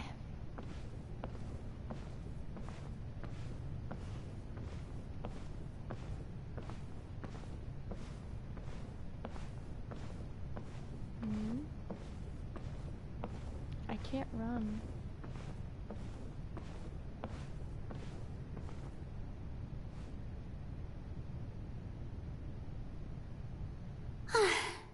The Maison Cardinalise has announced my accession, but this is my first time facing the people. What should I say to most appear like a god? To be honest, I still don't know. Perhaps I should first try to act natural. Summon courage. Ladies and gentlemen, good evening, and welcome to the Opera Epiclese. I'm sure you've all heard about how I have taken on the role of Hydro Archon. Indeed, I am Verena de Fontaine, your new Archon. Appear earnest. In truth, I know little about becoming a nation's new god, but it will be my honor to guide you all. As the god Focalor, the god of justice, I shall do all within my power to lead you into an age of fairness and justice. Close politely. Once again, thank you all for coming. If you should have any questions or suggestions, please send them to the Maison Cardinalise. The future of Fontaine will require us to work together, after all. This should do it. I thought I might stammer, but thankfully, I was able to convey my thoughts just fine. Okay, and next. That's the new Hydro Archon. Is this some kind of joke by the Maison? I would have thought that a being that surpasses humanity would be a bit more assertive. Hey, did you hear that? She even told us to send her suggestions there at the end. Shouldn't gods be all-powerful? She's being so modest. What's the difference between her and an ordinary person, then? If you ask me, perhaps the succession didn't actually happen. She might just be a Maison-back puppet. Wait, what's going on? Why is everyone suspecting me of being a fake? Oh, this is bad. If I get exposed here, there'll be no saving the people from the prophecy. Right. Mirmi said that I just need to play the role of a god as humans imagine them to be. Calm down, Verena. Think. What do the people want? How would they imagine a god to speak and act? Assertive, with a strong sense of presence. One who can dispel all doubt. That is the character I'm fated to play.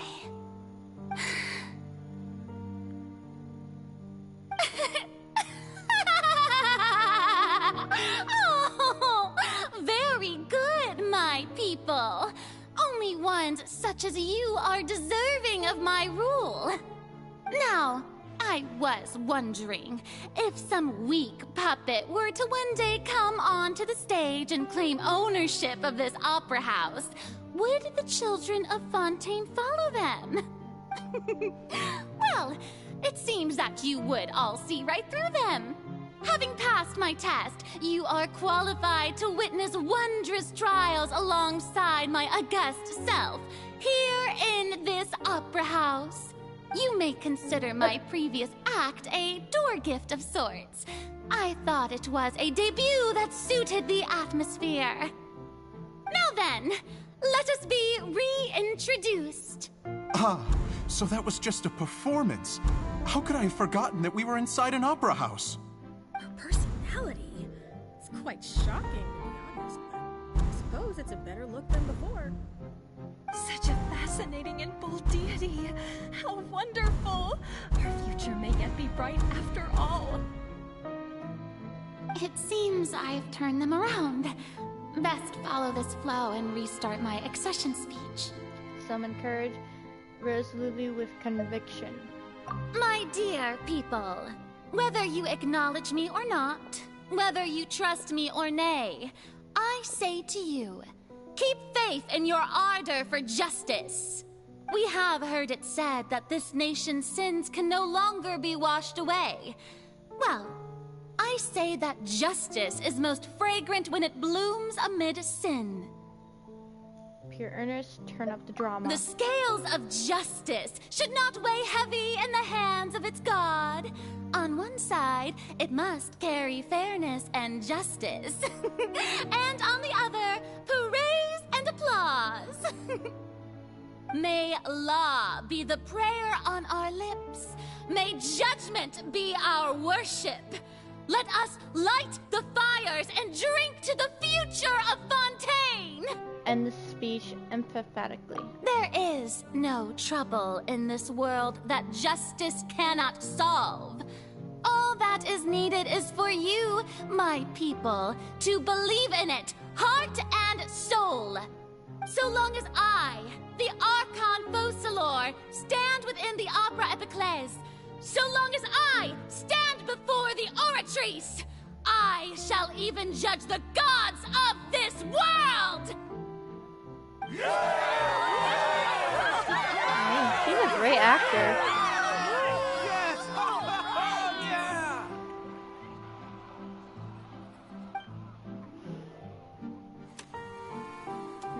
Act 3, Opera House, Farina.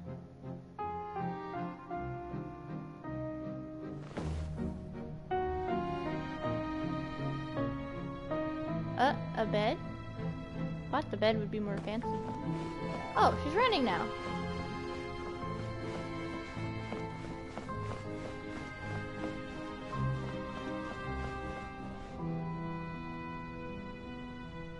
Lady Farina, here are today's case reports, as well as a summary of the follow-up for your perusal.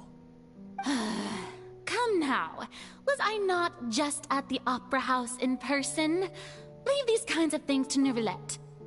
Besides, none of these trials were the one that I'm looking forward to the most.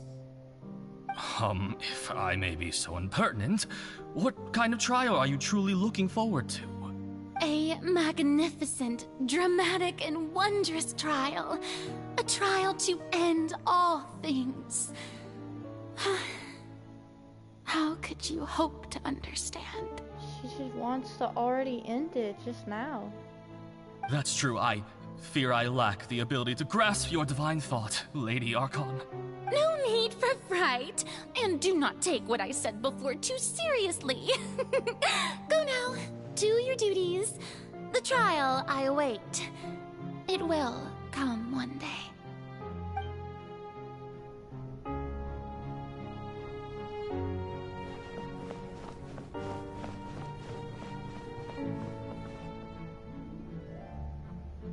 Lady Farina, I don't know what to say. Thank you for agreeing to see me. No need to thank me. Or rather, thank your own sense of perseverance instead. Long have you stood in line to meet me, have you not? Oh, I'm afraid that's just an inevitable consequence of my divine charm. All right, Deoteria, is it? How is your son's illness? You remembered me, and you knew of my family, too. He is doing much better now. In fact, he is far more of an ardent believer than I.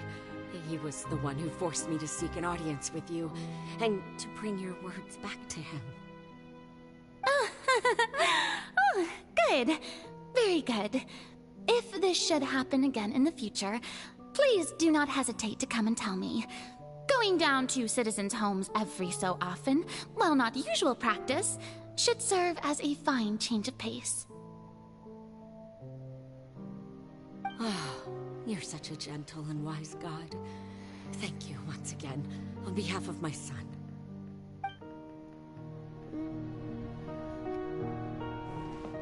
I wonder if Act 4 is the final one. Maybe Act 5?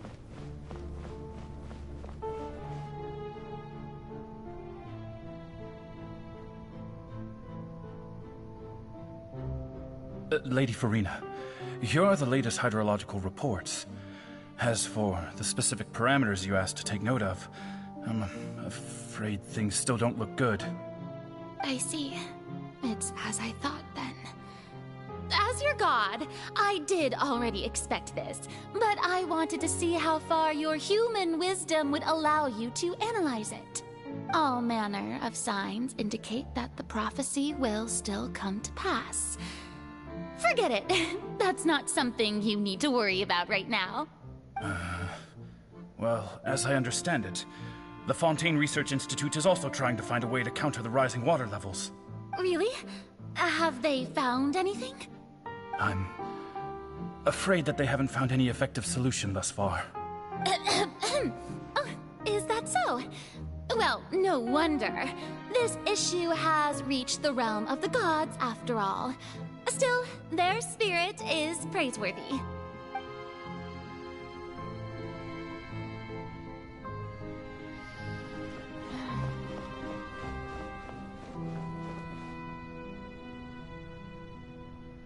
The day is finally over. I haven't had a moment to breathe this whole time. But it's good to see that everything's getting on track. There are no longer any voices of suspicion. Maybe this is fine. I just need to keep going, and everyone will be saved. All right, Farina, don't think too hard about this. You need rest. Tomorrow's a new day.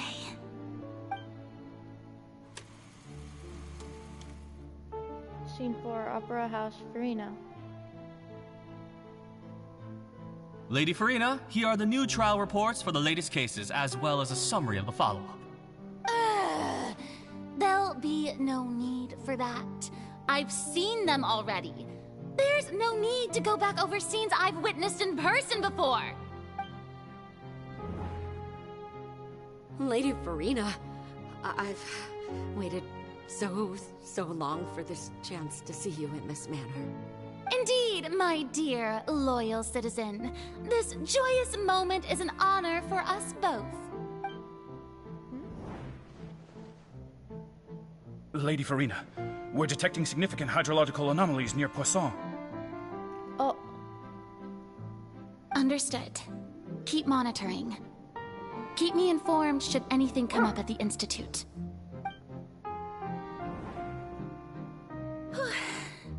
I don't think I let anything slip today. I must show the people that there is nothing to worry about. I just don't know when these days will end. I feel utterly exhausted. Best to rest early today, too.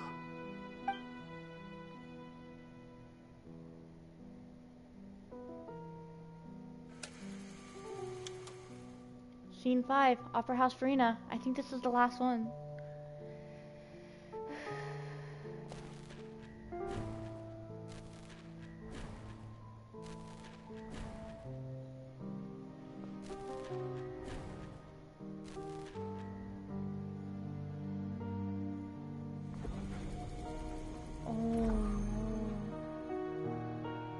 Scene... Ow, I can't even say that number. Lady Farina, it's like a dream being able to speak with you up close like this. I've heard that the first member of our family who was honored to receive an audience with you was Madame Deoteria, almost 20 generations ago. And what a fine family yours is indeed. It brings me great joy to meet such a faithful believer, a descendant of a line most ardent. Sounds like she's about to cry. Surely you exaggerate, Lady Farina. My lady? What is it, good citizen? Oh, are you crying?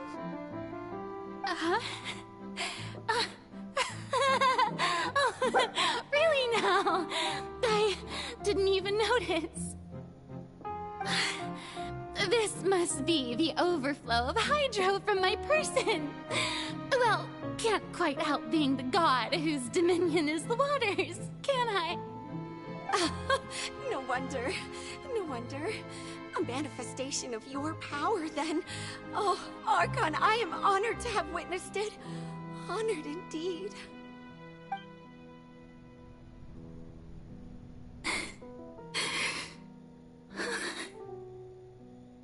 So interminable. So lonely. Just how much longer? Hundreds of years must have passed by now. Perhaps the show must go on for hundreds more. I never imagined that it would hurt so much. Have I reached my limit? No. Perhaps I reached it long ago. Today I didn't even notice my own tears. I want to tell someone, anyone, about this. But would that not destroy all I've done so far? I've conducted so many investigations across the centuries, but there's not even a sliver of hope that we might break the prophecy. All I can do is keep heart. I must maintain this act. It is the only way to save Fontaine. Please, mirror me. You have to succeed.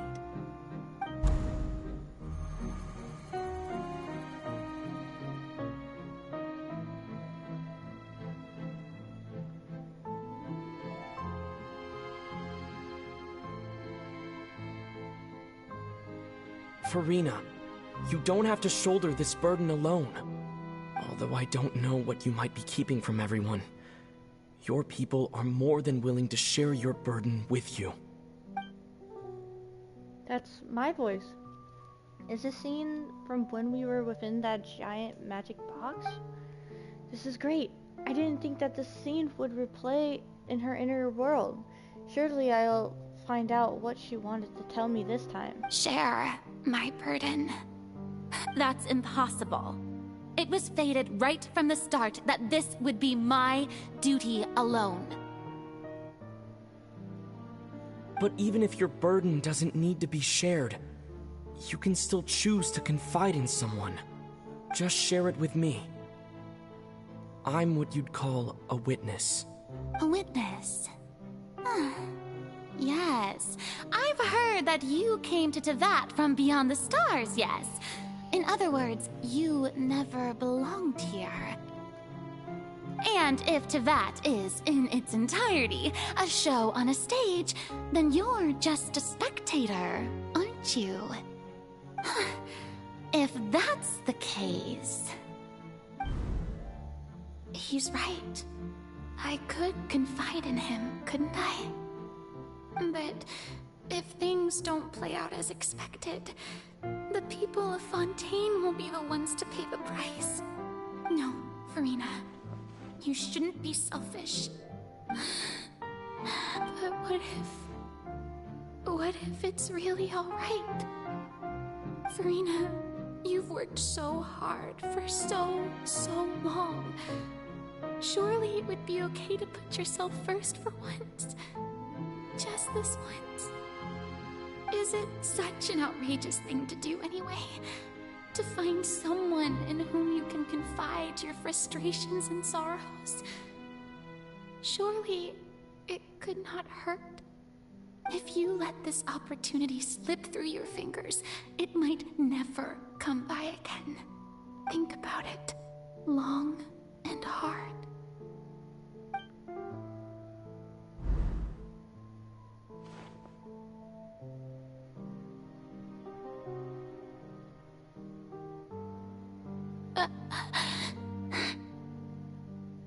No, I have nothing to say. I am Farina, the Archon of Fontaine. Everything will surely get better. All you need to do, dear spectator, is to witness my performance until the curtains fall.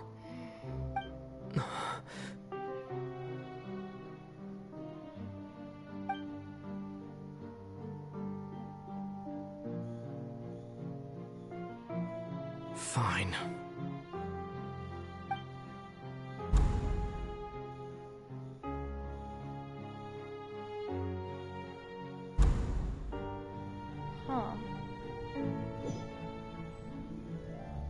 So even Farina doesn't know the truth? You've never once let her in on the full plan?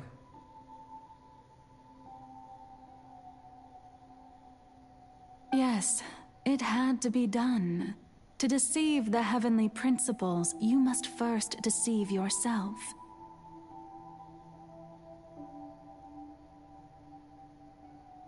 She did very well. If she had let her resolve falter even once in these 5 centuries, Fontaine would have been doomed to the most tragic fate. It seems that trusting humanity was the right decision after all. I believe that I understand how your deception works, but that is only half the truth, is it not? How would you build on this foundation to save the people of Fontaine? That is the most important thing. Ah, good. Of course, the Iudex of Fontaine has pinpointed the crux of the issue. I'm sure you've long sensed that the Oratrice is no simple machine, yes? I've always suspected that it had its own consciousness. And Lenny did mention that he heard a human voice within the core chamber. It now seems that that person was you, hidden within the machine all along. Am I right? Wait, what?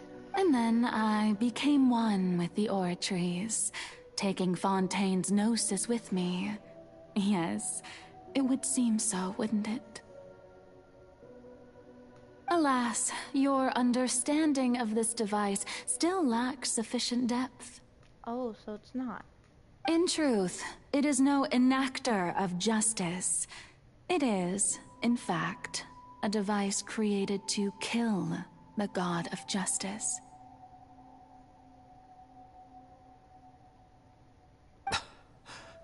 I beg your pardon?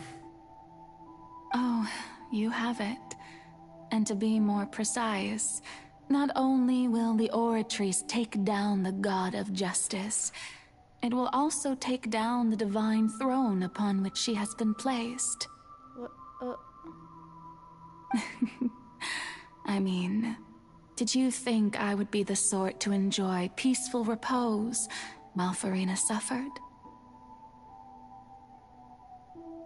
My work over these last 500 years has been to constantly accumulate indemnitium within the Oratrice.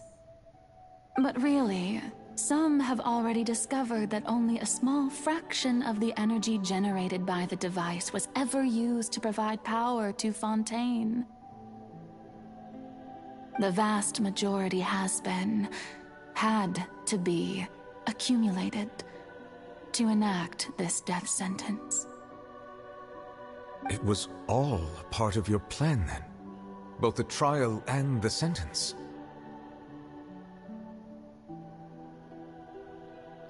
Why is she killing herself, though? Indeed. This power, accrued over 5 centuries, could have sustained Fontainians for millennia, had it only been used for that purpose. Almost all of it has now been stored within the Oratrice. But only power of this magnitude could hope to destroy the Hydro Archon's divine throne, shaking the rules established by Celestia, and breaking through the institution that is the Seven.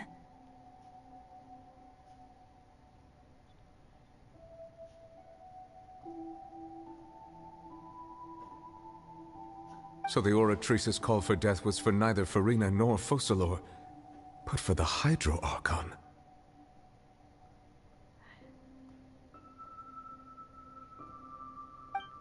The destruction of that divine throne. If I do not misunderstand your intent, you must be... What? Returning what's rightfully yours to you, of course. Huh? Wait.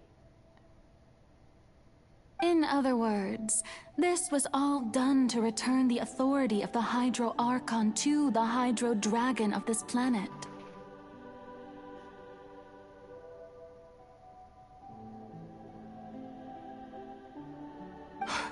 But...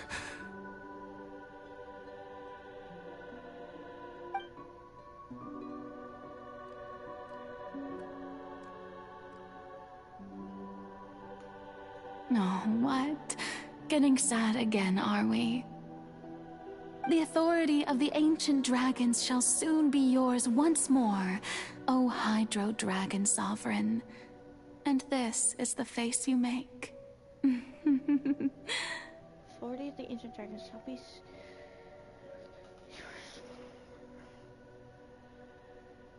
all you've done throughout the years is just so you can sacrifice yourself at the very end. I've never quite seen it that way, you know. Even now, I'm quite pleased at how well my deception worked.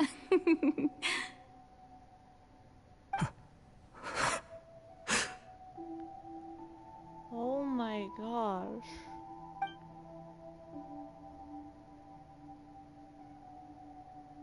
Hydro Dragon, don't cry.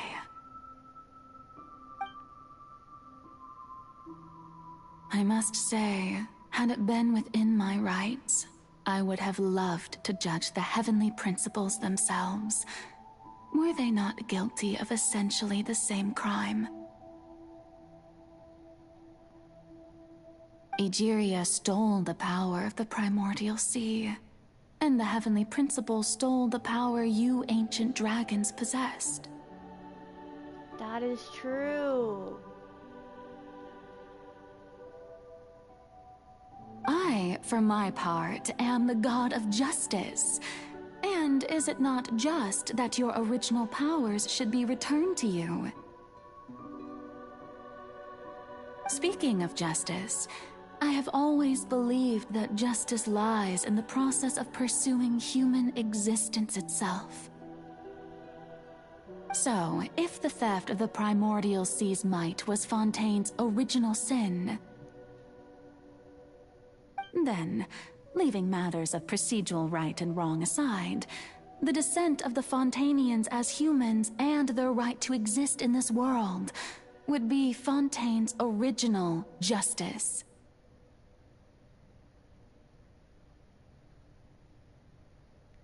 In other words, existence was Egeria's justice, and to me, Justice is the continuation of that existence. Defying the prophecy and ensuring that Fontaine's people shall live on. That should be the justice enthroned over all others.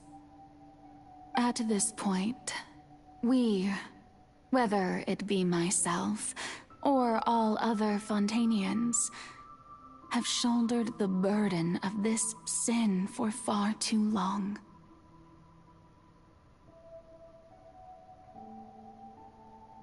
Iudex Neuvillette, the highest judge in our land, when you regain your full power as an elemental sovereign, what verdict shall you pass upon us? So when I was invited to the court of Fontaine to serve as Iudex, I see now that that was your idea too. At last, I now understand the true purpose behind this position. In the beginning, I was uninterested in human existence. But these 5 centuries of living alongside them have gradually brought about mutual understanding between us. And I have even attempted to feel as they feel. You are a devious one, Focalors. Things being as they are, surely you know that I could never declare them to be guilty.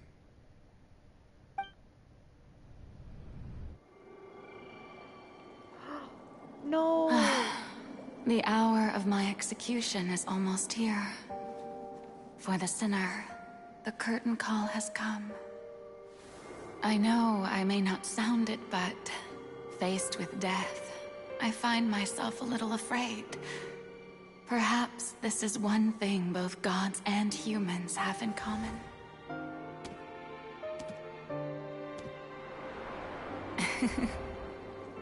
Farewell, Neuvillette.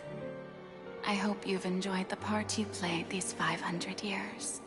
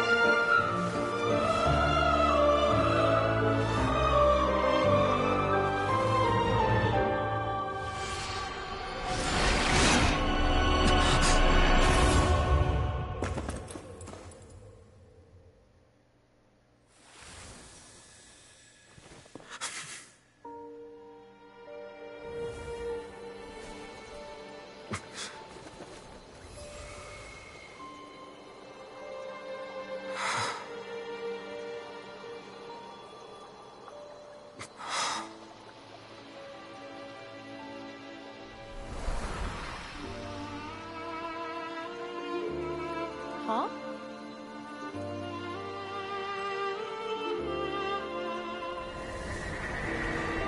Thank you, Farina, for all you've done. From this moment on, please live happily as a human, just as I wished we could.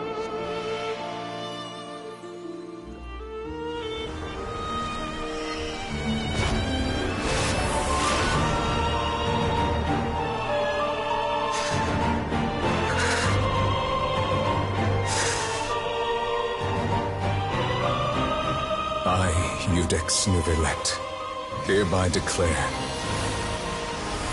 people of Fontaine, your sins are forgiven.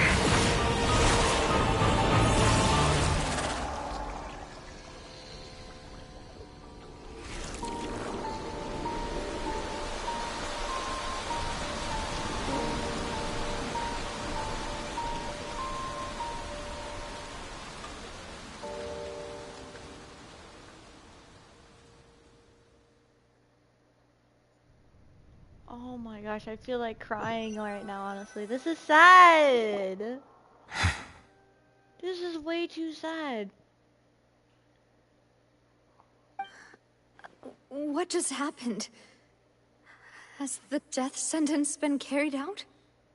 Was that bright light some sort of misdirection? I have a feeling that something huge just happened. Oh, yes it did, to the point where you guys would cry.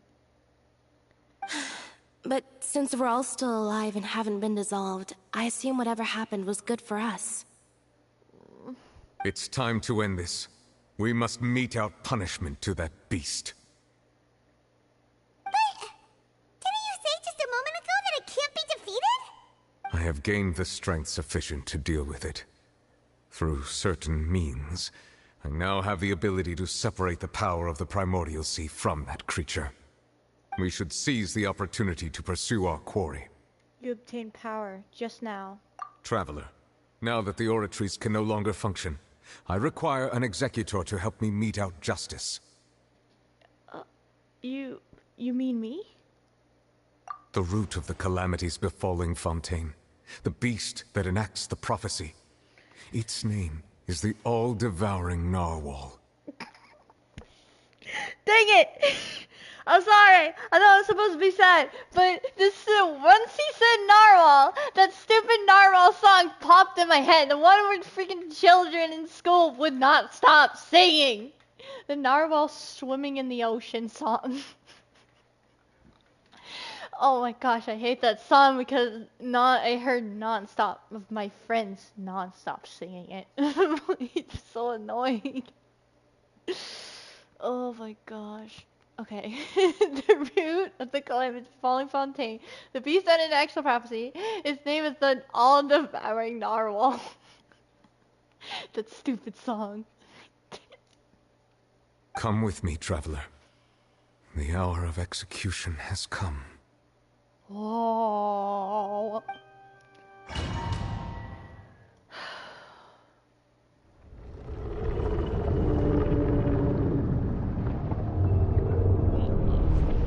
We'll get our child back, right? Child Tartaglia. I'm pretty...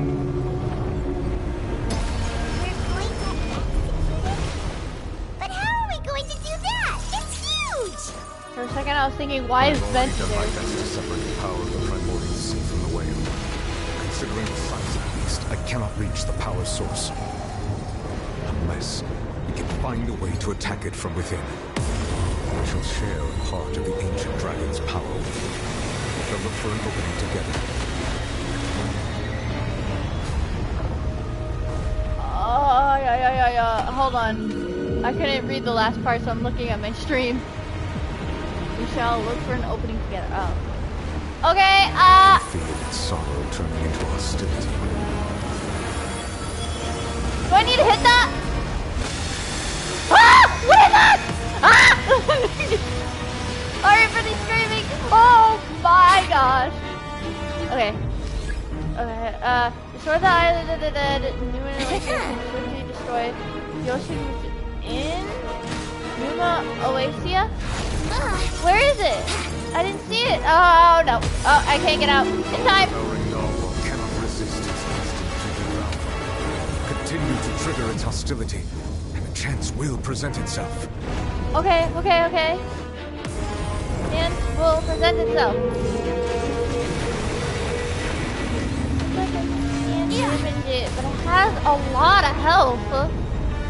Am I actually even damaging it? Ah! No! Stop it! No! Wait! You can't dodge that! Oh, where am I? What's that thingy over there? Whoa. It looks really scary. Ow.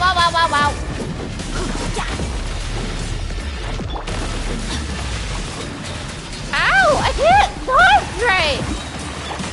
Let's light it up! I have granted you my protection.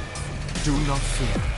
Seize the moment and use my power to suppress its roots from within. Root within? Let me lead you. What do you mean root within?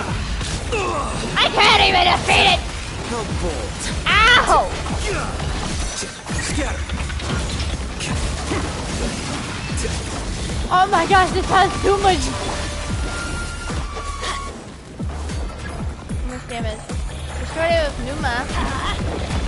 rain outlines your What, fate. Numa? I don't have Numa. Do you want me to get Farina? Do I have to summon Farina? I'm sorry, but I need great luck for that. May my final stand be a monument. Oh my gosh, it does so much damage. How am I supposed to beat this? Chivalry. Dude, this is harder than the battle fight. Time to act. Because I don't know how to beat it right now. How do I beat it? Use the power to destroy it and direct the shadow's attack. How am I supposed to use it? This is dumb. Dude, I don't understand. It's not like telling me use it. Okay, how? How? Please tell me. Go right ahead.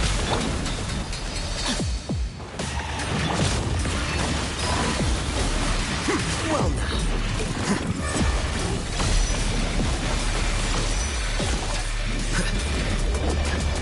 How? Oh my god, I'm so annoyed. Adventure time. Did I just use it now? I don't understand. There was a golden glow, maybe. Know my sword. Let's light it up. Oh my gosh. I'm slow. Let's light it up. Off we go. Teamwork is dreamwork.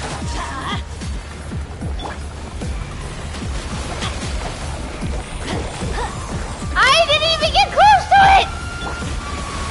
Here you are. Let's light it up. I hate this thing.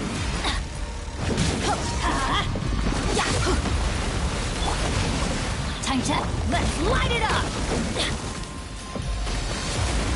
Please. Off we go.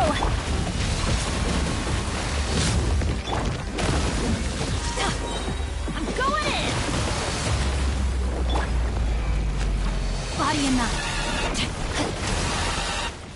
Am I supposed to like use a charge attack or something? I don't understand. Ow. Let's light it up. No, my sword. Shoot. I can't afford any more. I'm gonna die.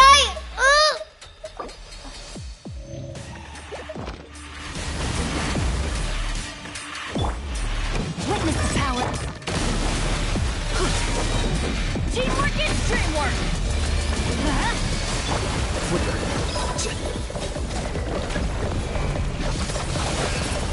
Okay, so I use a charge attack. That's what I do. Oh, I could have said that earlier.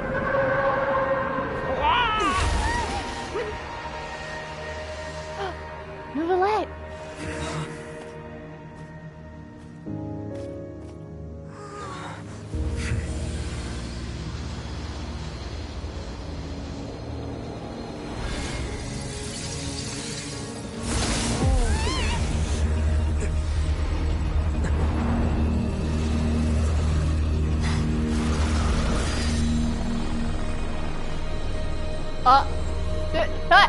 Wait, is that Skirk? Skirk? Child? Wait, did she just throw Child? Did you just throw him? Thanks for helping with the cleanup. It should have been my job, but oh well. It was just supposed to be a short private training session for me. I didn't think that my disciple and my master's pet would start brawling in the meantime. Wait, I didn't. Hold on. A training session. I didn't think that my disciple and my master's pet would start brawling in the meantime. Her master. Who's her master? That's her master's pet. Well, actually, I had a feeling that it would happen at some point, but they bumped into one another earlier than I thought. What a blunder. I suppose I'll have to swing my sword 3 million times as penance. Penance? Master's pet? That power. Who are you exactly? Hyman has an idea. From what she said earlier, she must be Child's master. Skirk, right? Oh, I knew it. It's just that he is the the impression that she was the less talkative person. I simply did not have anything to say to the weak. But you, on the other hand, managed to defeat the all-devouring narwhal without using power from beyond this world.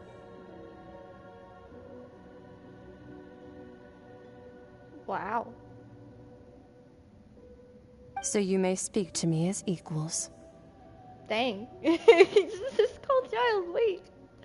What sort of person would take the all-devouring narwhal as a pet? I have to agree. It's a strange use of a planet's primordial waters just to raise an all-devouring narwhal.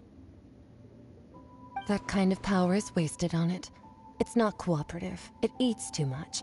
And I have more important things to do with my time than pet sitting. The only thing that creature has going for it is its looks. Is it cute? All in all, it fails as a pet. It fails.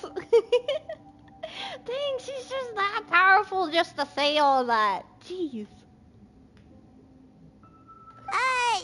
Miss Skirk? I think you might have missed the point. I want to know, who is Skirk? Who is she? The point being? Well, being that this pet almost destroyed an entire nation. So what sort of person is your master? Well, child's master's master. Wait, is that right? Oh, right. So you don't know him. Sorry, I assumed you did. Don't know. His name is Sertologi. Sertologi? That's a weird name. Who? Huh? I am unfamiliar with that name. Huh. So Master isn't sufficiently famous. How should I describe him then? Have you heard of the name The Fowl? The Fowl? Isn't Child's thing called Foul Legacy? Still nothing? Well, how about the Visionary? Vetterfalnir then? Or Gold Rhine-daughter? Ooh, that one we've heard!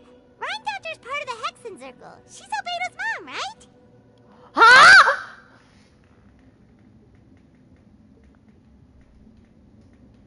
Oh, so you do know that name.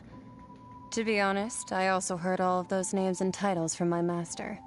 I don't actually know them either. But I suppose you understand now, yes? My master is likely a similar sort to Rhine-daughter. They are both pursuing some form of perfection. Wait, so it's not Ryan-daughter? Suppose you understand now, yes? My master is like a similar sort to Ryan-daughter. A form of perfection. So it's not Albedo's mom, or is it? Wait! Didn't you also mention a visionary person? Paimon didn't quite catch their name. Actually, never mind that. I believe it expedient to inform you that the all-devouring narwhal used up nearly all its strength fighting you. Such roiling hydro energies will prove difficult for the planet's deep seas to digest. As such, the Fontaine back on the surface has most likely been thrown into chaos. In other words, the prophecy that you've been fretting over should now be in full swing. Oh no. What? No, there's little to be surprised about, Paimon. It is natural after all. The prophecy will surely come true. We knew this, and accepted it. Just Gimmick says hi. Oh, hi, Gimmicks! How long has your comment been there? Sorry, I didn't see it. However... Not to worry. Focalor has already managed to deceive the heavenly principles.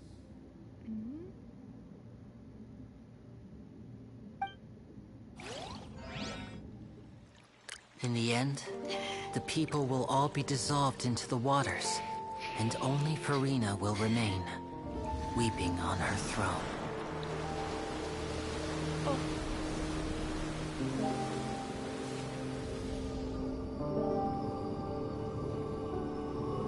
Only then will the sins of the people of Fontaine be washed away.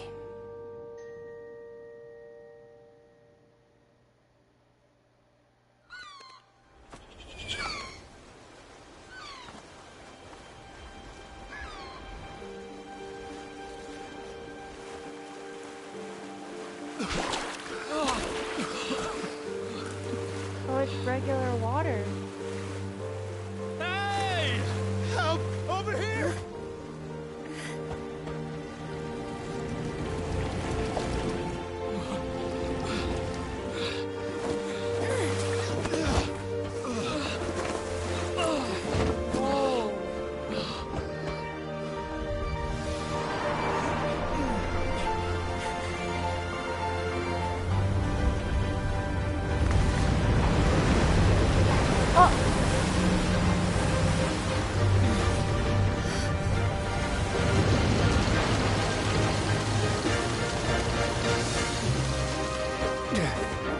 All hands, initiate emergency rescue!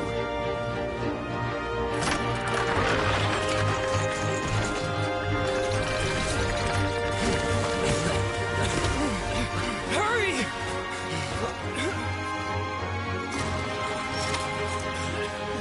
Hey, lend a hand!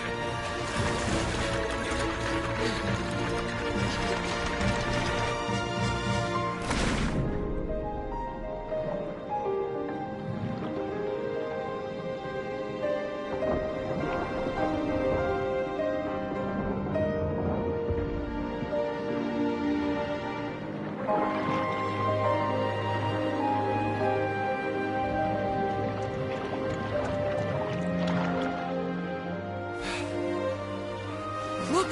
The water's receding!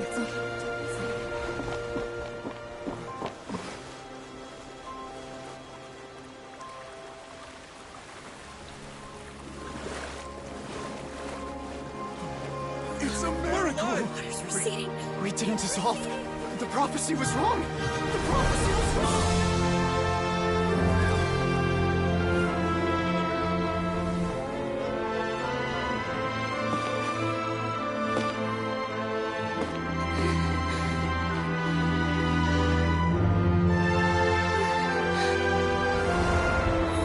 Are you alright? We're saved. The prophecy was wrong.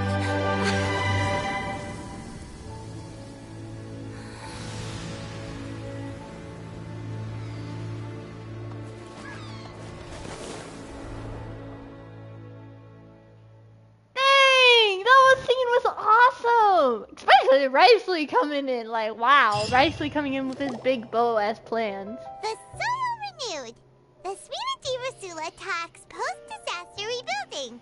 I recently visited Poisson to meet with Miss Navia, spokesperson of the Spina di Rasula, and we spoke about Poisson's present and future. Old soil can still give birth to new bloom, Miss Navia stated. Hope is like seeing a small cookie when you're starving late at night. You just need a little of it. Oh, dang. Cookies. Skyship Winglet, lunar brain of the Fontaine Research Institute. The various disputes that have arisen on account of Mr. Edwin have suddenly become a shield over the Institute, with Jurier turning out to be a once overlooked hidden gem.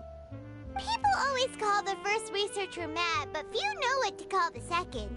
And should that latter person achieve a miracle, they would find it all the harder to find a word with which to classify him and his team. Charlotte. Wow! Paimon barely recognizes the people in the reports. Are those really Jurier and Navia? They sound like real big shots. They might have been real big shots from the start. We just didn't meet them in that capacity. What do you think? Pretty enthralling, huh? The Steambird's idea was pretty simple. With the disaster just having passed, we would print a free edition packed to the margins with good news to calm people down. The value for these big scoops lies in their inevitable follow-ups. We'll publish further reports and go into the stories behind those people. Edwin's assistant, Jurier, created a true flying ship, while Navia is leading people in the reconstruction of their home. I'm sure that these stories could draw even your well-traveled eye. I'm just wondering how they got that big, huge boat out of the fortress of Mirapade. The articles do make me curious about how things will play out. Paimon's curious too! Wait a minute. Didn't we watch everything happen from start to finish? What's there to be curious about? And that's exactly why I'd like you to come conduct interviews with me. You're the best incubators of news, if you haven't noticed. And also, with you around, I'm sure I'll get to see that Duke. Are you sure? Hasn't he turned you down several times already? Oh, this time will be different. Come on! Let's head to Poisson first, and then make a trip to the fortress. There are some things you'll only know when you get there. Wow. I am so happy that Farina can live happily again, and that the divinity is letting her live happy. It's sad that the divinity had to die, but wow, that was impressive.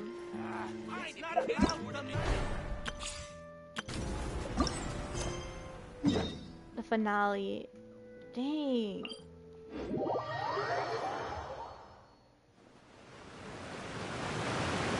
I'm happy that everything's okay now, but to see the heavenly principle, that is a great achievement. And Child's okay! Wait, I want to see Child before this quest ends. Please! I need to see Child. Skirk threw him out of, like, threw him in a portal, so that must have meant he went back, right? Navia! Oh, Melusine Silver. Oh, it's you. What brings you all here? We won't see them anymore. Unless we see them as Oceanids. Hey, we're just having a look around. I'm here to update myself on how things are going here. Oh, the Fatui are here too. Let me introduce you. This is Mr. Garunt Snežević. He represented the Knave in sending us a large amount of supplies, and is helping with our work. Our residents are hard at work as well. Thanks to everyone, work is progressing nicely. We've lost a lot of people, but we're moving forward. That will have to be enough. Hello, Miss Charlotte. I'm a big fan of yours. I especially like that article you wrote last year about Fontaine's stray cats. Stray cats? But if you don't mind, could you not emphasize our role too much in your report? It's not charity we're doing here. We just happen to share the same interests as the Spina. I get where you're coming from. I'll keep it as simple as possible. Or would you be willing to feature as friendly neighbors? That would be fine. Thanks. Oh, you're back too. How are things? We finished laying down the construction materials. It'll be another hour before the workers are able to go over there. Huh? You're here too, Clorinde? Well, her reputation's greatly risen after that whole duel business with Miss Farina. So she's here in Poisson to wait out the heat. All right. She really came here to help me out.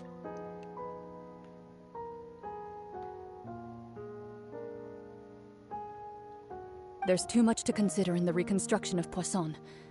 The Spina has need of more decision-makers. And, well, I do already happen to be connected to Mr. Callis.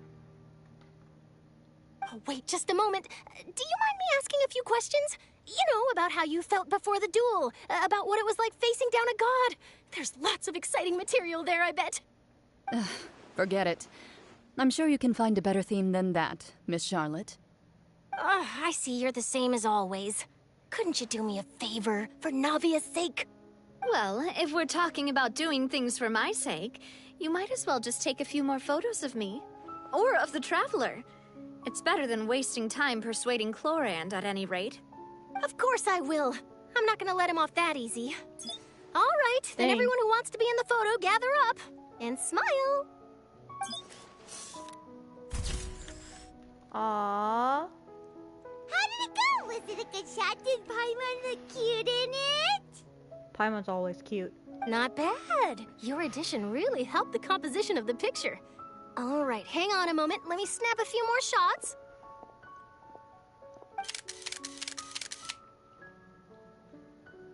All right, that should do it. I'll be back here later anyway, so let's call it a day. You're very quick. Speed is of the essence when it comes to the news, and freshness is the key. Also, not to brag, but I'm pretty good at building connections. Who knows? I might eventually get that interview with you after all, Miss Clarande. Wow, you really do have that never say die spirit. I'm impressed. I'll hazard a guess that this is how you got that interview at the Fortress of Maripede. You already knew she was going? Whoa, you're well informed. Let me make a guess too. I asked Sijuin who told Monsieur Neuvillette, and he told you, right? That's a very complete information chain.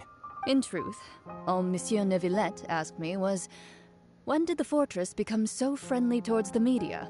I told him that it was best not to speak too soon. There's no guarantee that Ridesley will make a personal appearance. You're right. I've got to treasure every moment I have with them. In which case, I'll be making a move first. Stay safe now. And tell me if you hear anything interesting. I'll treat you to afternoon tea in exchange. Huh. What is the Fortress of You seem curious about the fortress. Of course. That Ridesley. I still remember going down to the fortress to grill him for information on my father's case. Boy, did he take me for a ride. Without telling me anything, of course. But he did invite you to tea, didn't he? 2 large pots of it, in fact. It was good tea, though. I have to agree. The tea there is very good. Speaking of that, would you like to have some today? I mean, you've got time, right? Well, I'd be partial to some shortbread. Wow, it's like we've got a menu or something. Sure. Good. What flavor of biscuits would you like, Mr. Snezhovich? Me? I'm fine with anything. But I would prefer chocolate, should you have it. All right. Leave it to me. Oh, he's got a sweet tooth. I'll go over the newly arrived supplies with you later, Mr. Snezhovich. We should be able to finish the preparatory work today. That works great for me. Huh. Is it just me, or did you get a new lipstick? I did. It was a gift from Sijuin. Want to give it a try? I think the color would suit you, too. Huh? But germs...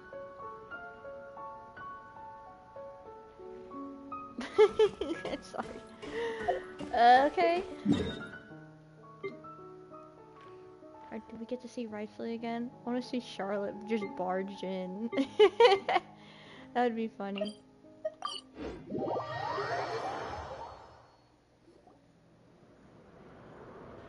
Oh, we're with Charlotte. Wow, guess we're here again, huh?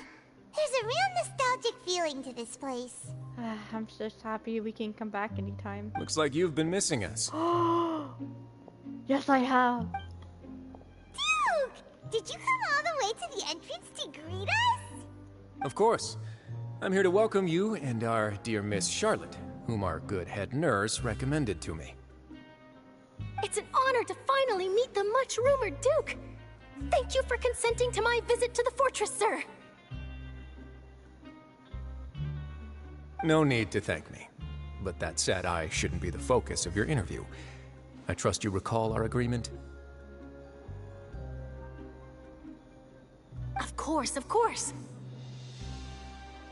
All right then, this way.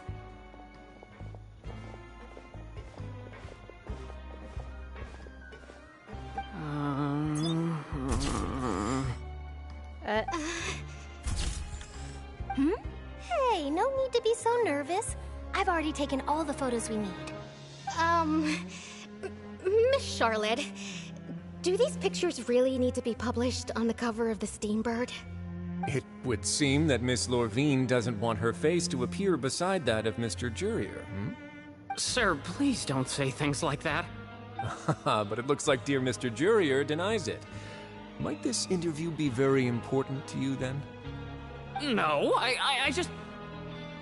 This is my first time being interviewed, and I'm very thankful to the Steambird for... Now, I might not look it, but I actually did meet Mr. Edwin once. And I'll be honest, I enjoyed chatting with you more. You've definitely got more of that genius vibe going on. The boat that brought about a miracle. The ark that saved the people. Why, you recreated a myth back there, like an emissary of legend. Still, if I might ask, where's that flying ship now? Huh. Looks like Charlotte's trying to get herself another exclusive scoop. I have to apologize, but that ship is presently in the bowels of our factory. I'm afraid it won't be easy for you to get a shot of it. Really? Well, then in that case, could I have an interview with you to make up for that loss? Oh. She really doesn't know how to squeeze opportunities for all they're worth. You already know my answer, I'm afraid. Best you interview our head nurse instead. Or perhaps you'd like to take another photo of this couple of researchers? Did you really have to use the word couple? Well, then, 2 solo photos will do. Is my hair messed up? Please, someone help me have a look. Things sure are getting pretty lively here. We've seen this kind of thing before. Oh, seems like everyone's here. Would any of you like to try this new drink I came up with? Siegeween. Hey, Miss Charlotte. Why don't you, take some pretty photos of our head nurse? Sure. Come on, Miss Siegeween. Over this way. Let's find a brighter spot. Huh? Sure. Do I have to smile? Wow. So, that's cold. How have things been at the fortress? Same old, as you can see. Fontaine's undergone some changes, but this place is still more or less the same. Other than that flying ship, it got a tad too much attention, I think. That's why I decided to let the interview go through. We should direct more public opinions toward the behind-the-scenes heroes. Am I right, Mr. Jurier? Miss Lurvine? You're too kind, sir. I believe that you too should have your day in the sun. Not that you would want that, which is a pity. I'll just leave the spotlight to you two.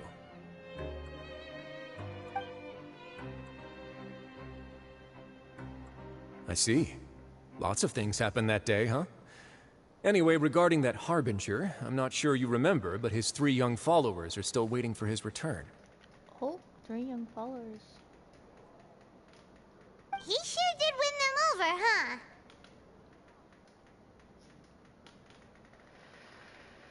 I'll tell them that there's good news and bad news. The good being that their boss seems fine, and the bad being that they must face extended sentences for abetting his escape. Oh, actually, what about you? Are things gonna change for you too? What change can there be? The fortress will keep chugging along, and so will my duties. As to what Miss Farina's departure will mean for the nation, and if our laws and governance will be transformed, we'll leave those to the folks in the overworld. Oh, yeah. Hey, everyone! The photo shoot's done. Good. In that case, let's call it a day here. Thanks for your cooperation. Come on, Traveler, let's go. Till next time, everyone. There'll be a next time? Maybe. Who knows? I might write a story about the underwater factory next time. Until then. All right. Last stop, the docks. Okay. Oh, you know, I'd love to see you in one of Charlotte's photo shoots one day. Is that really necessary? Our line of work doesn't really require much photographing. It's precisely because we don't need the picture that they'll have value as keepsakes. We don't really look all that opposed to the idea, you know. Maybe I'm just happy that I managed to once again avoid the spotlight. I think this interview went well either way. Yes, you successfully kept prying eyes away by using Mr. Jurier and Miss Lurvine as shields. Very good. You should be happy for them. They have a bright future ahead of them. Wow. Dang. Okay. To the docks.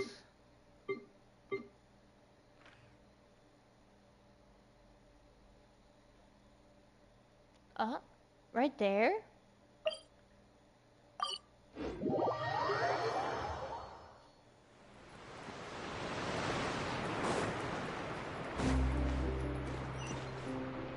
the way down.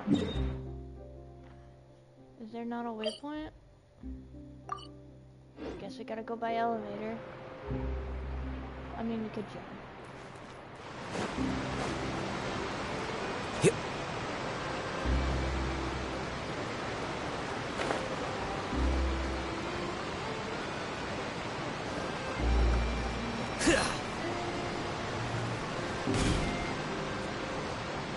Or not. Okay, so there's Lemonade, Lynette, Lenny.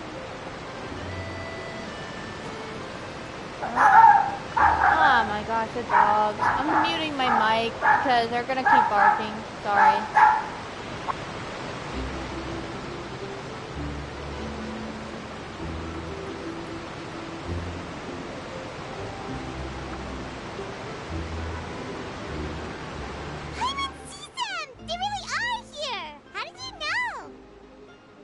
Navia mentioned that she stayed in touch with Linny and the others after working together. Apparently, they've been at the docks distributing these strange pockets the whole time since. Traveler, Paimon. Ah, and Miss Charlotte, too. Would you like a magic pocket? What sort of gadget is it? It's a wondrous bag that can be used to carry many things.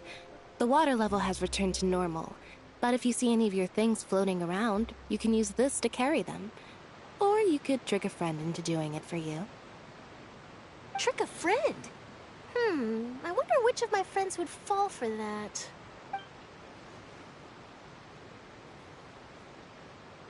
You could just make a friend like Fremine here. Isn't that right, Fremine? Is this what you meant by, I'll help you make some more friends? To be honest, that sounds pretty sweet. Could I have your contact, please? Sure. Please, write down my address. You sure are working hard to help Fremine socialize. He was the one who proposed doing this. He even wants to assist in our magic shows. Yes, I was planning to first introduce Pear as an assistant, and later Fremine himself. In the future, I think we can leave underwater escape magic to him too. That said, would anyone want to see a diver escape underwater? Oh, it'll work out. Every journey begins with the first step. He'll become a part of our show eventually. Lynette, could you come over? Miss Charlotte says she wants to take a picture of us. Got it. My, that Charlotte is rather perceptive. She got rid of everyone the moment she realized I had something to say to you. So, how have things been, Traveler? Father says that you did a great deal during the latest events. She's very grateful for your contributions to Fontaine. That's all right. We were more than happy to help. So, what's she doing now? Oh, I guess you haven't heard. Well, after Lady Farina left, Father and Monsieur Neuvillette opened negotiations, during which he gave Fontaine's gnosis to her as a diplomatic gift.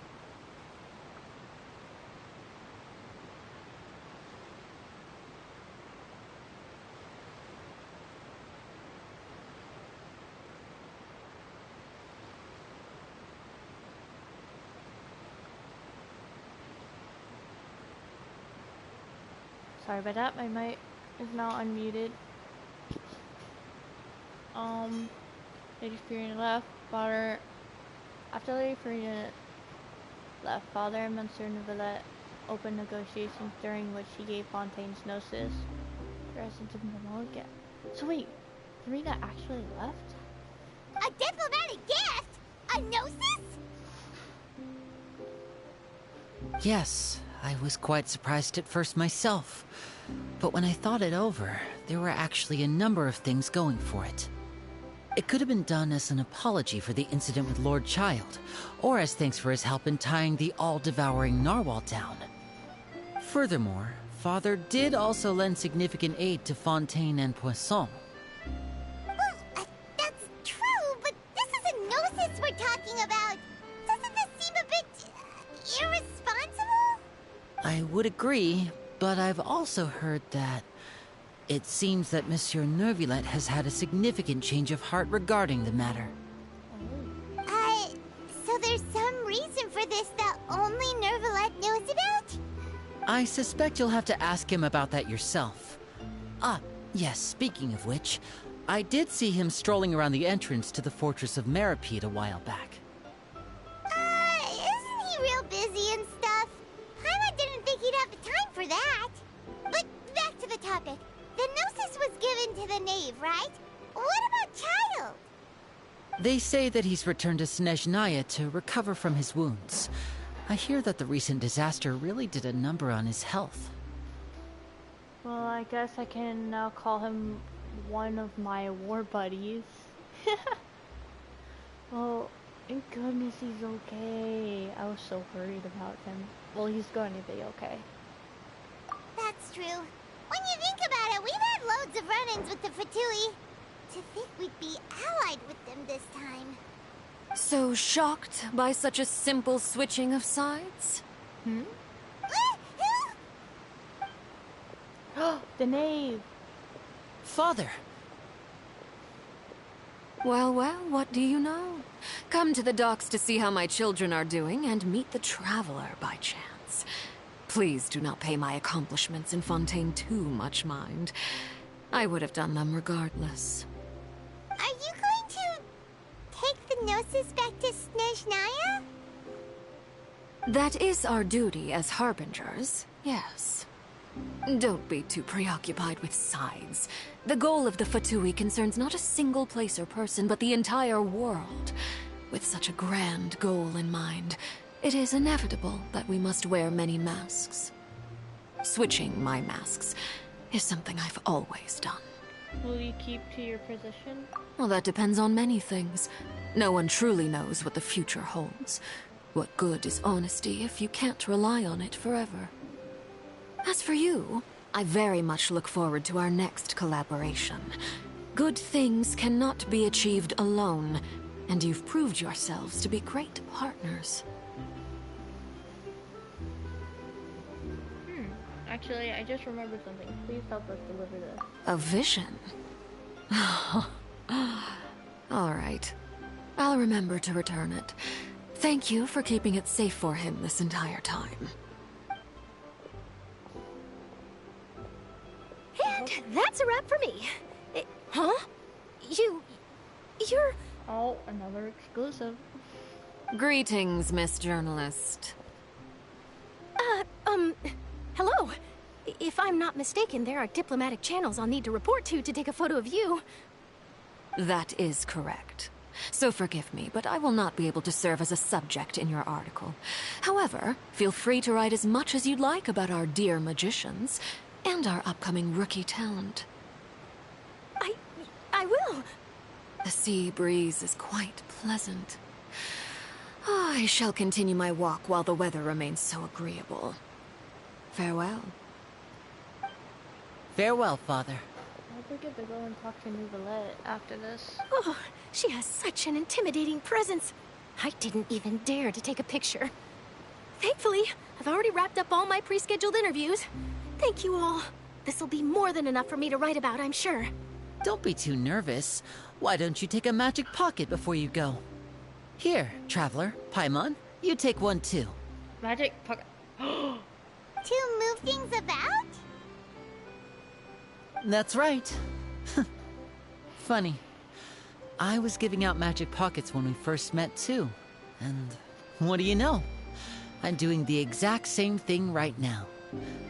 So many things have happened, but the pockets are still the pockets. I guess this must be life. We will all follow our own paths, and serendipity will lead you to your fated friends. All right then. We'll be handing out pockets in some other districts later, so we'll get going now. Have a good day, you two. Well, guess we sent Charlotte off. Should we go see what Nervulet's doing? As long as he's not so busy that he doesn't have time to chat anyway. Something they would still be here too. Okay, Nervulet pet now. Nice. It's all the way.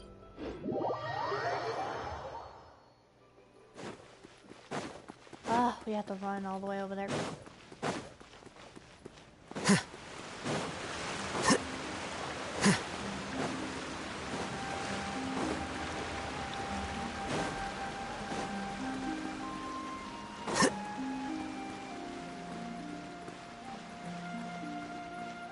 Hope we can get more answers. The entrance to the fortress! Ooh, he really is there!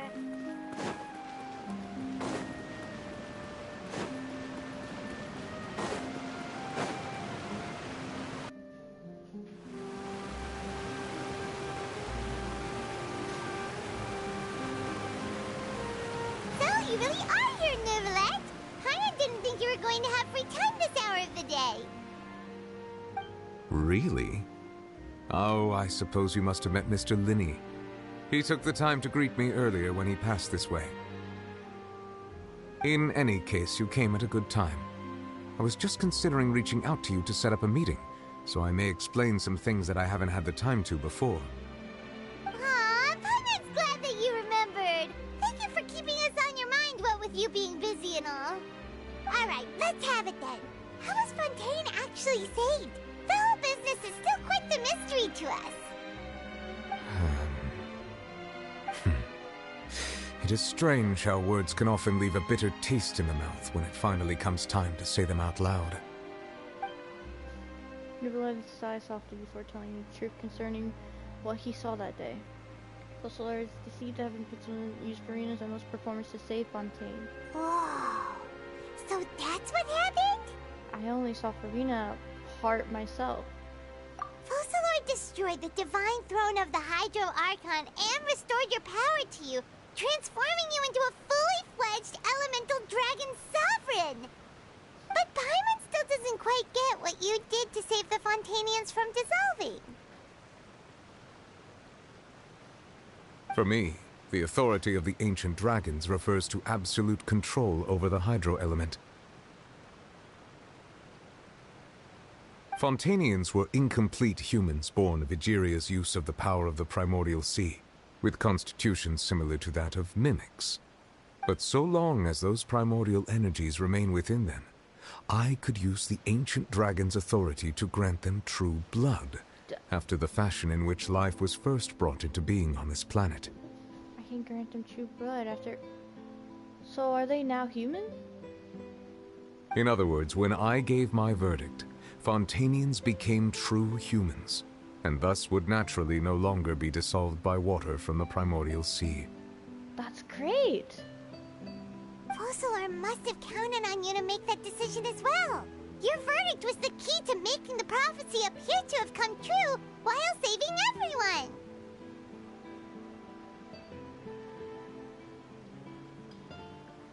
You could say that it was at that moment that the Fontainians were finally truly born. Yeah, and in a manner of speaking, Fossilor finally managed to fulfill the original Hydro Archon's wish to turn Oceanids into real people too!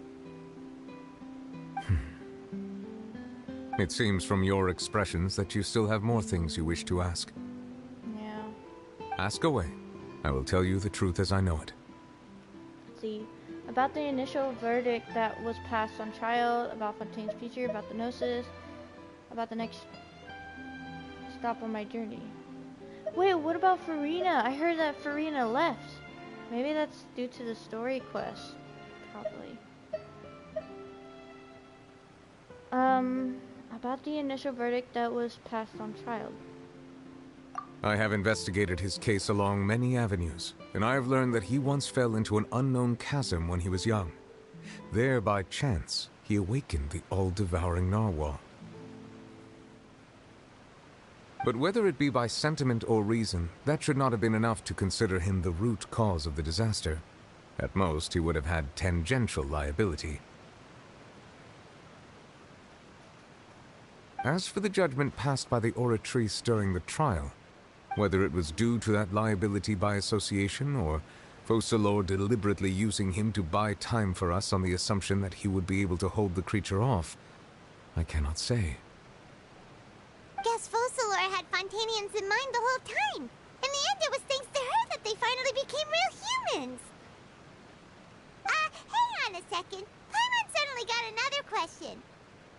Back when Fontanians hadn't yet become real humans, were the children they had also transformed Oceanids?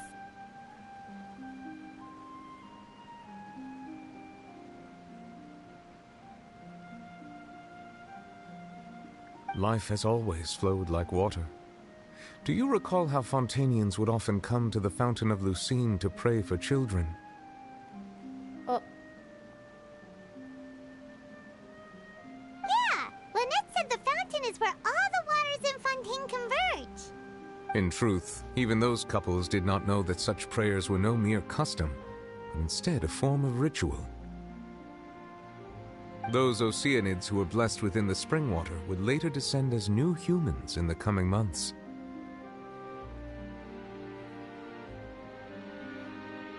What later descendant? What?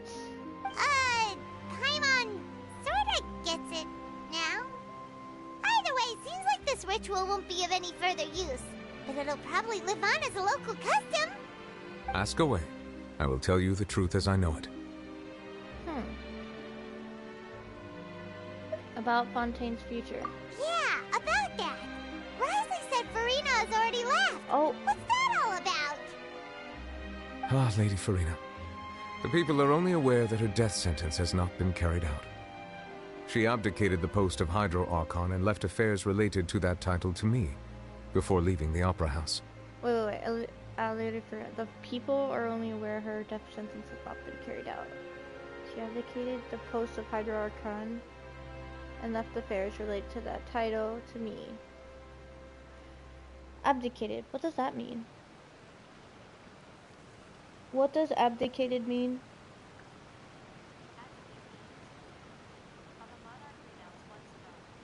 Renounce? Failed to fulfill an undertaking.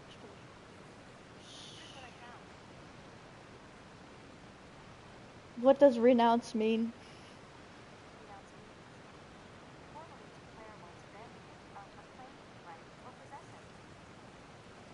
Oh.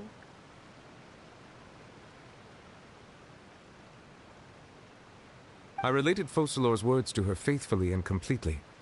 After hearing them, she seemed neither saddened nor comforted.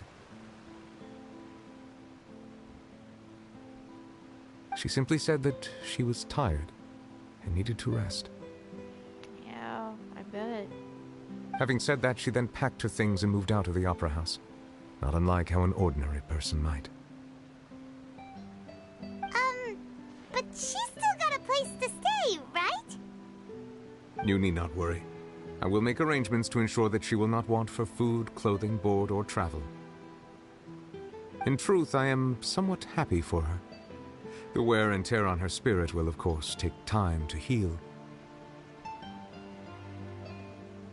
Wait.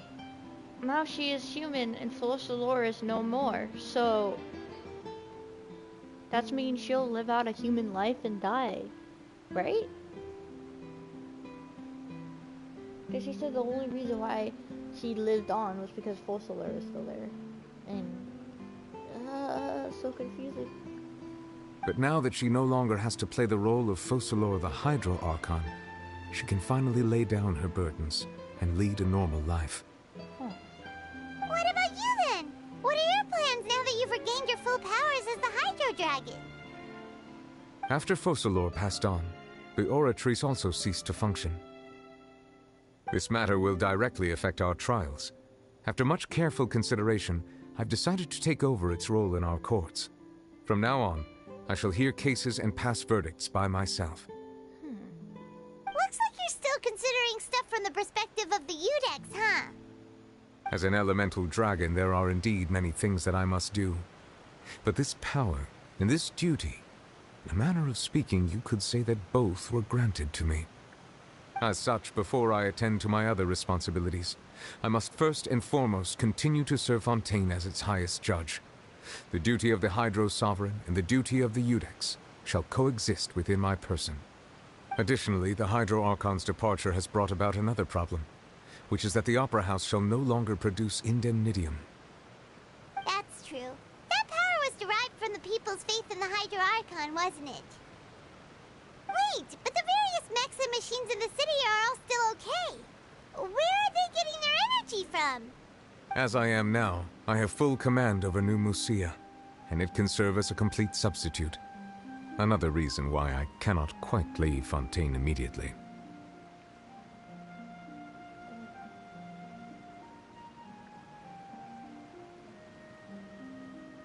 Wow. This ancient dragon's authority stuff is really quite useful, huh? Ask away. I will tell you the truth as I know it. Wait, he says why I can't leave Fontaine immediately. So does that mean eventually he will leave Fontaine? I mean, he does deserve rest also. About Fontaine's Gnosis. Oh, that's right! They say you've given it to the knave as a diplomatic gift or something! Leaving aside their intentionality, the two Fatui Harbingers have indeed done much for us during this crisis. Their sole remaining goal in Fontaine, at least at this point, would seem to be the Gnosis. The Oratrice has ceased to function. The Hydro Archon's divine throne is now no more, and I do not need the Gnosis's power. As such, it has lost all meaning for Fontaine. If the Fatui have impure designs, we might as well accede to their request now, and avoid unnecessary conflict. What complicated considerations! Paimon thought you were just giving it to them out of gratitude to the knave and as an apology to Child. Ask away. I will tell you the truth as I know it. Oh, okay. Then about the next stop on my journey. You will soon be heading to Natlan, I presume. Oh, yes, Natlan.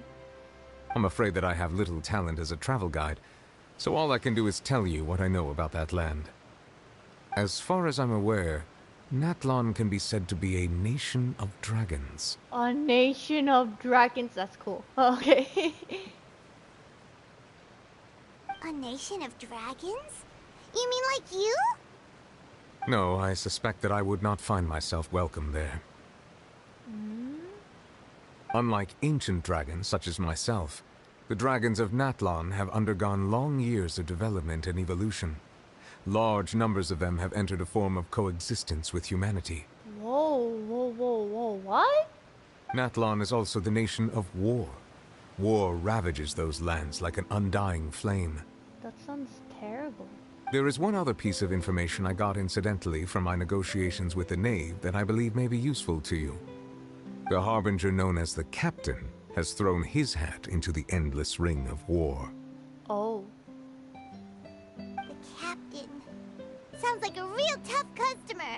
Seriously, everywhere you look, there's a Fatui Harbinger doing their thing. Wait, the Captain. Hold on. Let me look to see who's the Captain. I don't remember all the Harbingers, but I do remember what they look like. The Fatui... The Captain. Oh, him! Okay. I just looked it up. It's him.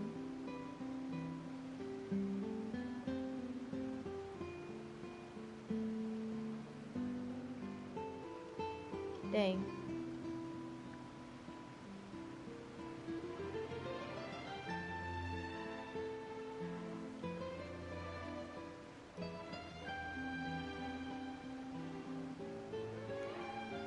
I suggest that you fully prepare yourself before going to Natlan.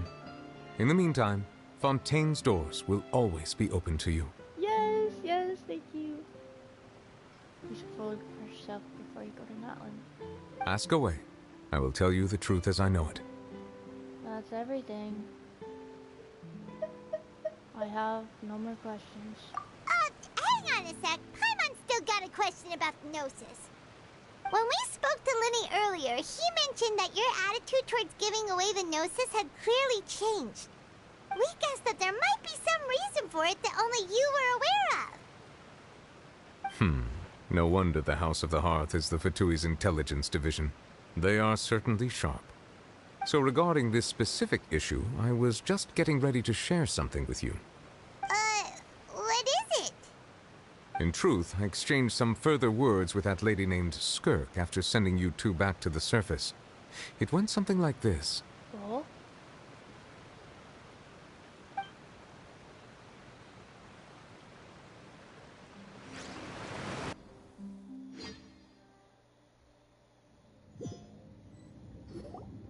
Well, we're going to head topside to see what's going on. You hurry over soon as well, all right,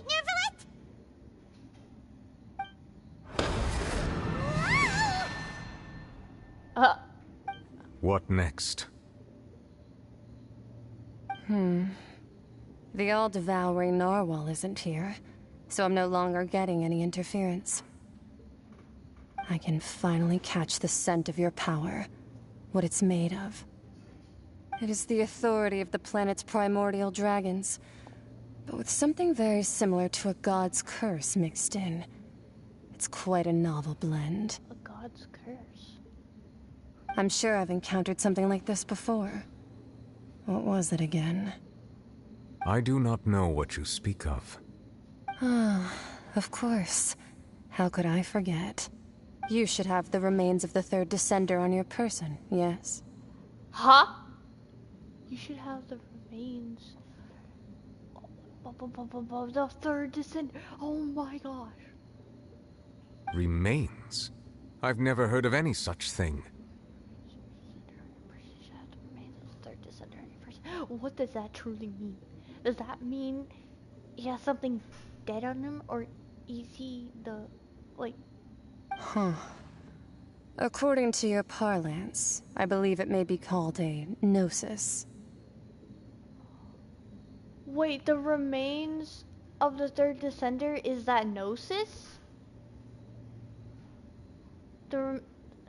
Is the gnosis. Well, that much is true. After Focalor's divinity faded, she handed her gnosis to me. But I fear I have never heard of it described in the manner that you just did. I've been training with my master, the Foul, ever since I was young, and I have never returned to the surface since. So most of the information I possess, I got from him. The Foul. Who is the Foul? Hold on, let me look it up.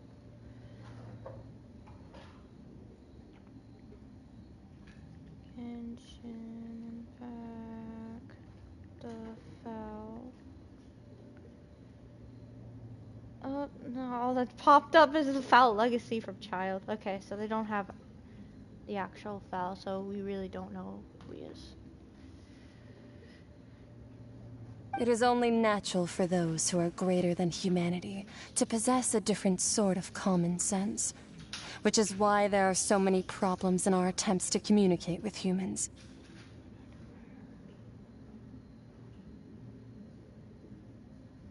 Regardless, you should probably get rid of objects of misfortune to prevent any disasters from befalling you. To live in itself is a blessing. But once a person dies, the bonds he once had with this world shall all turn to curses. What do you mean by that? No need to fret. These are just my personal thoughts. And my reason for no longer wishing to return to the surface. This third descender you refer to, who are they? And when did they die?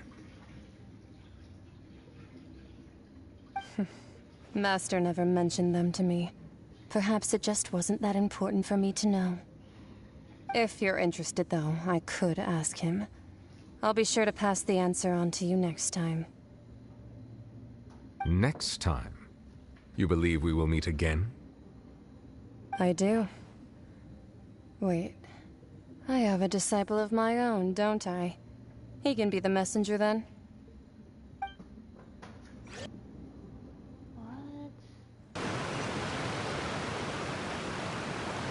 That's what she told me. Whether it would prove useful or not, I wanted to pass that information on to you. That is very useful. We learned about the Descenders from Nahida. The remains of the third descender? Wait. Nahida learned it from the doctor. So that's what the Gnosis actually are. Paimon just thought they looked like chess pieces. How could they be a person's remains? The Gnosis are... Oh my, so it really is true. It's not just that Gnosis, it's the remains of the Descenders. All the same, assuming that there was no misunderstanding or special metaphor at play, that is what she meant to say. And she said that it would bring misfortune and that you should check it, which is why you gave it to the Fatui. If she speaks the truth, then I would simply be putting Fontaine at unnecessary risk by keeping it here. A Descender. She mentioned one of them. I am the fourth Descender. For me, this information means two things. One, that the Gnosis are related to Descenders, and two, that the one who came before me has already died.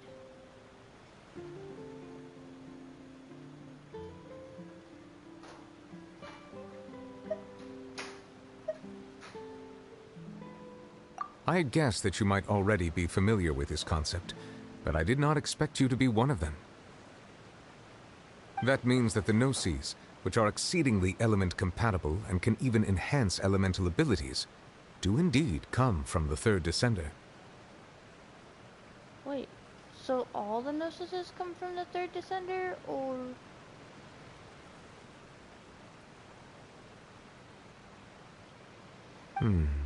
I wonder.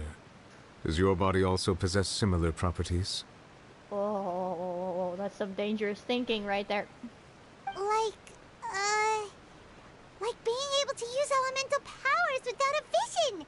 That does sort of count as special compatibility, right? That's true. No, let's not think about this stuff right now. It just feels creepy. Oh my gosh, that even proves it more. Comparing the Traveler to the dead third Descender and all. Don't worry, I won't die so easily. That's what you say, but this topic still feels like bad luck. Once Child recovers, let's get some more answers out of him. Or go look for his master and get the answers that way. Oh, is that the sign of the next Archon quest? Are we gonna meet Dainsleif again? I too believe it unwise to make too many blind guesses when information is lacking. The same is true of being at court. Alright. Whatever the case, it seems like the crisis here in Fontaine's over for now. Yes. All of Focalor's efforts were for this moment as well. But she sacrificed herself in the end as a god, and she suffered through all those years as a human. Was that really what she wanted? I suppose that would be the mystery of a god's will. Can you understand the will of the gods? I suspect not. But once in a while, I too would guess that if wishes were like the clouds in the sky, they will one day return to the earth as raindrops. Life flows like water, and rain is the final answer. The water levels may sometimes tilt one way or another, but the rain falls fairly upon all. And what, ultimately, is the difference between the rains that fall upon all of us?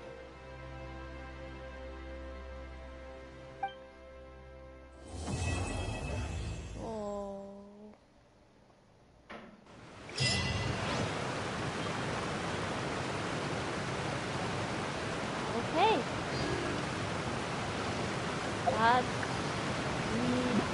Wait.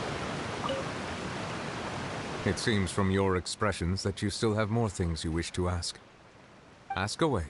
I will tell you the truth as I know it. They're all still the same. I suggest that you fully prepare yourself before going to Natlan. In the meantime, Fontaine's doors will always be open to you. Well, alright, that's the end of the quest, everyone. I hope you enjoyed it, but dang, we found out so many things. We even found out more about the Descenders, like, well, a bit of the information. Squirkin finally, child is okay. Kind of. He has injuries, but oh, he's gonna be okay. I was so worried for him. I'm excited for the next Arc Conquest. I'm extremely excited. Well, the next stream will be Farina's story quest, as you can see. Now we'll see more of what's going on Farina's side now after this whole thing on Saturday. And as for summoning, I honestly don't know. I don't know if I want to summon. Oh, I do want to summon for her. I want her badly and her weapon. But I need Bal more for my team, so my blooms aren't wasted. Because that is just a huge waste, all those blooms.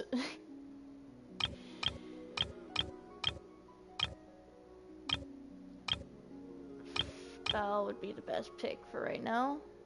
So yeah. But I really want Charlotte also. Shoot. We could summon, but like I could just wait, try to collect as much Primo as possible, and hopefully go for Bal and her weapon. Yeah, right, but I'm not gonna get her. But yeah. I believe, yeah, I already got them. Well, I have 18 days to think about this. I'm not gonna just summon out of nowhere like I've been doing for these past couple of months. Or maybe I might do it again. Who knows? But for now, we're not gonna summon. Well, that's the end of the story quest, everybody. The story quest is amazing. New level is so freaking cool! And Farina is now, well, hopefully eventually be okay. So yeah. Bye bye. Oh, almost 6 hours. Oh my gosh. It's been 5 hours and 57 minutes. Dang it. I kind of want to wait out 3 minutes. Just so then... Wait. Oh well. Well, I gotta go walk my dog. So. Bye bye.